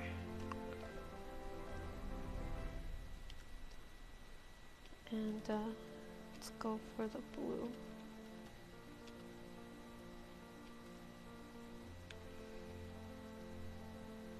I kind of want to be a bit more blue. And last but not least, line it with a highlight.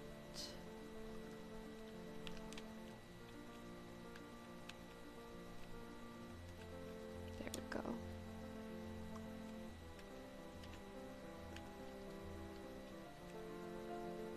And I'm going to softly blend this in.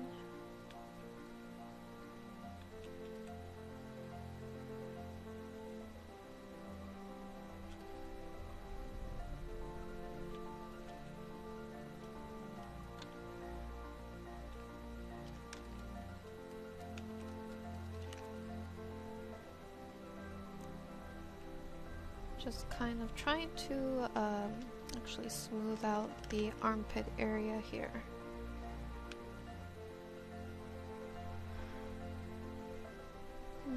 Let's zoom out real quick. Let's have a look. You know what?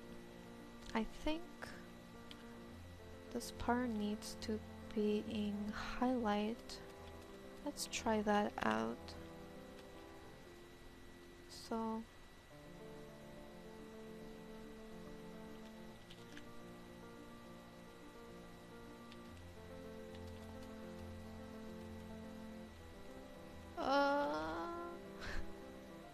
let me shade the shoulder to look like this. Then let's add a bit of shadow here. Extend the blue.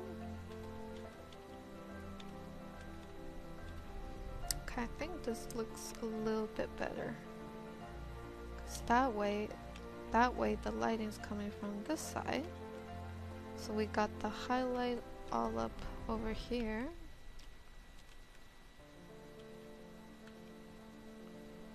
Yeah, I think this looks better. So if I do this before, after. I'm not actually, you know what? The before wasn't that bad either.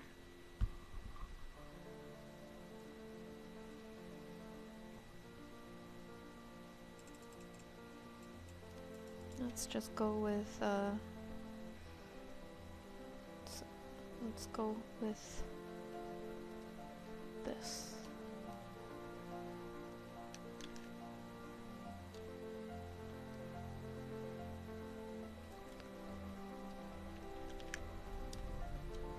I'm actually not so sure. Yeah, let's go with this.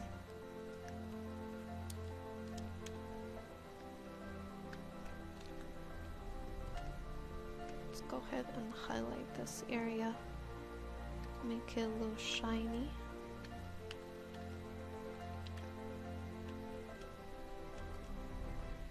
Line the lapels with highlight and shadow appropriately.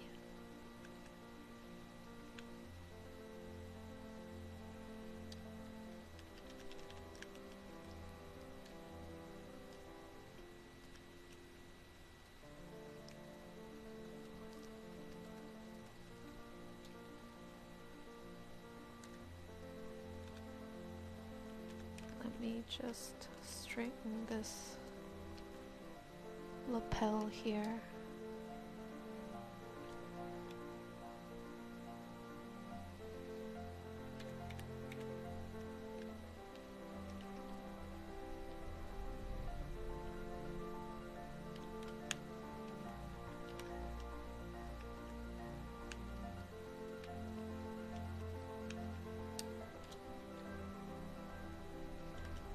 Let's go ahead and add the shadow here.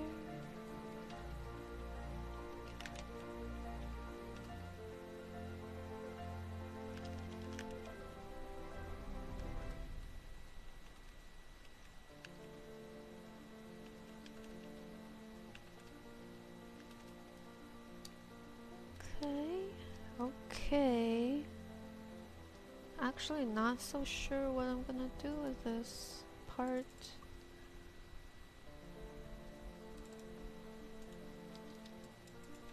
Let's leave it here and do the arm next, maybe. After I will be able to figure it out somehow.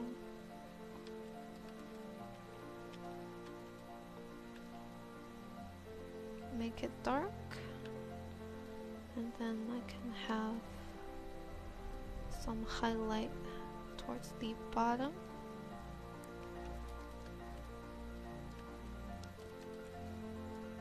And then I can also have the blue tone here too, towards the top part.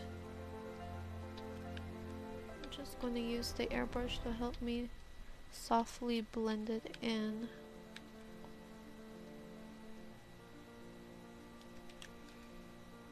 I'm just gonna fix the silhouette.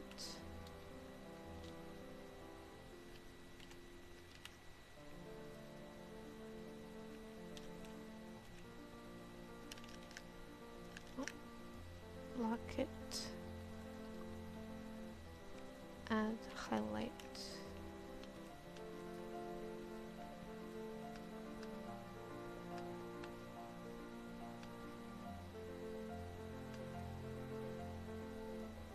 And then add some light inside the shadow.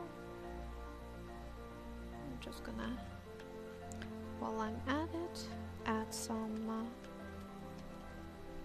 folds where the sleeve is twisted.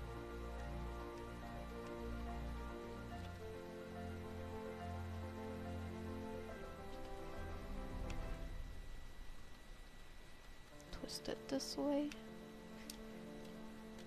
I'm gonna take this whole sleeve and tweak it a little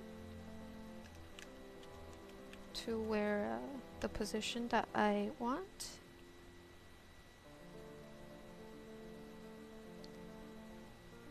And then the rest is just refine and blend a bit more. Let me zoom in here. Keep it soft.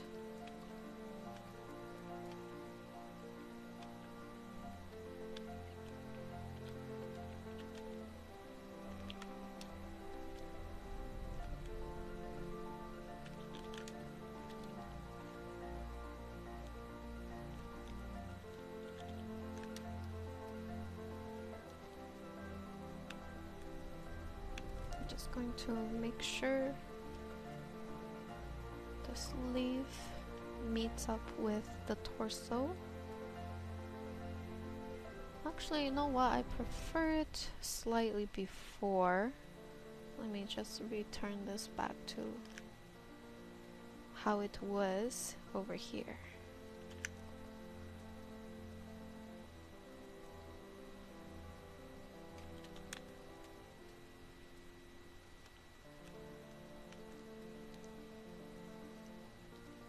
Refine it. There we go. And then blend it in as best as I can. Let's go with that.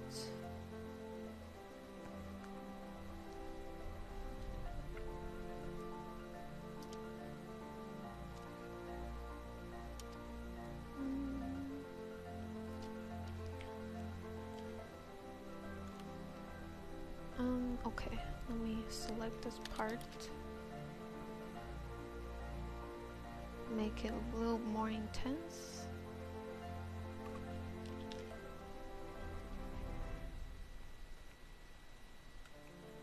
Increase the intensity.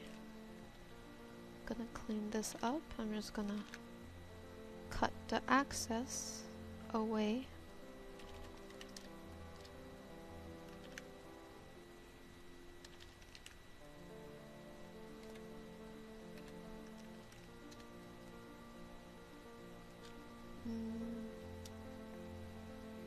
Same with here. Copy, paste.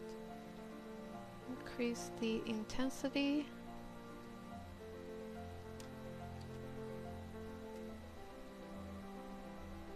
There we go. Not gonna do much about the white shirt for now. As for the back arm, copy paste. Let's go ahead and add that as highlight.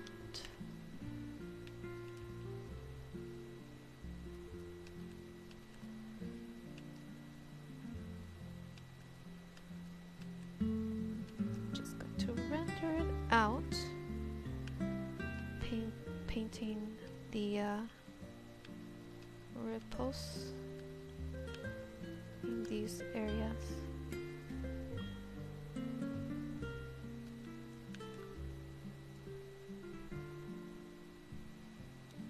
Okay, let's go on the top, and I'm going to slowly blend this out. There was too many wrinkles there, so I gotta remove some of them. There.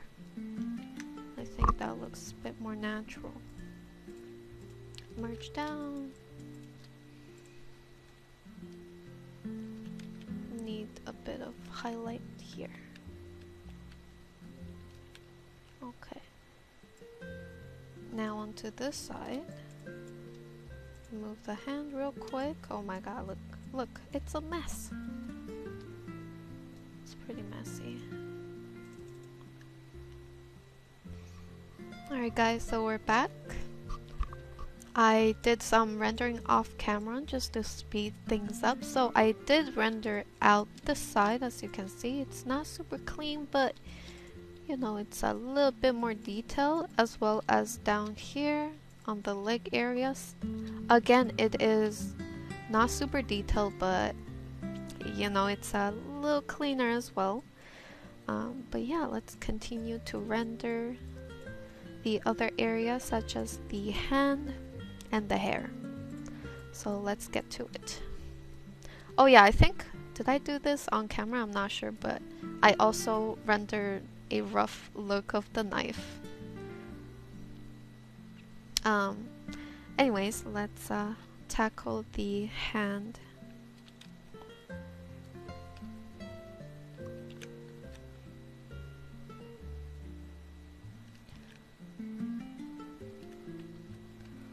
So, first things first, let me line it. Line the handle first. Also,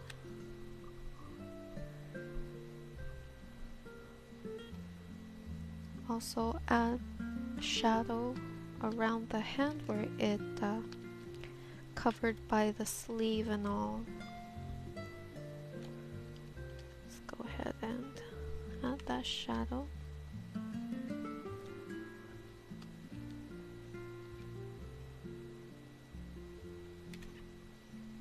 And the rest will be on cleaning.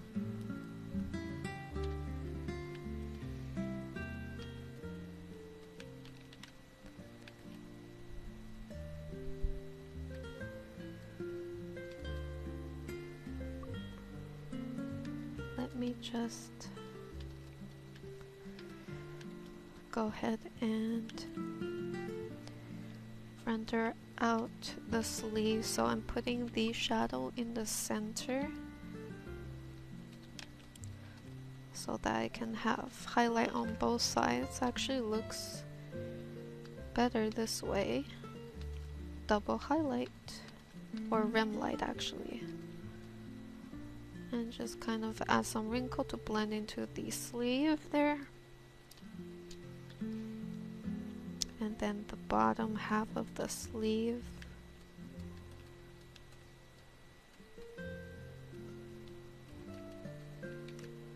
Okay,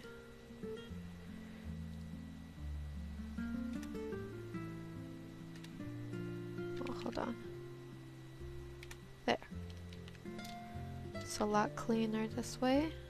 And I'm just gonna add a little detail. So we're gonna have the little slit and then 2 tiny buttons. Just a tiny little detail. It's kind of rough, but if you zoom out, it'll have that extra oomph to the piece because of that little detail. And then blend in the shadow of the white shirt.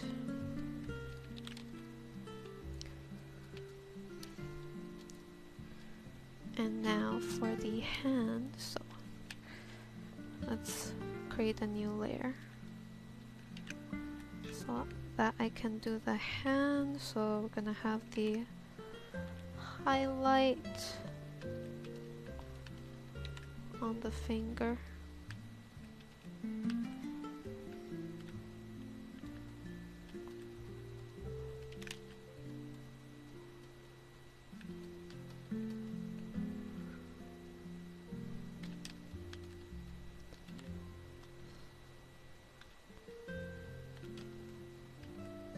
And just going to blend in the fingers.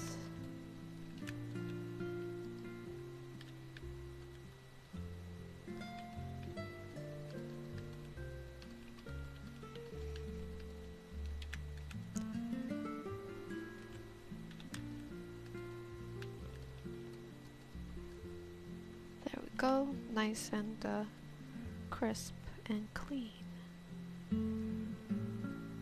Just going to clean up the hand now. Merge down. And let's extend the highlight to the knuckles a little further. And lock it down. I'm gonna add a tiny bit of gray color here.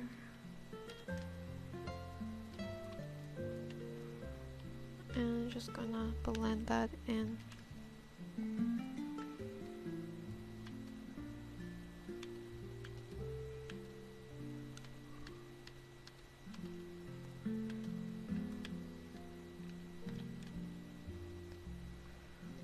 Let's go ahead and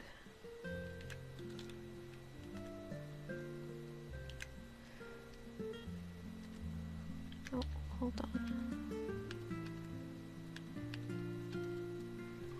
Use the airbrush to blend this all together. I'm gonna add a tiny bit of warmth again to the knuckles.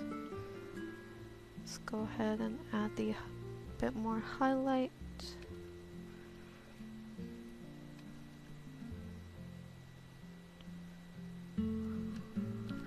Just gonna clean up the thumb. There we go. Okay. Now onto the top. Gonna have to emphasize the fold a bit more. Now that I have the hand kind of rendered out a little more. So we're gonna get the fabric fold a bit more prominent.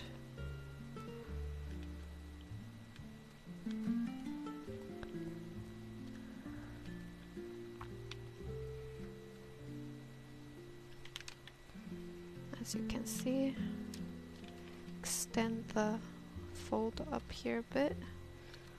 Go back here, make sure the white trim is visible. Okay.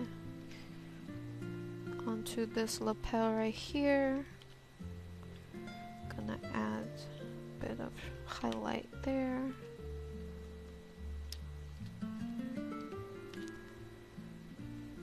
Add a bit of shadow where the hand is.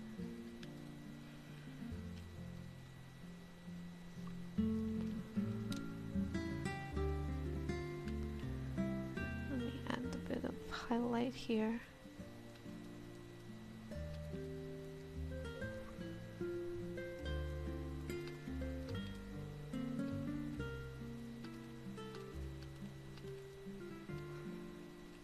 Let's see if I can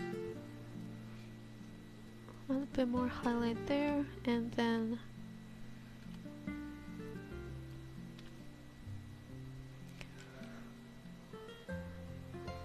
we're gonna add a bit of indentation of the skin from where the finger is pressing on the chest.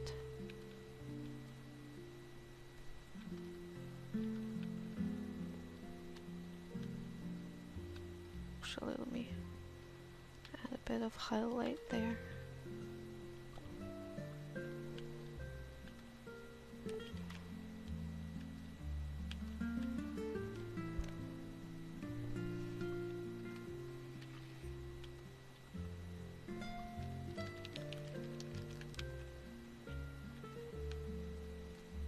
Go back to the hand now. Let me add a bit of shadow towards the end of the knuckle.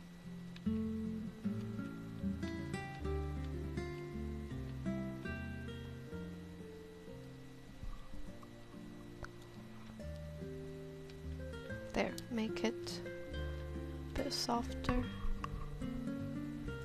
Okay, that should do it for now. For the bow, this is how I modify their uniform now. Have the bow tied around their neck. I think it's a cute look. It's cute, stylish. Emphasize the clavicle and the neck too. I like that. Let's go ahead and add a bit of highlight.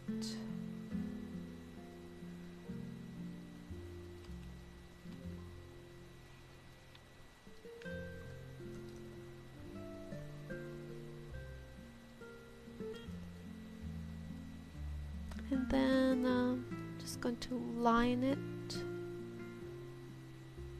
with shadow.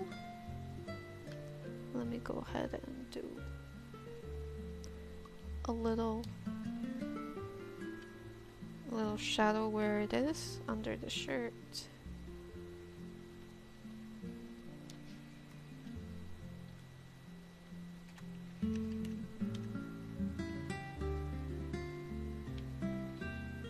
Go ahead and add a bit of shine to the bow.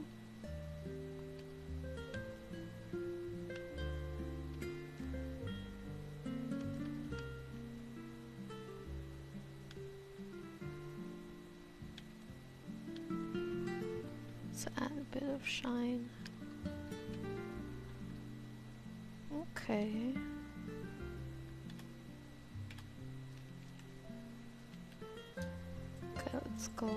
Let's go with this, maybe.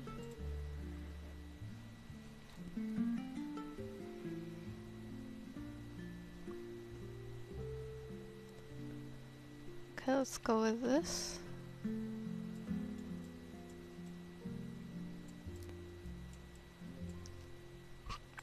Alright guys, let's try to get this done.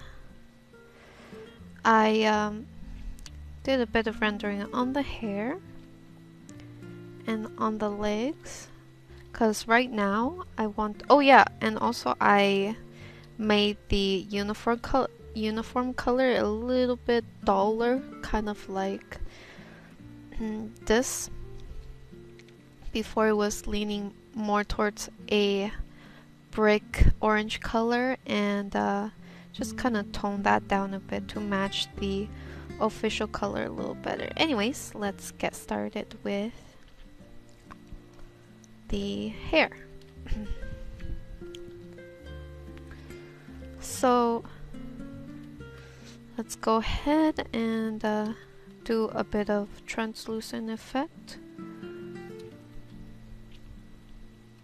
by grazing each strand with a bright color, and we're gonna contour each of the strands down here with highlight on both sides. That's how I'm gonna create that translucent look. So I'm gonna do that first. Let's go back up here and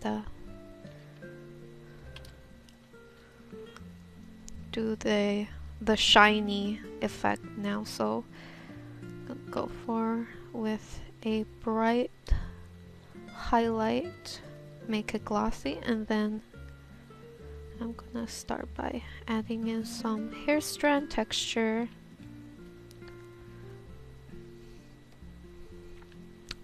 Honestly, I'm not sure if this works like that. I don't think it does very well. Alright, let's keep working at it. Maybe at some point it will look good.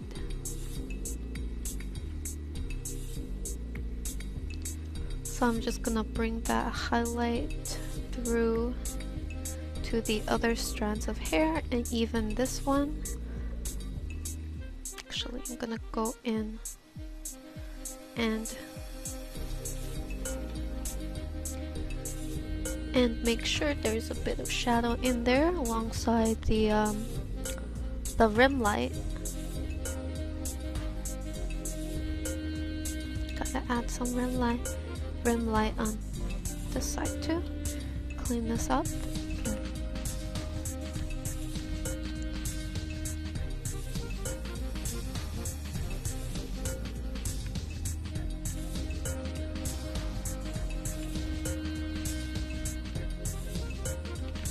Let's just keep going. I'm gonna take that again and add some highlight to this batch of hair. Just bring it down. I'm cutting the top highlight. Then I'm gonna do little hair strands for texture. And then I'm gonna softly blend it in.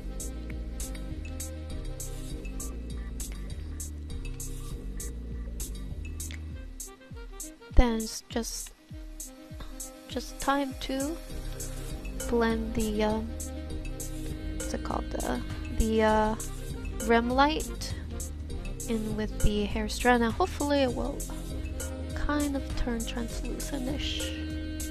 I'm hoping. I know her hair is dark purple, so I can't make her hair too bright with highlight. At least not yet. If anything, I think I will layer on highlight, like a brighter highlight later on after I kind of render stuff. Take this. Actually, hold on. Lock it, and I'm gonna go in with the lasso tool. I want to test something out, so I am testing out on this strand. So randomly, I'm adding some blue highlight there. And then still we're gonna have the super bright purple rim light.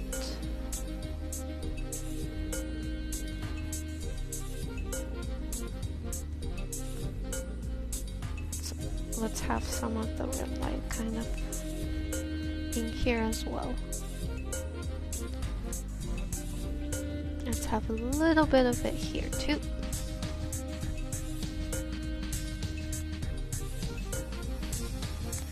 And then let's go here, use the lasso tool, and graze a bit of that blue, and I want to experiment, add a bit of beige as well, and then I'm gonna see if this will look good. So I'm just going to now blend everything in.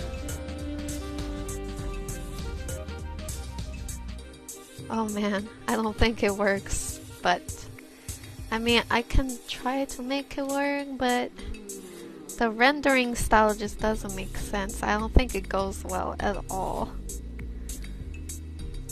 It's okay. It's not the best. It's not the best.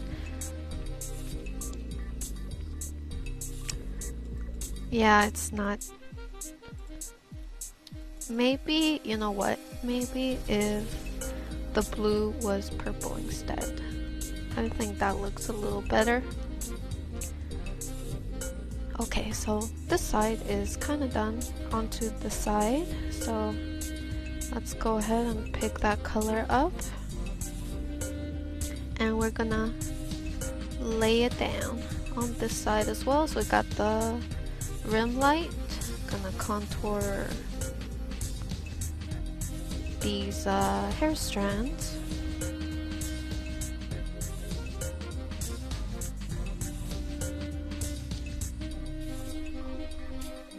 Like that.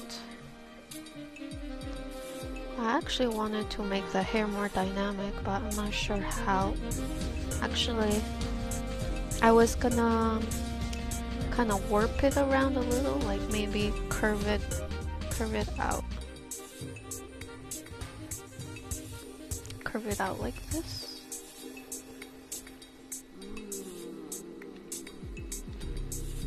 And of course, gotta extend the areas that are missing.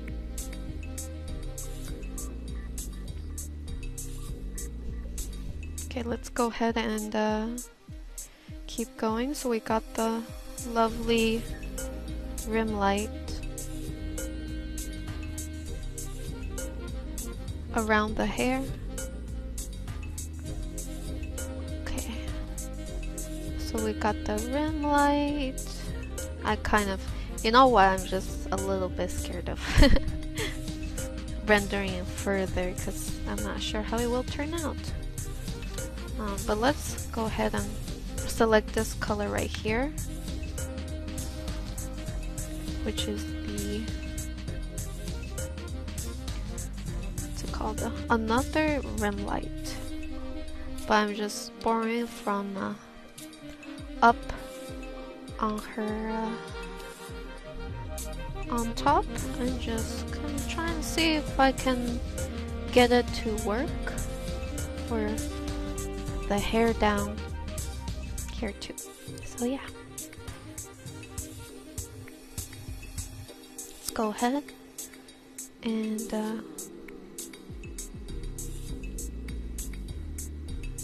just kind of graze the edge of the strand with that purple.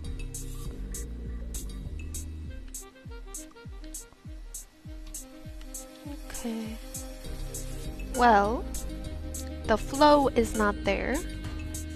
This definitely requires a few more hair strands to make the flow work better. But first, let me add some shadow, and I'm gonna be putting the shadow mostly in between the two highlights.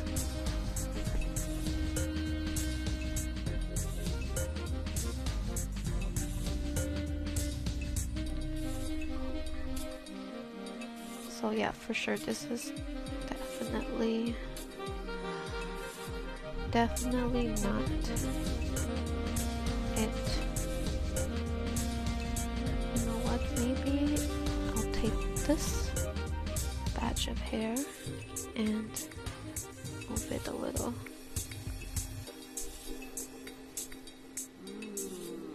If I just move it a bit,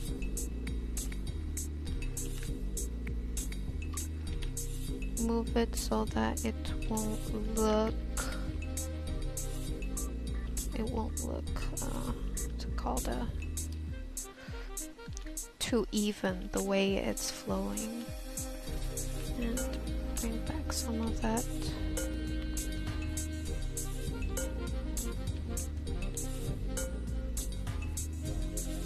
There we go.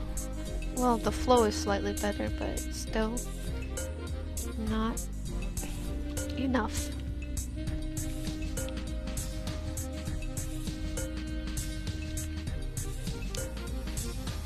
Let's do this.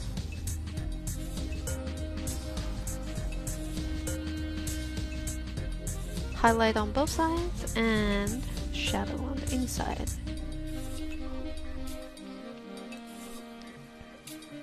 Oh, hold on. Let me make another layer so that I can play around with this. So I'm gonna do a couple of hair strands in the back, being a little messy. Let's go ahead and put them in highlight form, make it brighter, and then start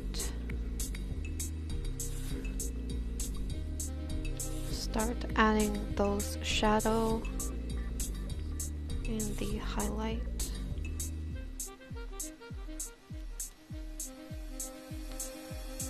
Needs to be brighter actually.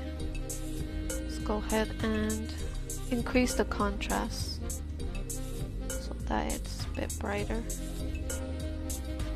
Zoom in here. It's messy. Just going to attempt to make it less messy, although I know that it's probably gonna be messy still, but let's see if we can make it a little better.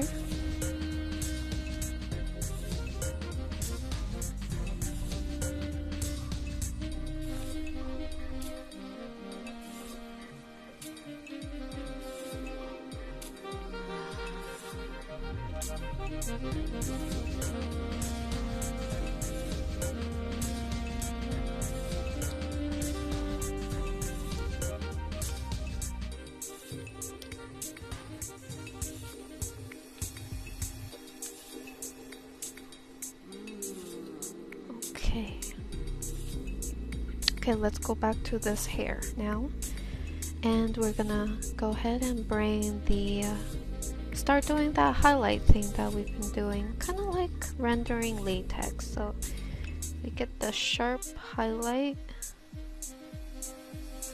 and squeeze it between two shadow and slowly blend it in.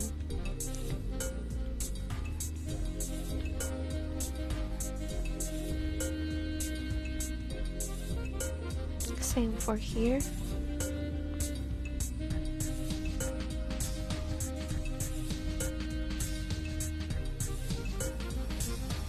Bring up the highlight. To be honest, I don't normally do the hair like this. This is just testing stuff out because recently I kind of got into painting latexy material. So I just want to see, you know, maybe if I can make it work on the hair, it'll look, well, it might look pretty good, but I'm not sure yet. So for now, this will have to do. It definitely gives the hair a glossy finish, but I don't know if it's the best option for painting hair.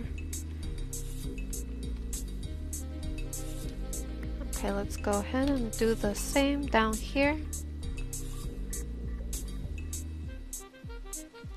Let's go ahead and cut one side and then gradually blend the highlight up.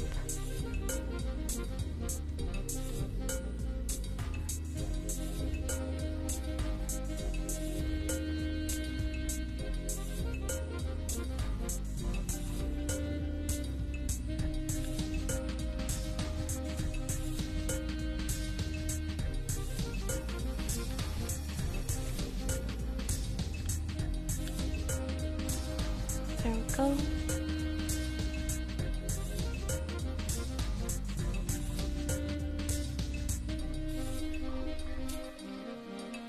Okay. I mean, yeah, it's getting there. It's looking nice and glossy.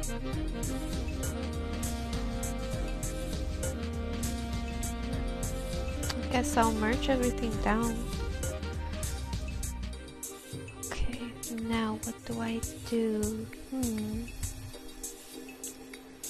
I'm going to create another, I guess I can paint on this layer. So what I'll do is I'm gonna pick some of the hair and kind of paint it overlapping the character. I just find it a bit more interesting composition wise if I do that. And the hair can be a bit more dynamic that way as well. So I'm just kind of extending some of these here. Okay, maybe not that one, but maybe I can create another random strand.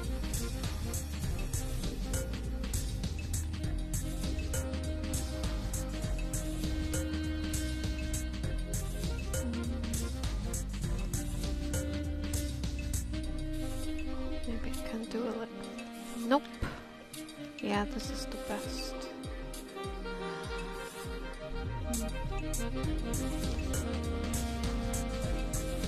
Clean that up. Let's rotate. Actually, let me remove the reference. It's kind of getting in my way a little.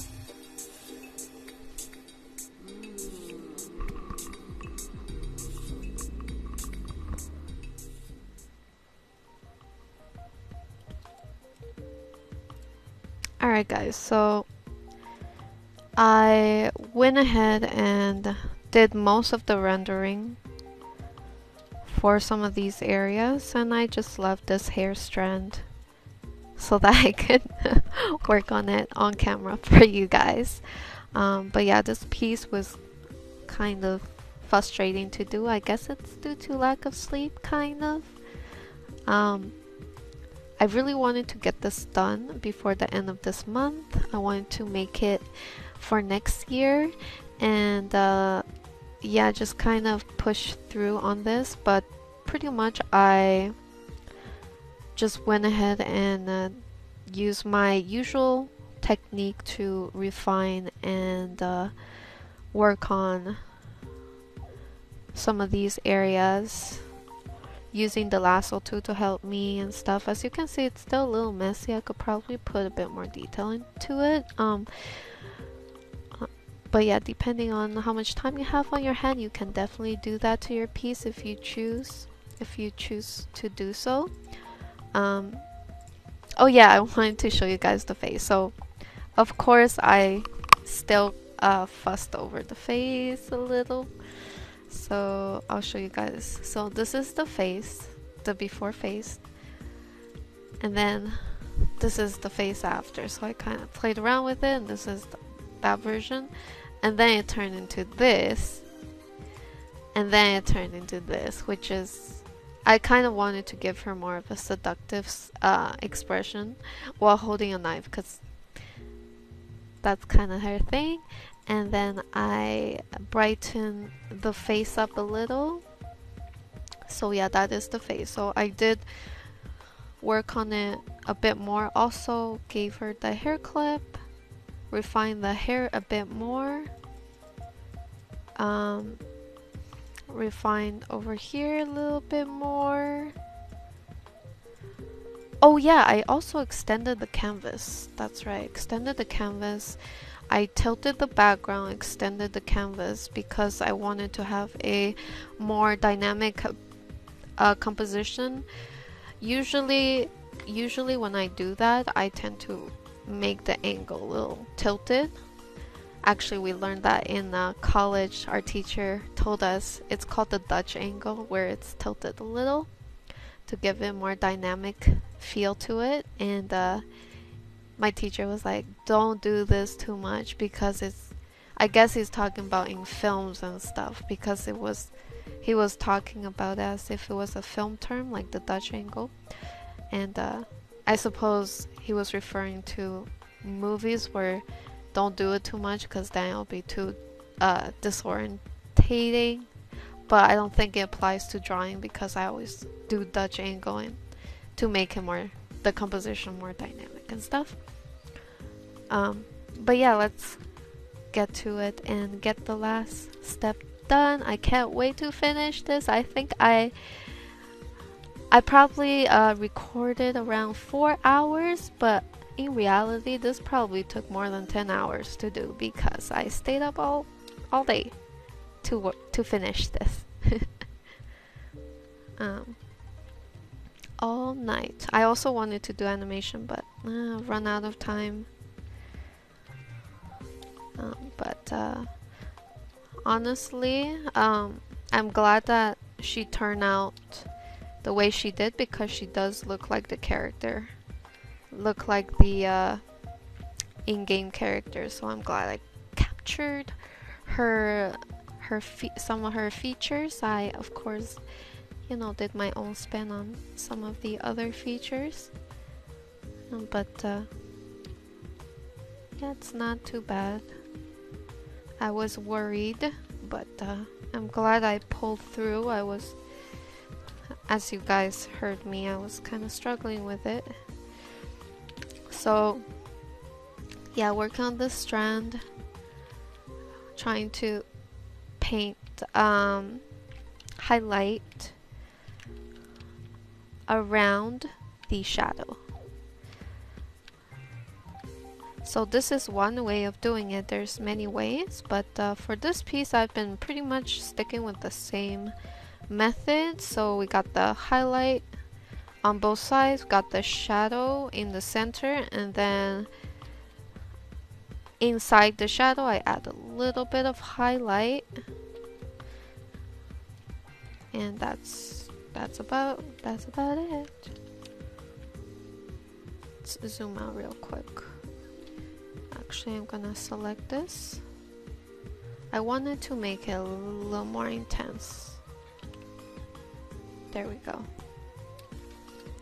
Just made the color just a tad more intense. And that's about it. And of course, with that, I need to, of course, provide some sort of shadow. If not, then it will look okay. Maybe not like that. I will, let's move the shadow up a bit, like maybe like this or something. And going to erase it slightly so it's not too prominent. But yeah, I'm looking forward to sleeping after I get this done. I'll probably do a bit more rendering off camera so I can deliver a nice finished product for your enjoyment.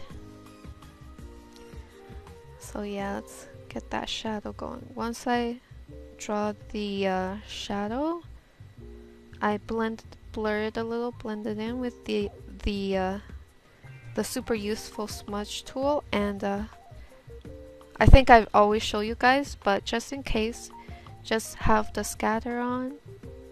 And strength, I guess I have 6, but usually I recommend 1 to 2%.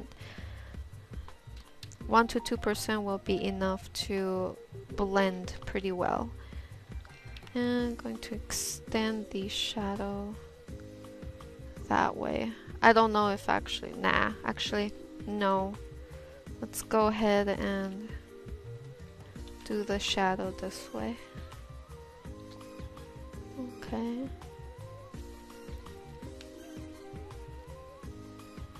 Let's go ahead and add a bit more shadow on the clothing. Actually, the clothing should have a bit more shadow as well, so I'm gonna go ahead and make some interesting pattern for it. I'm sure this makes no sense, but hey, composition wise it's more interesting this way.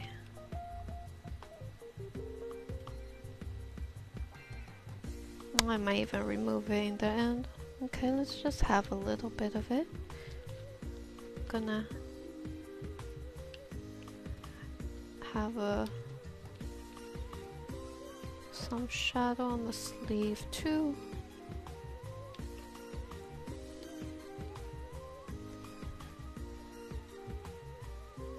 And then blend that in. I can erase slightly just so it's not super prominent.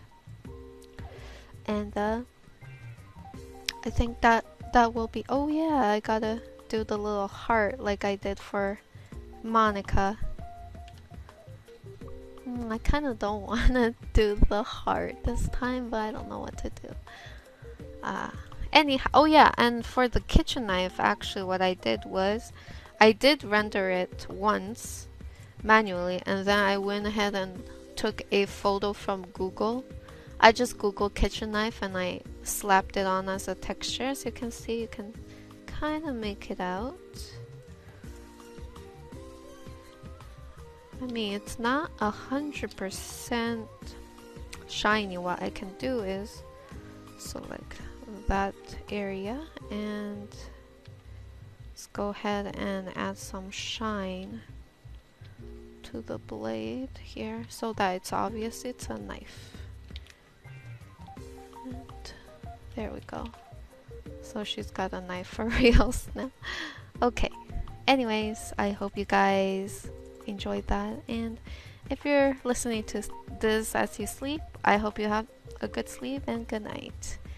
And for everybody else, have a great day. I will see you guys in the next voiceover, and hopefully I won't struggle as much. But yeah, I'll see you guys in the next one. Have a great day, guys, and I'll see you guys later. Bye!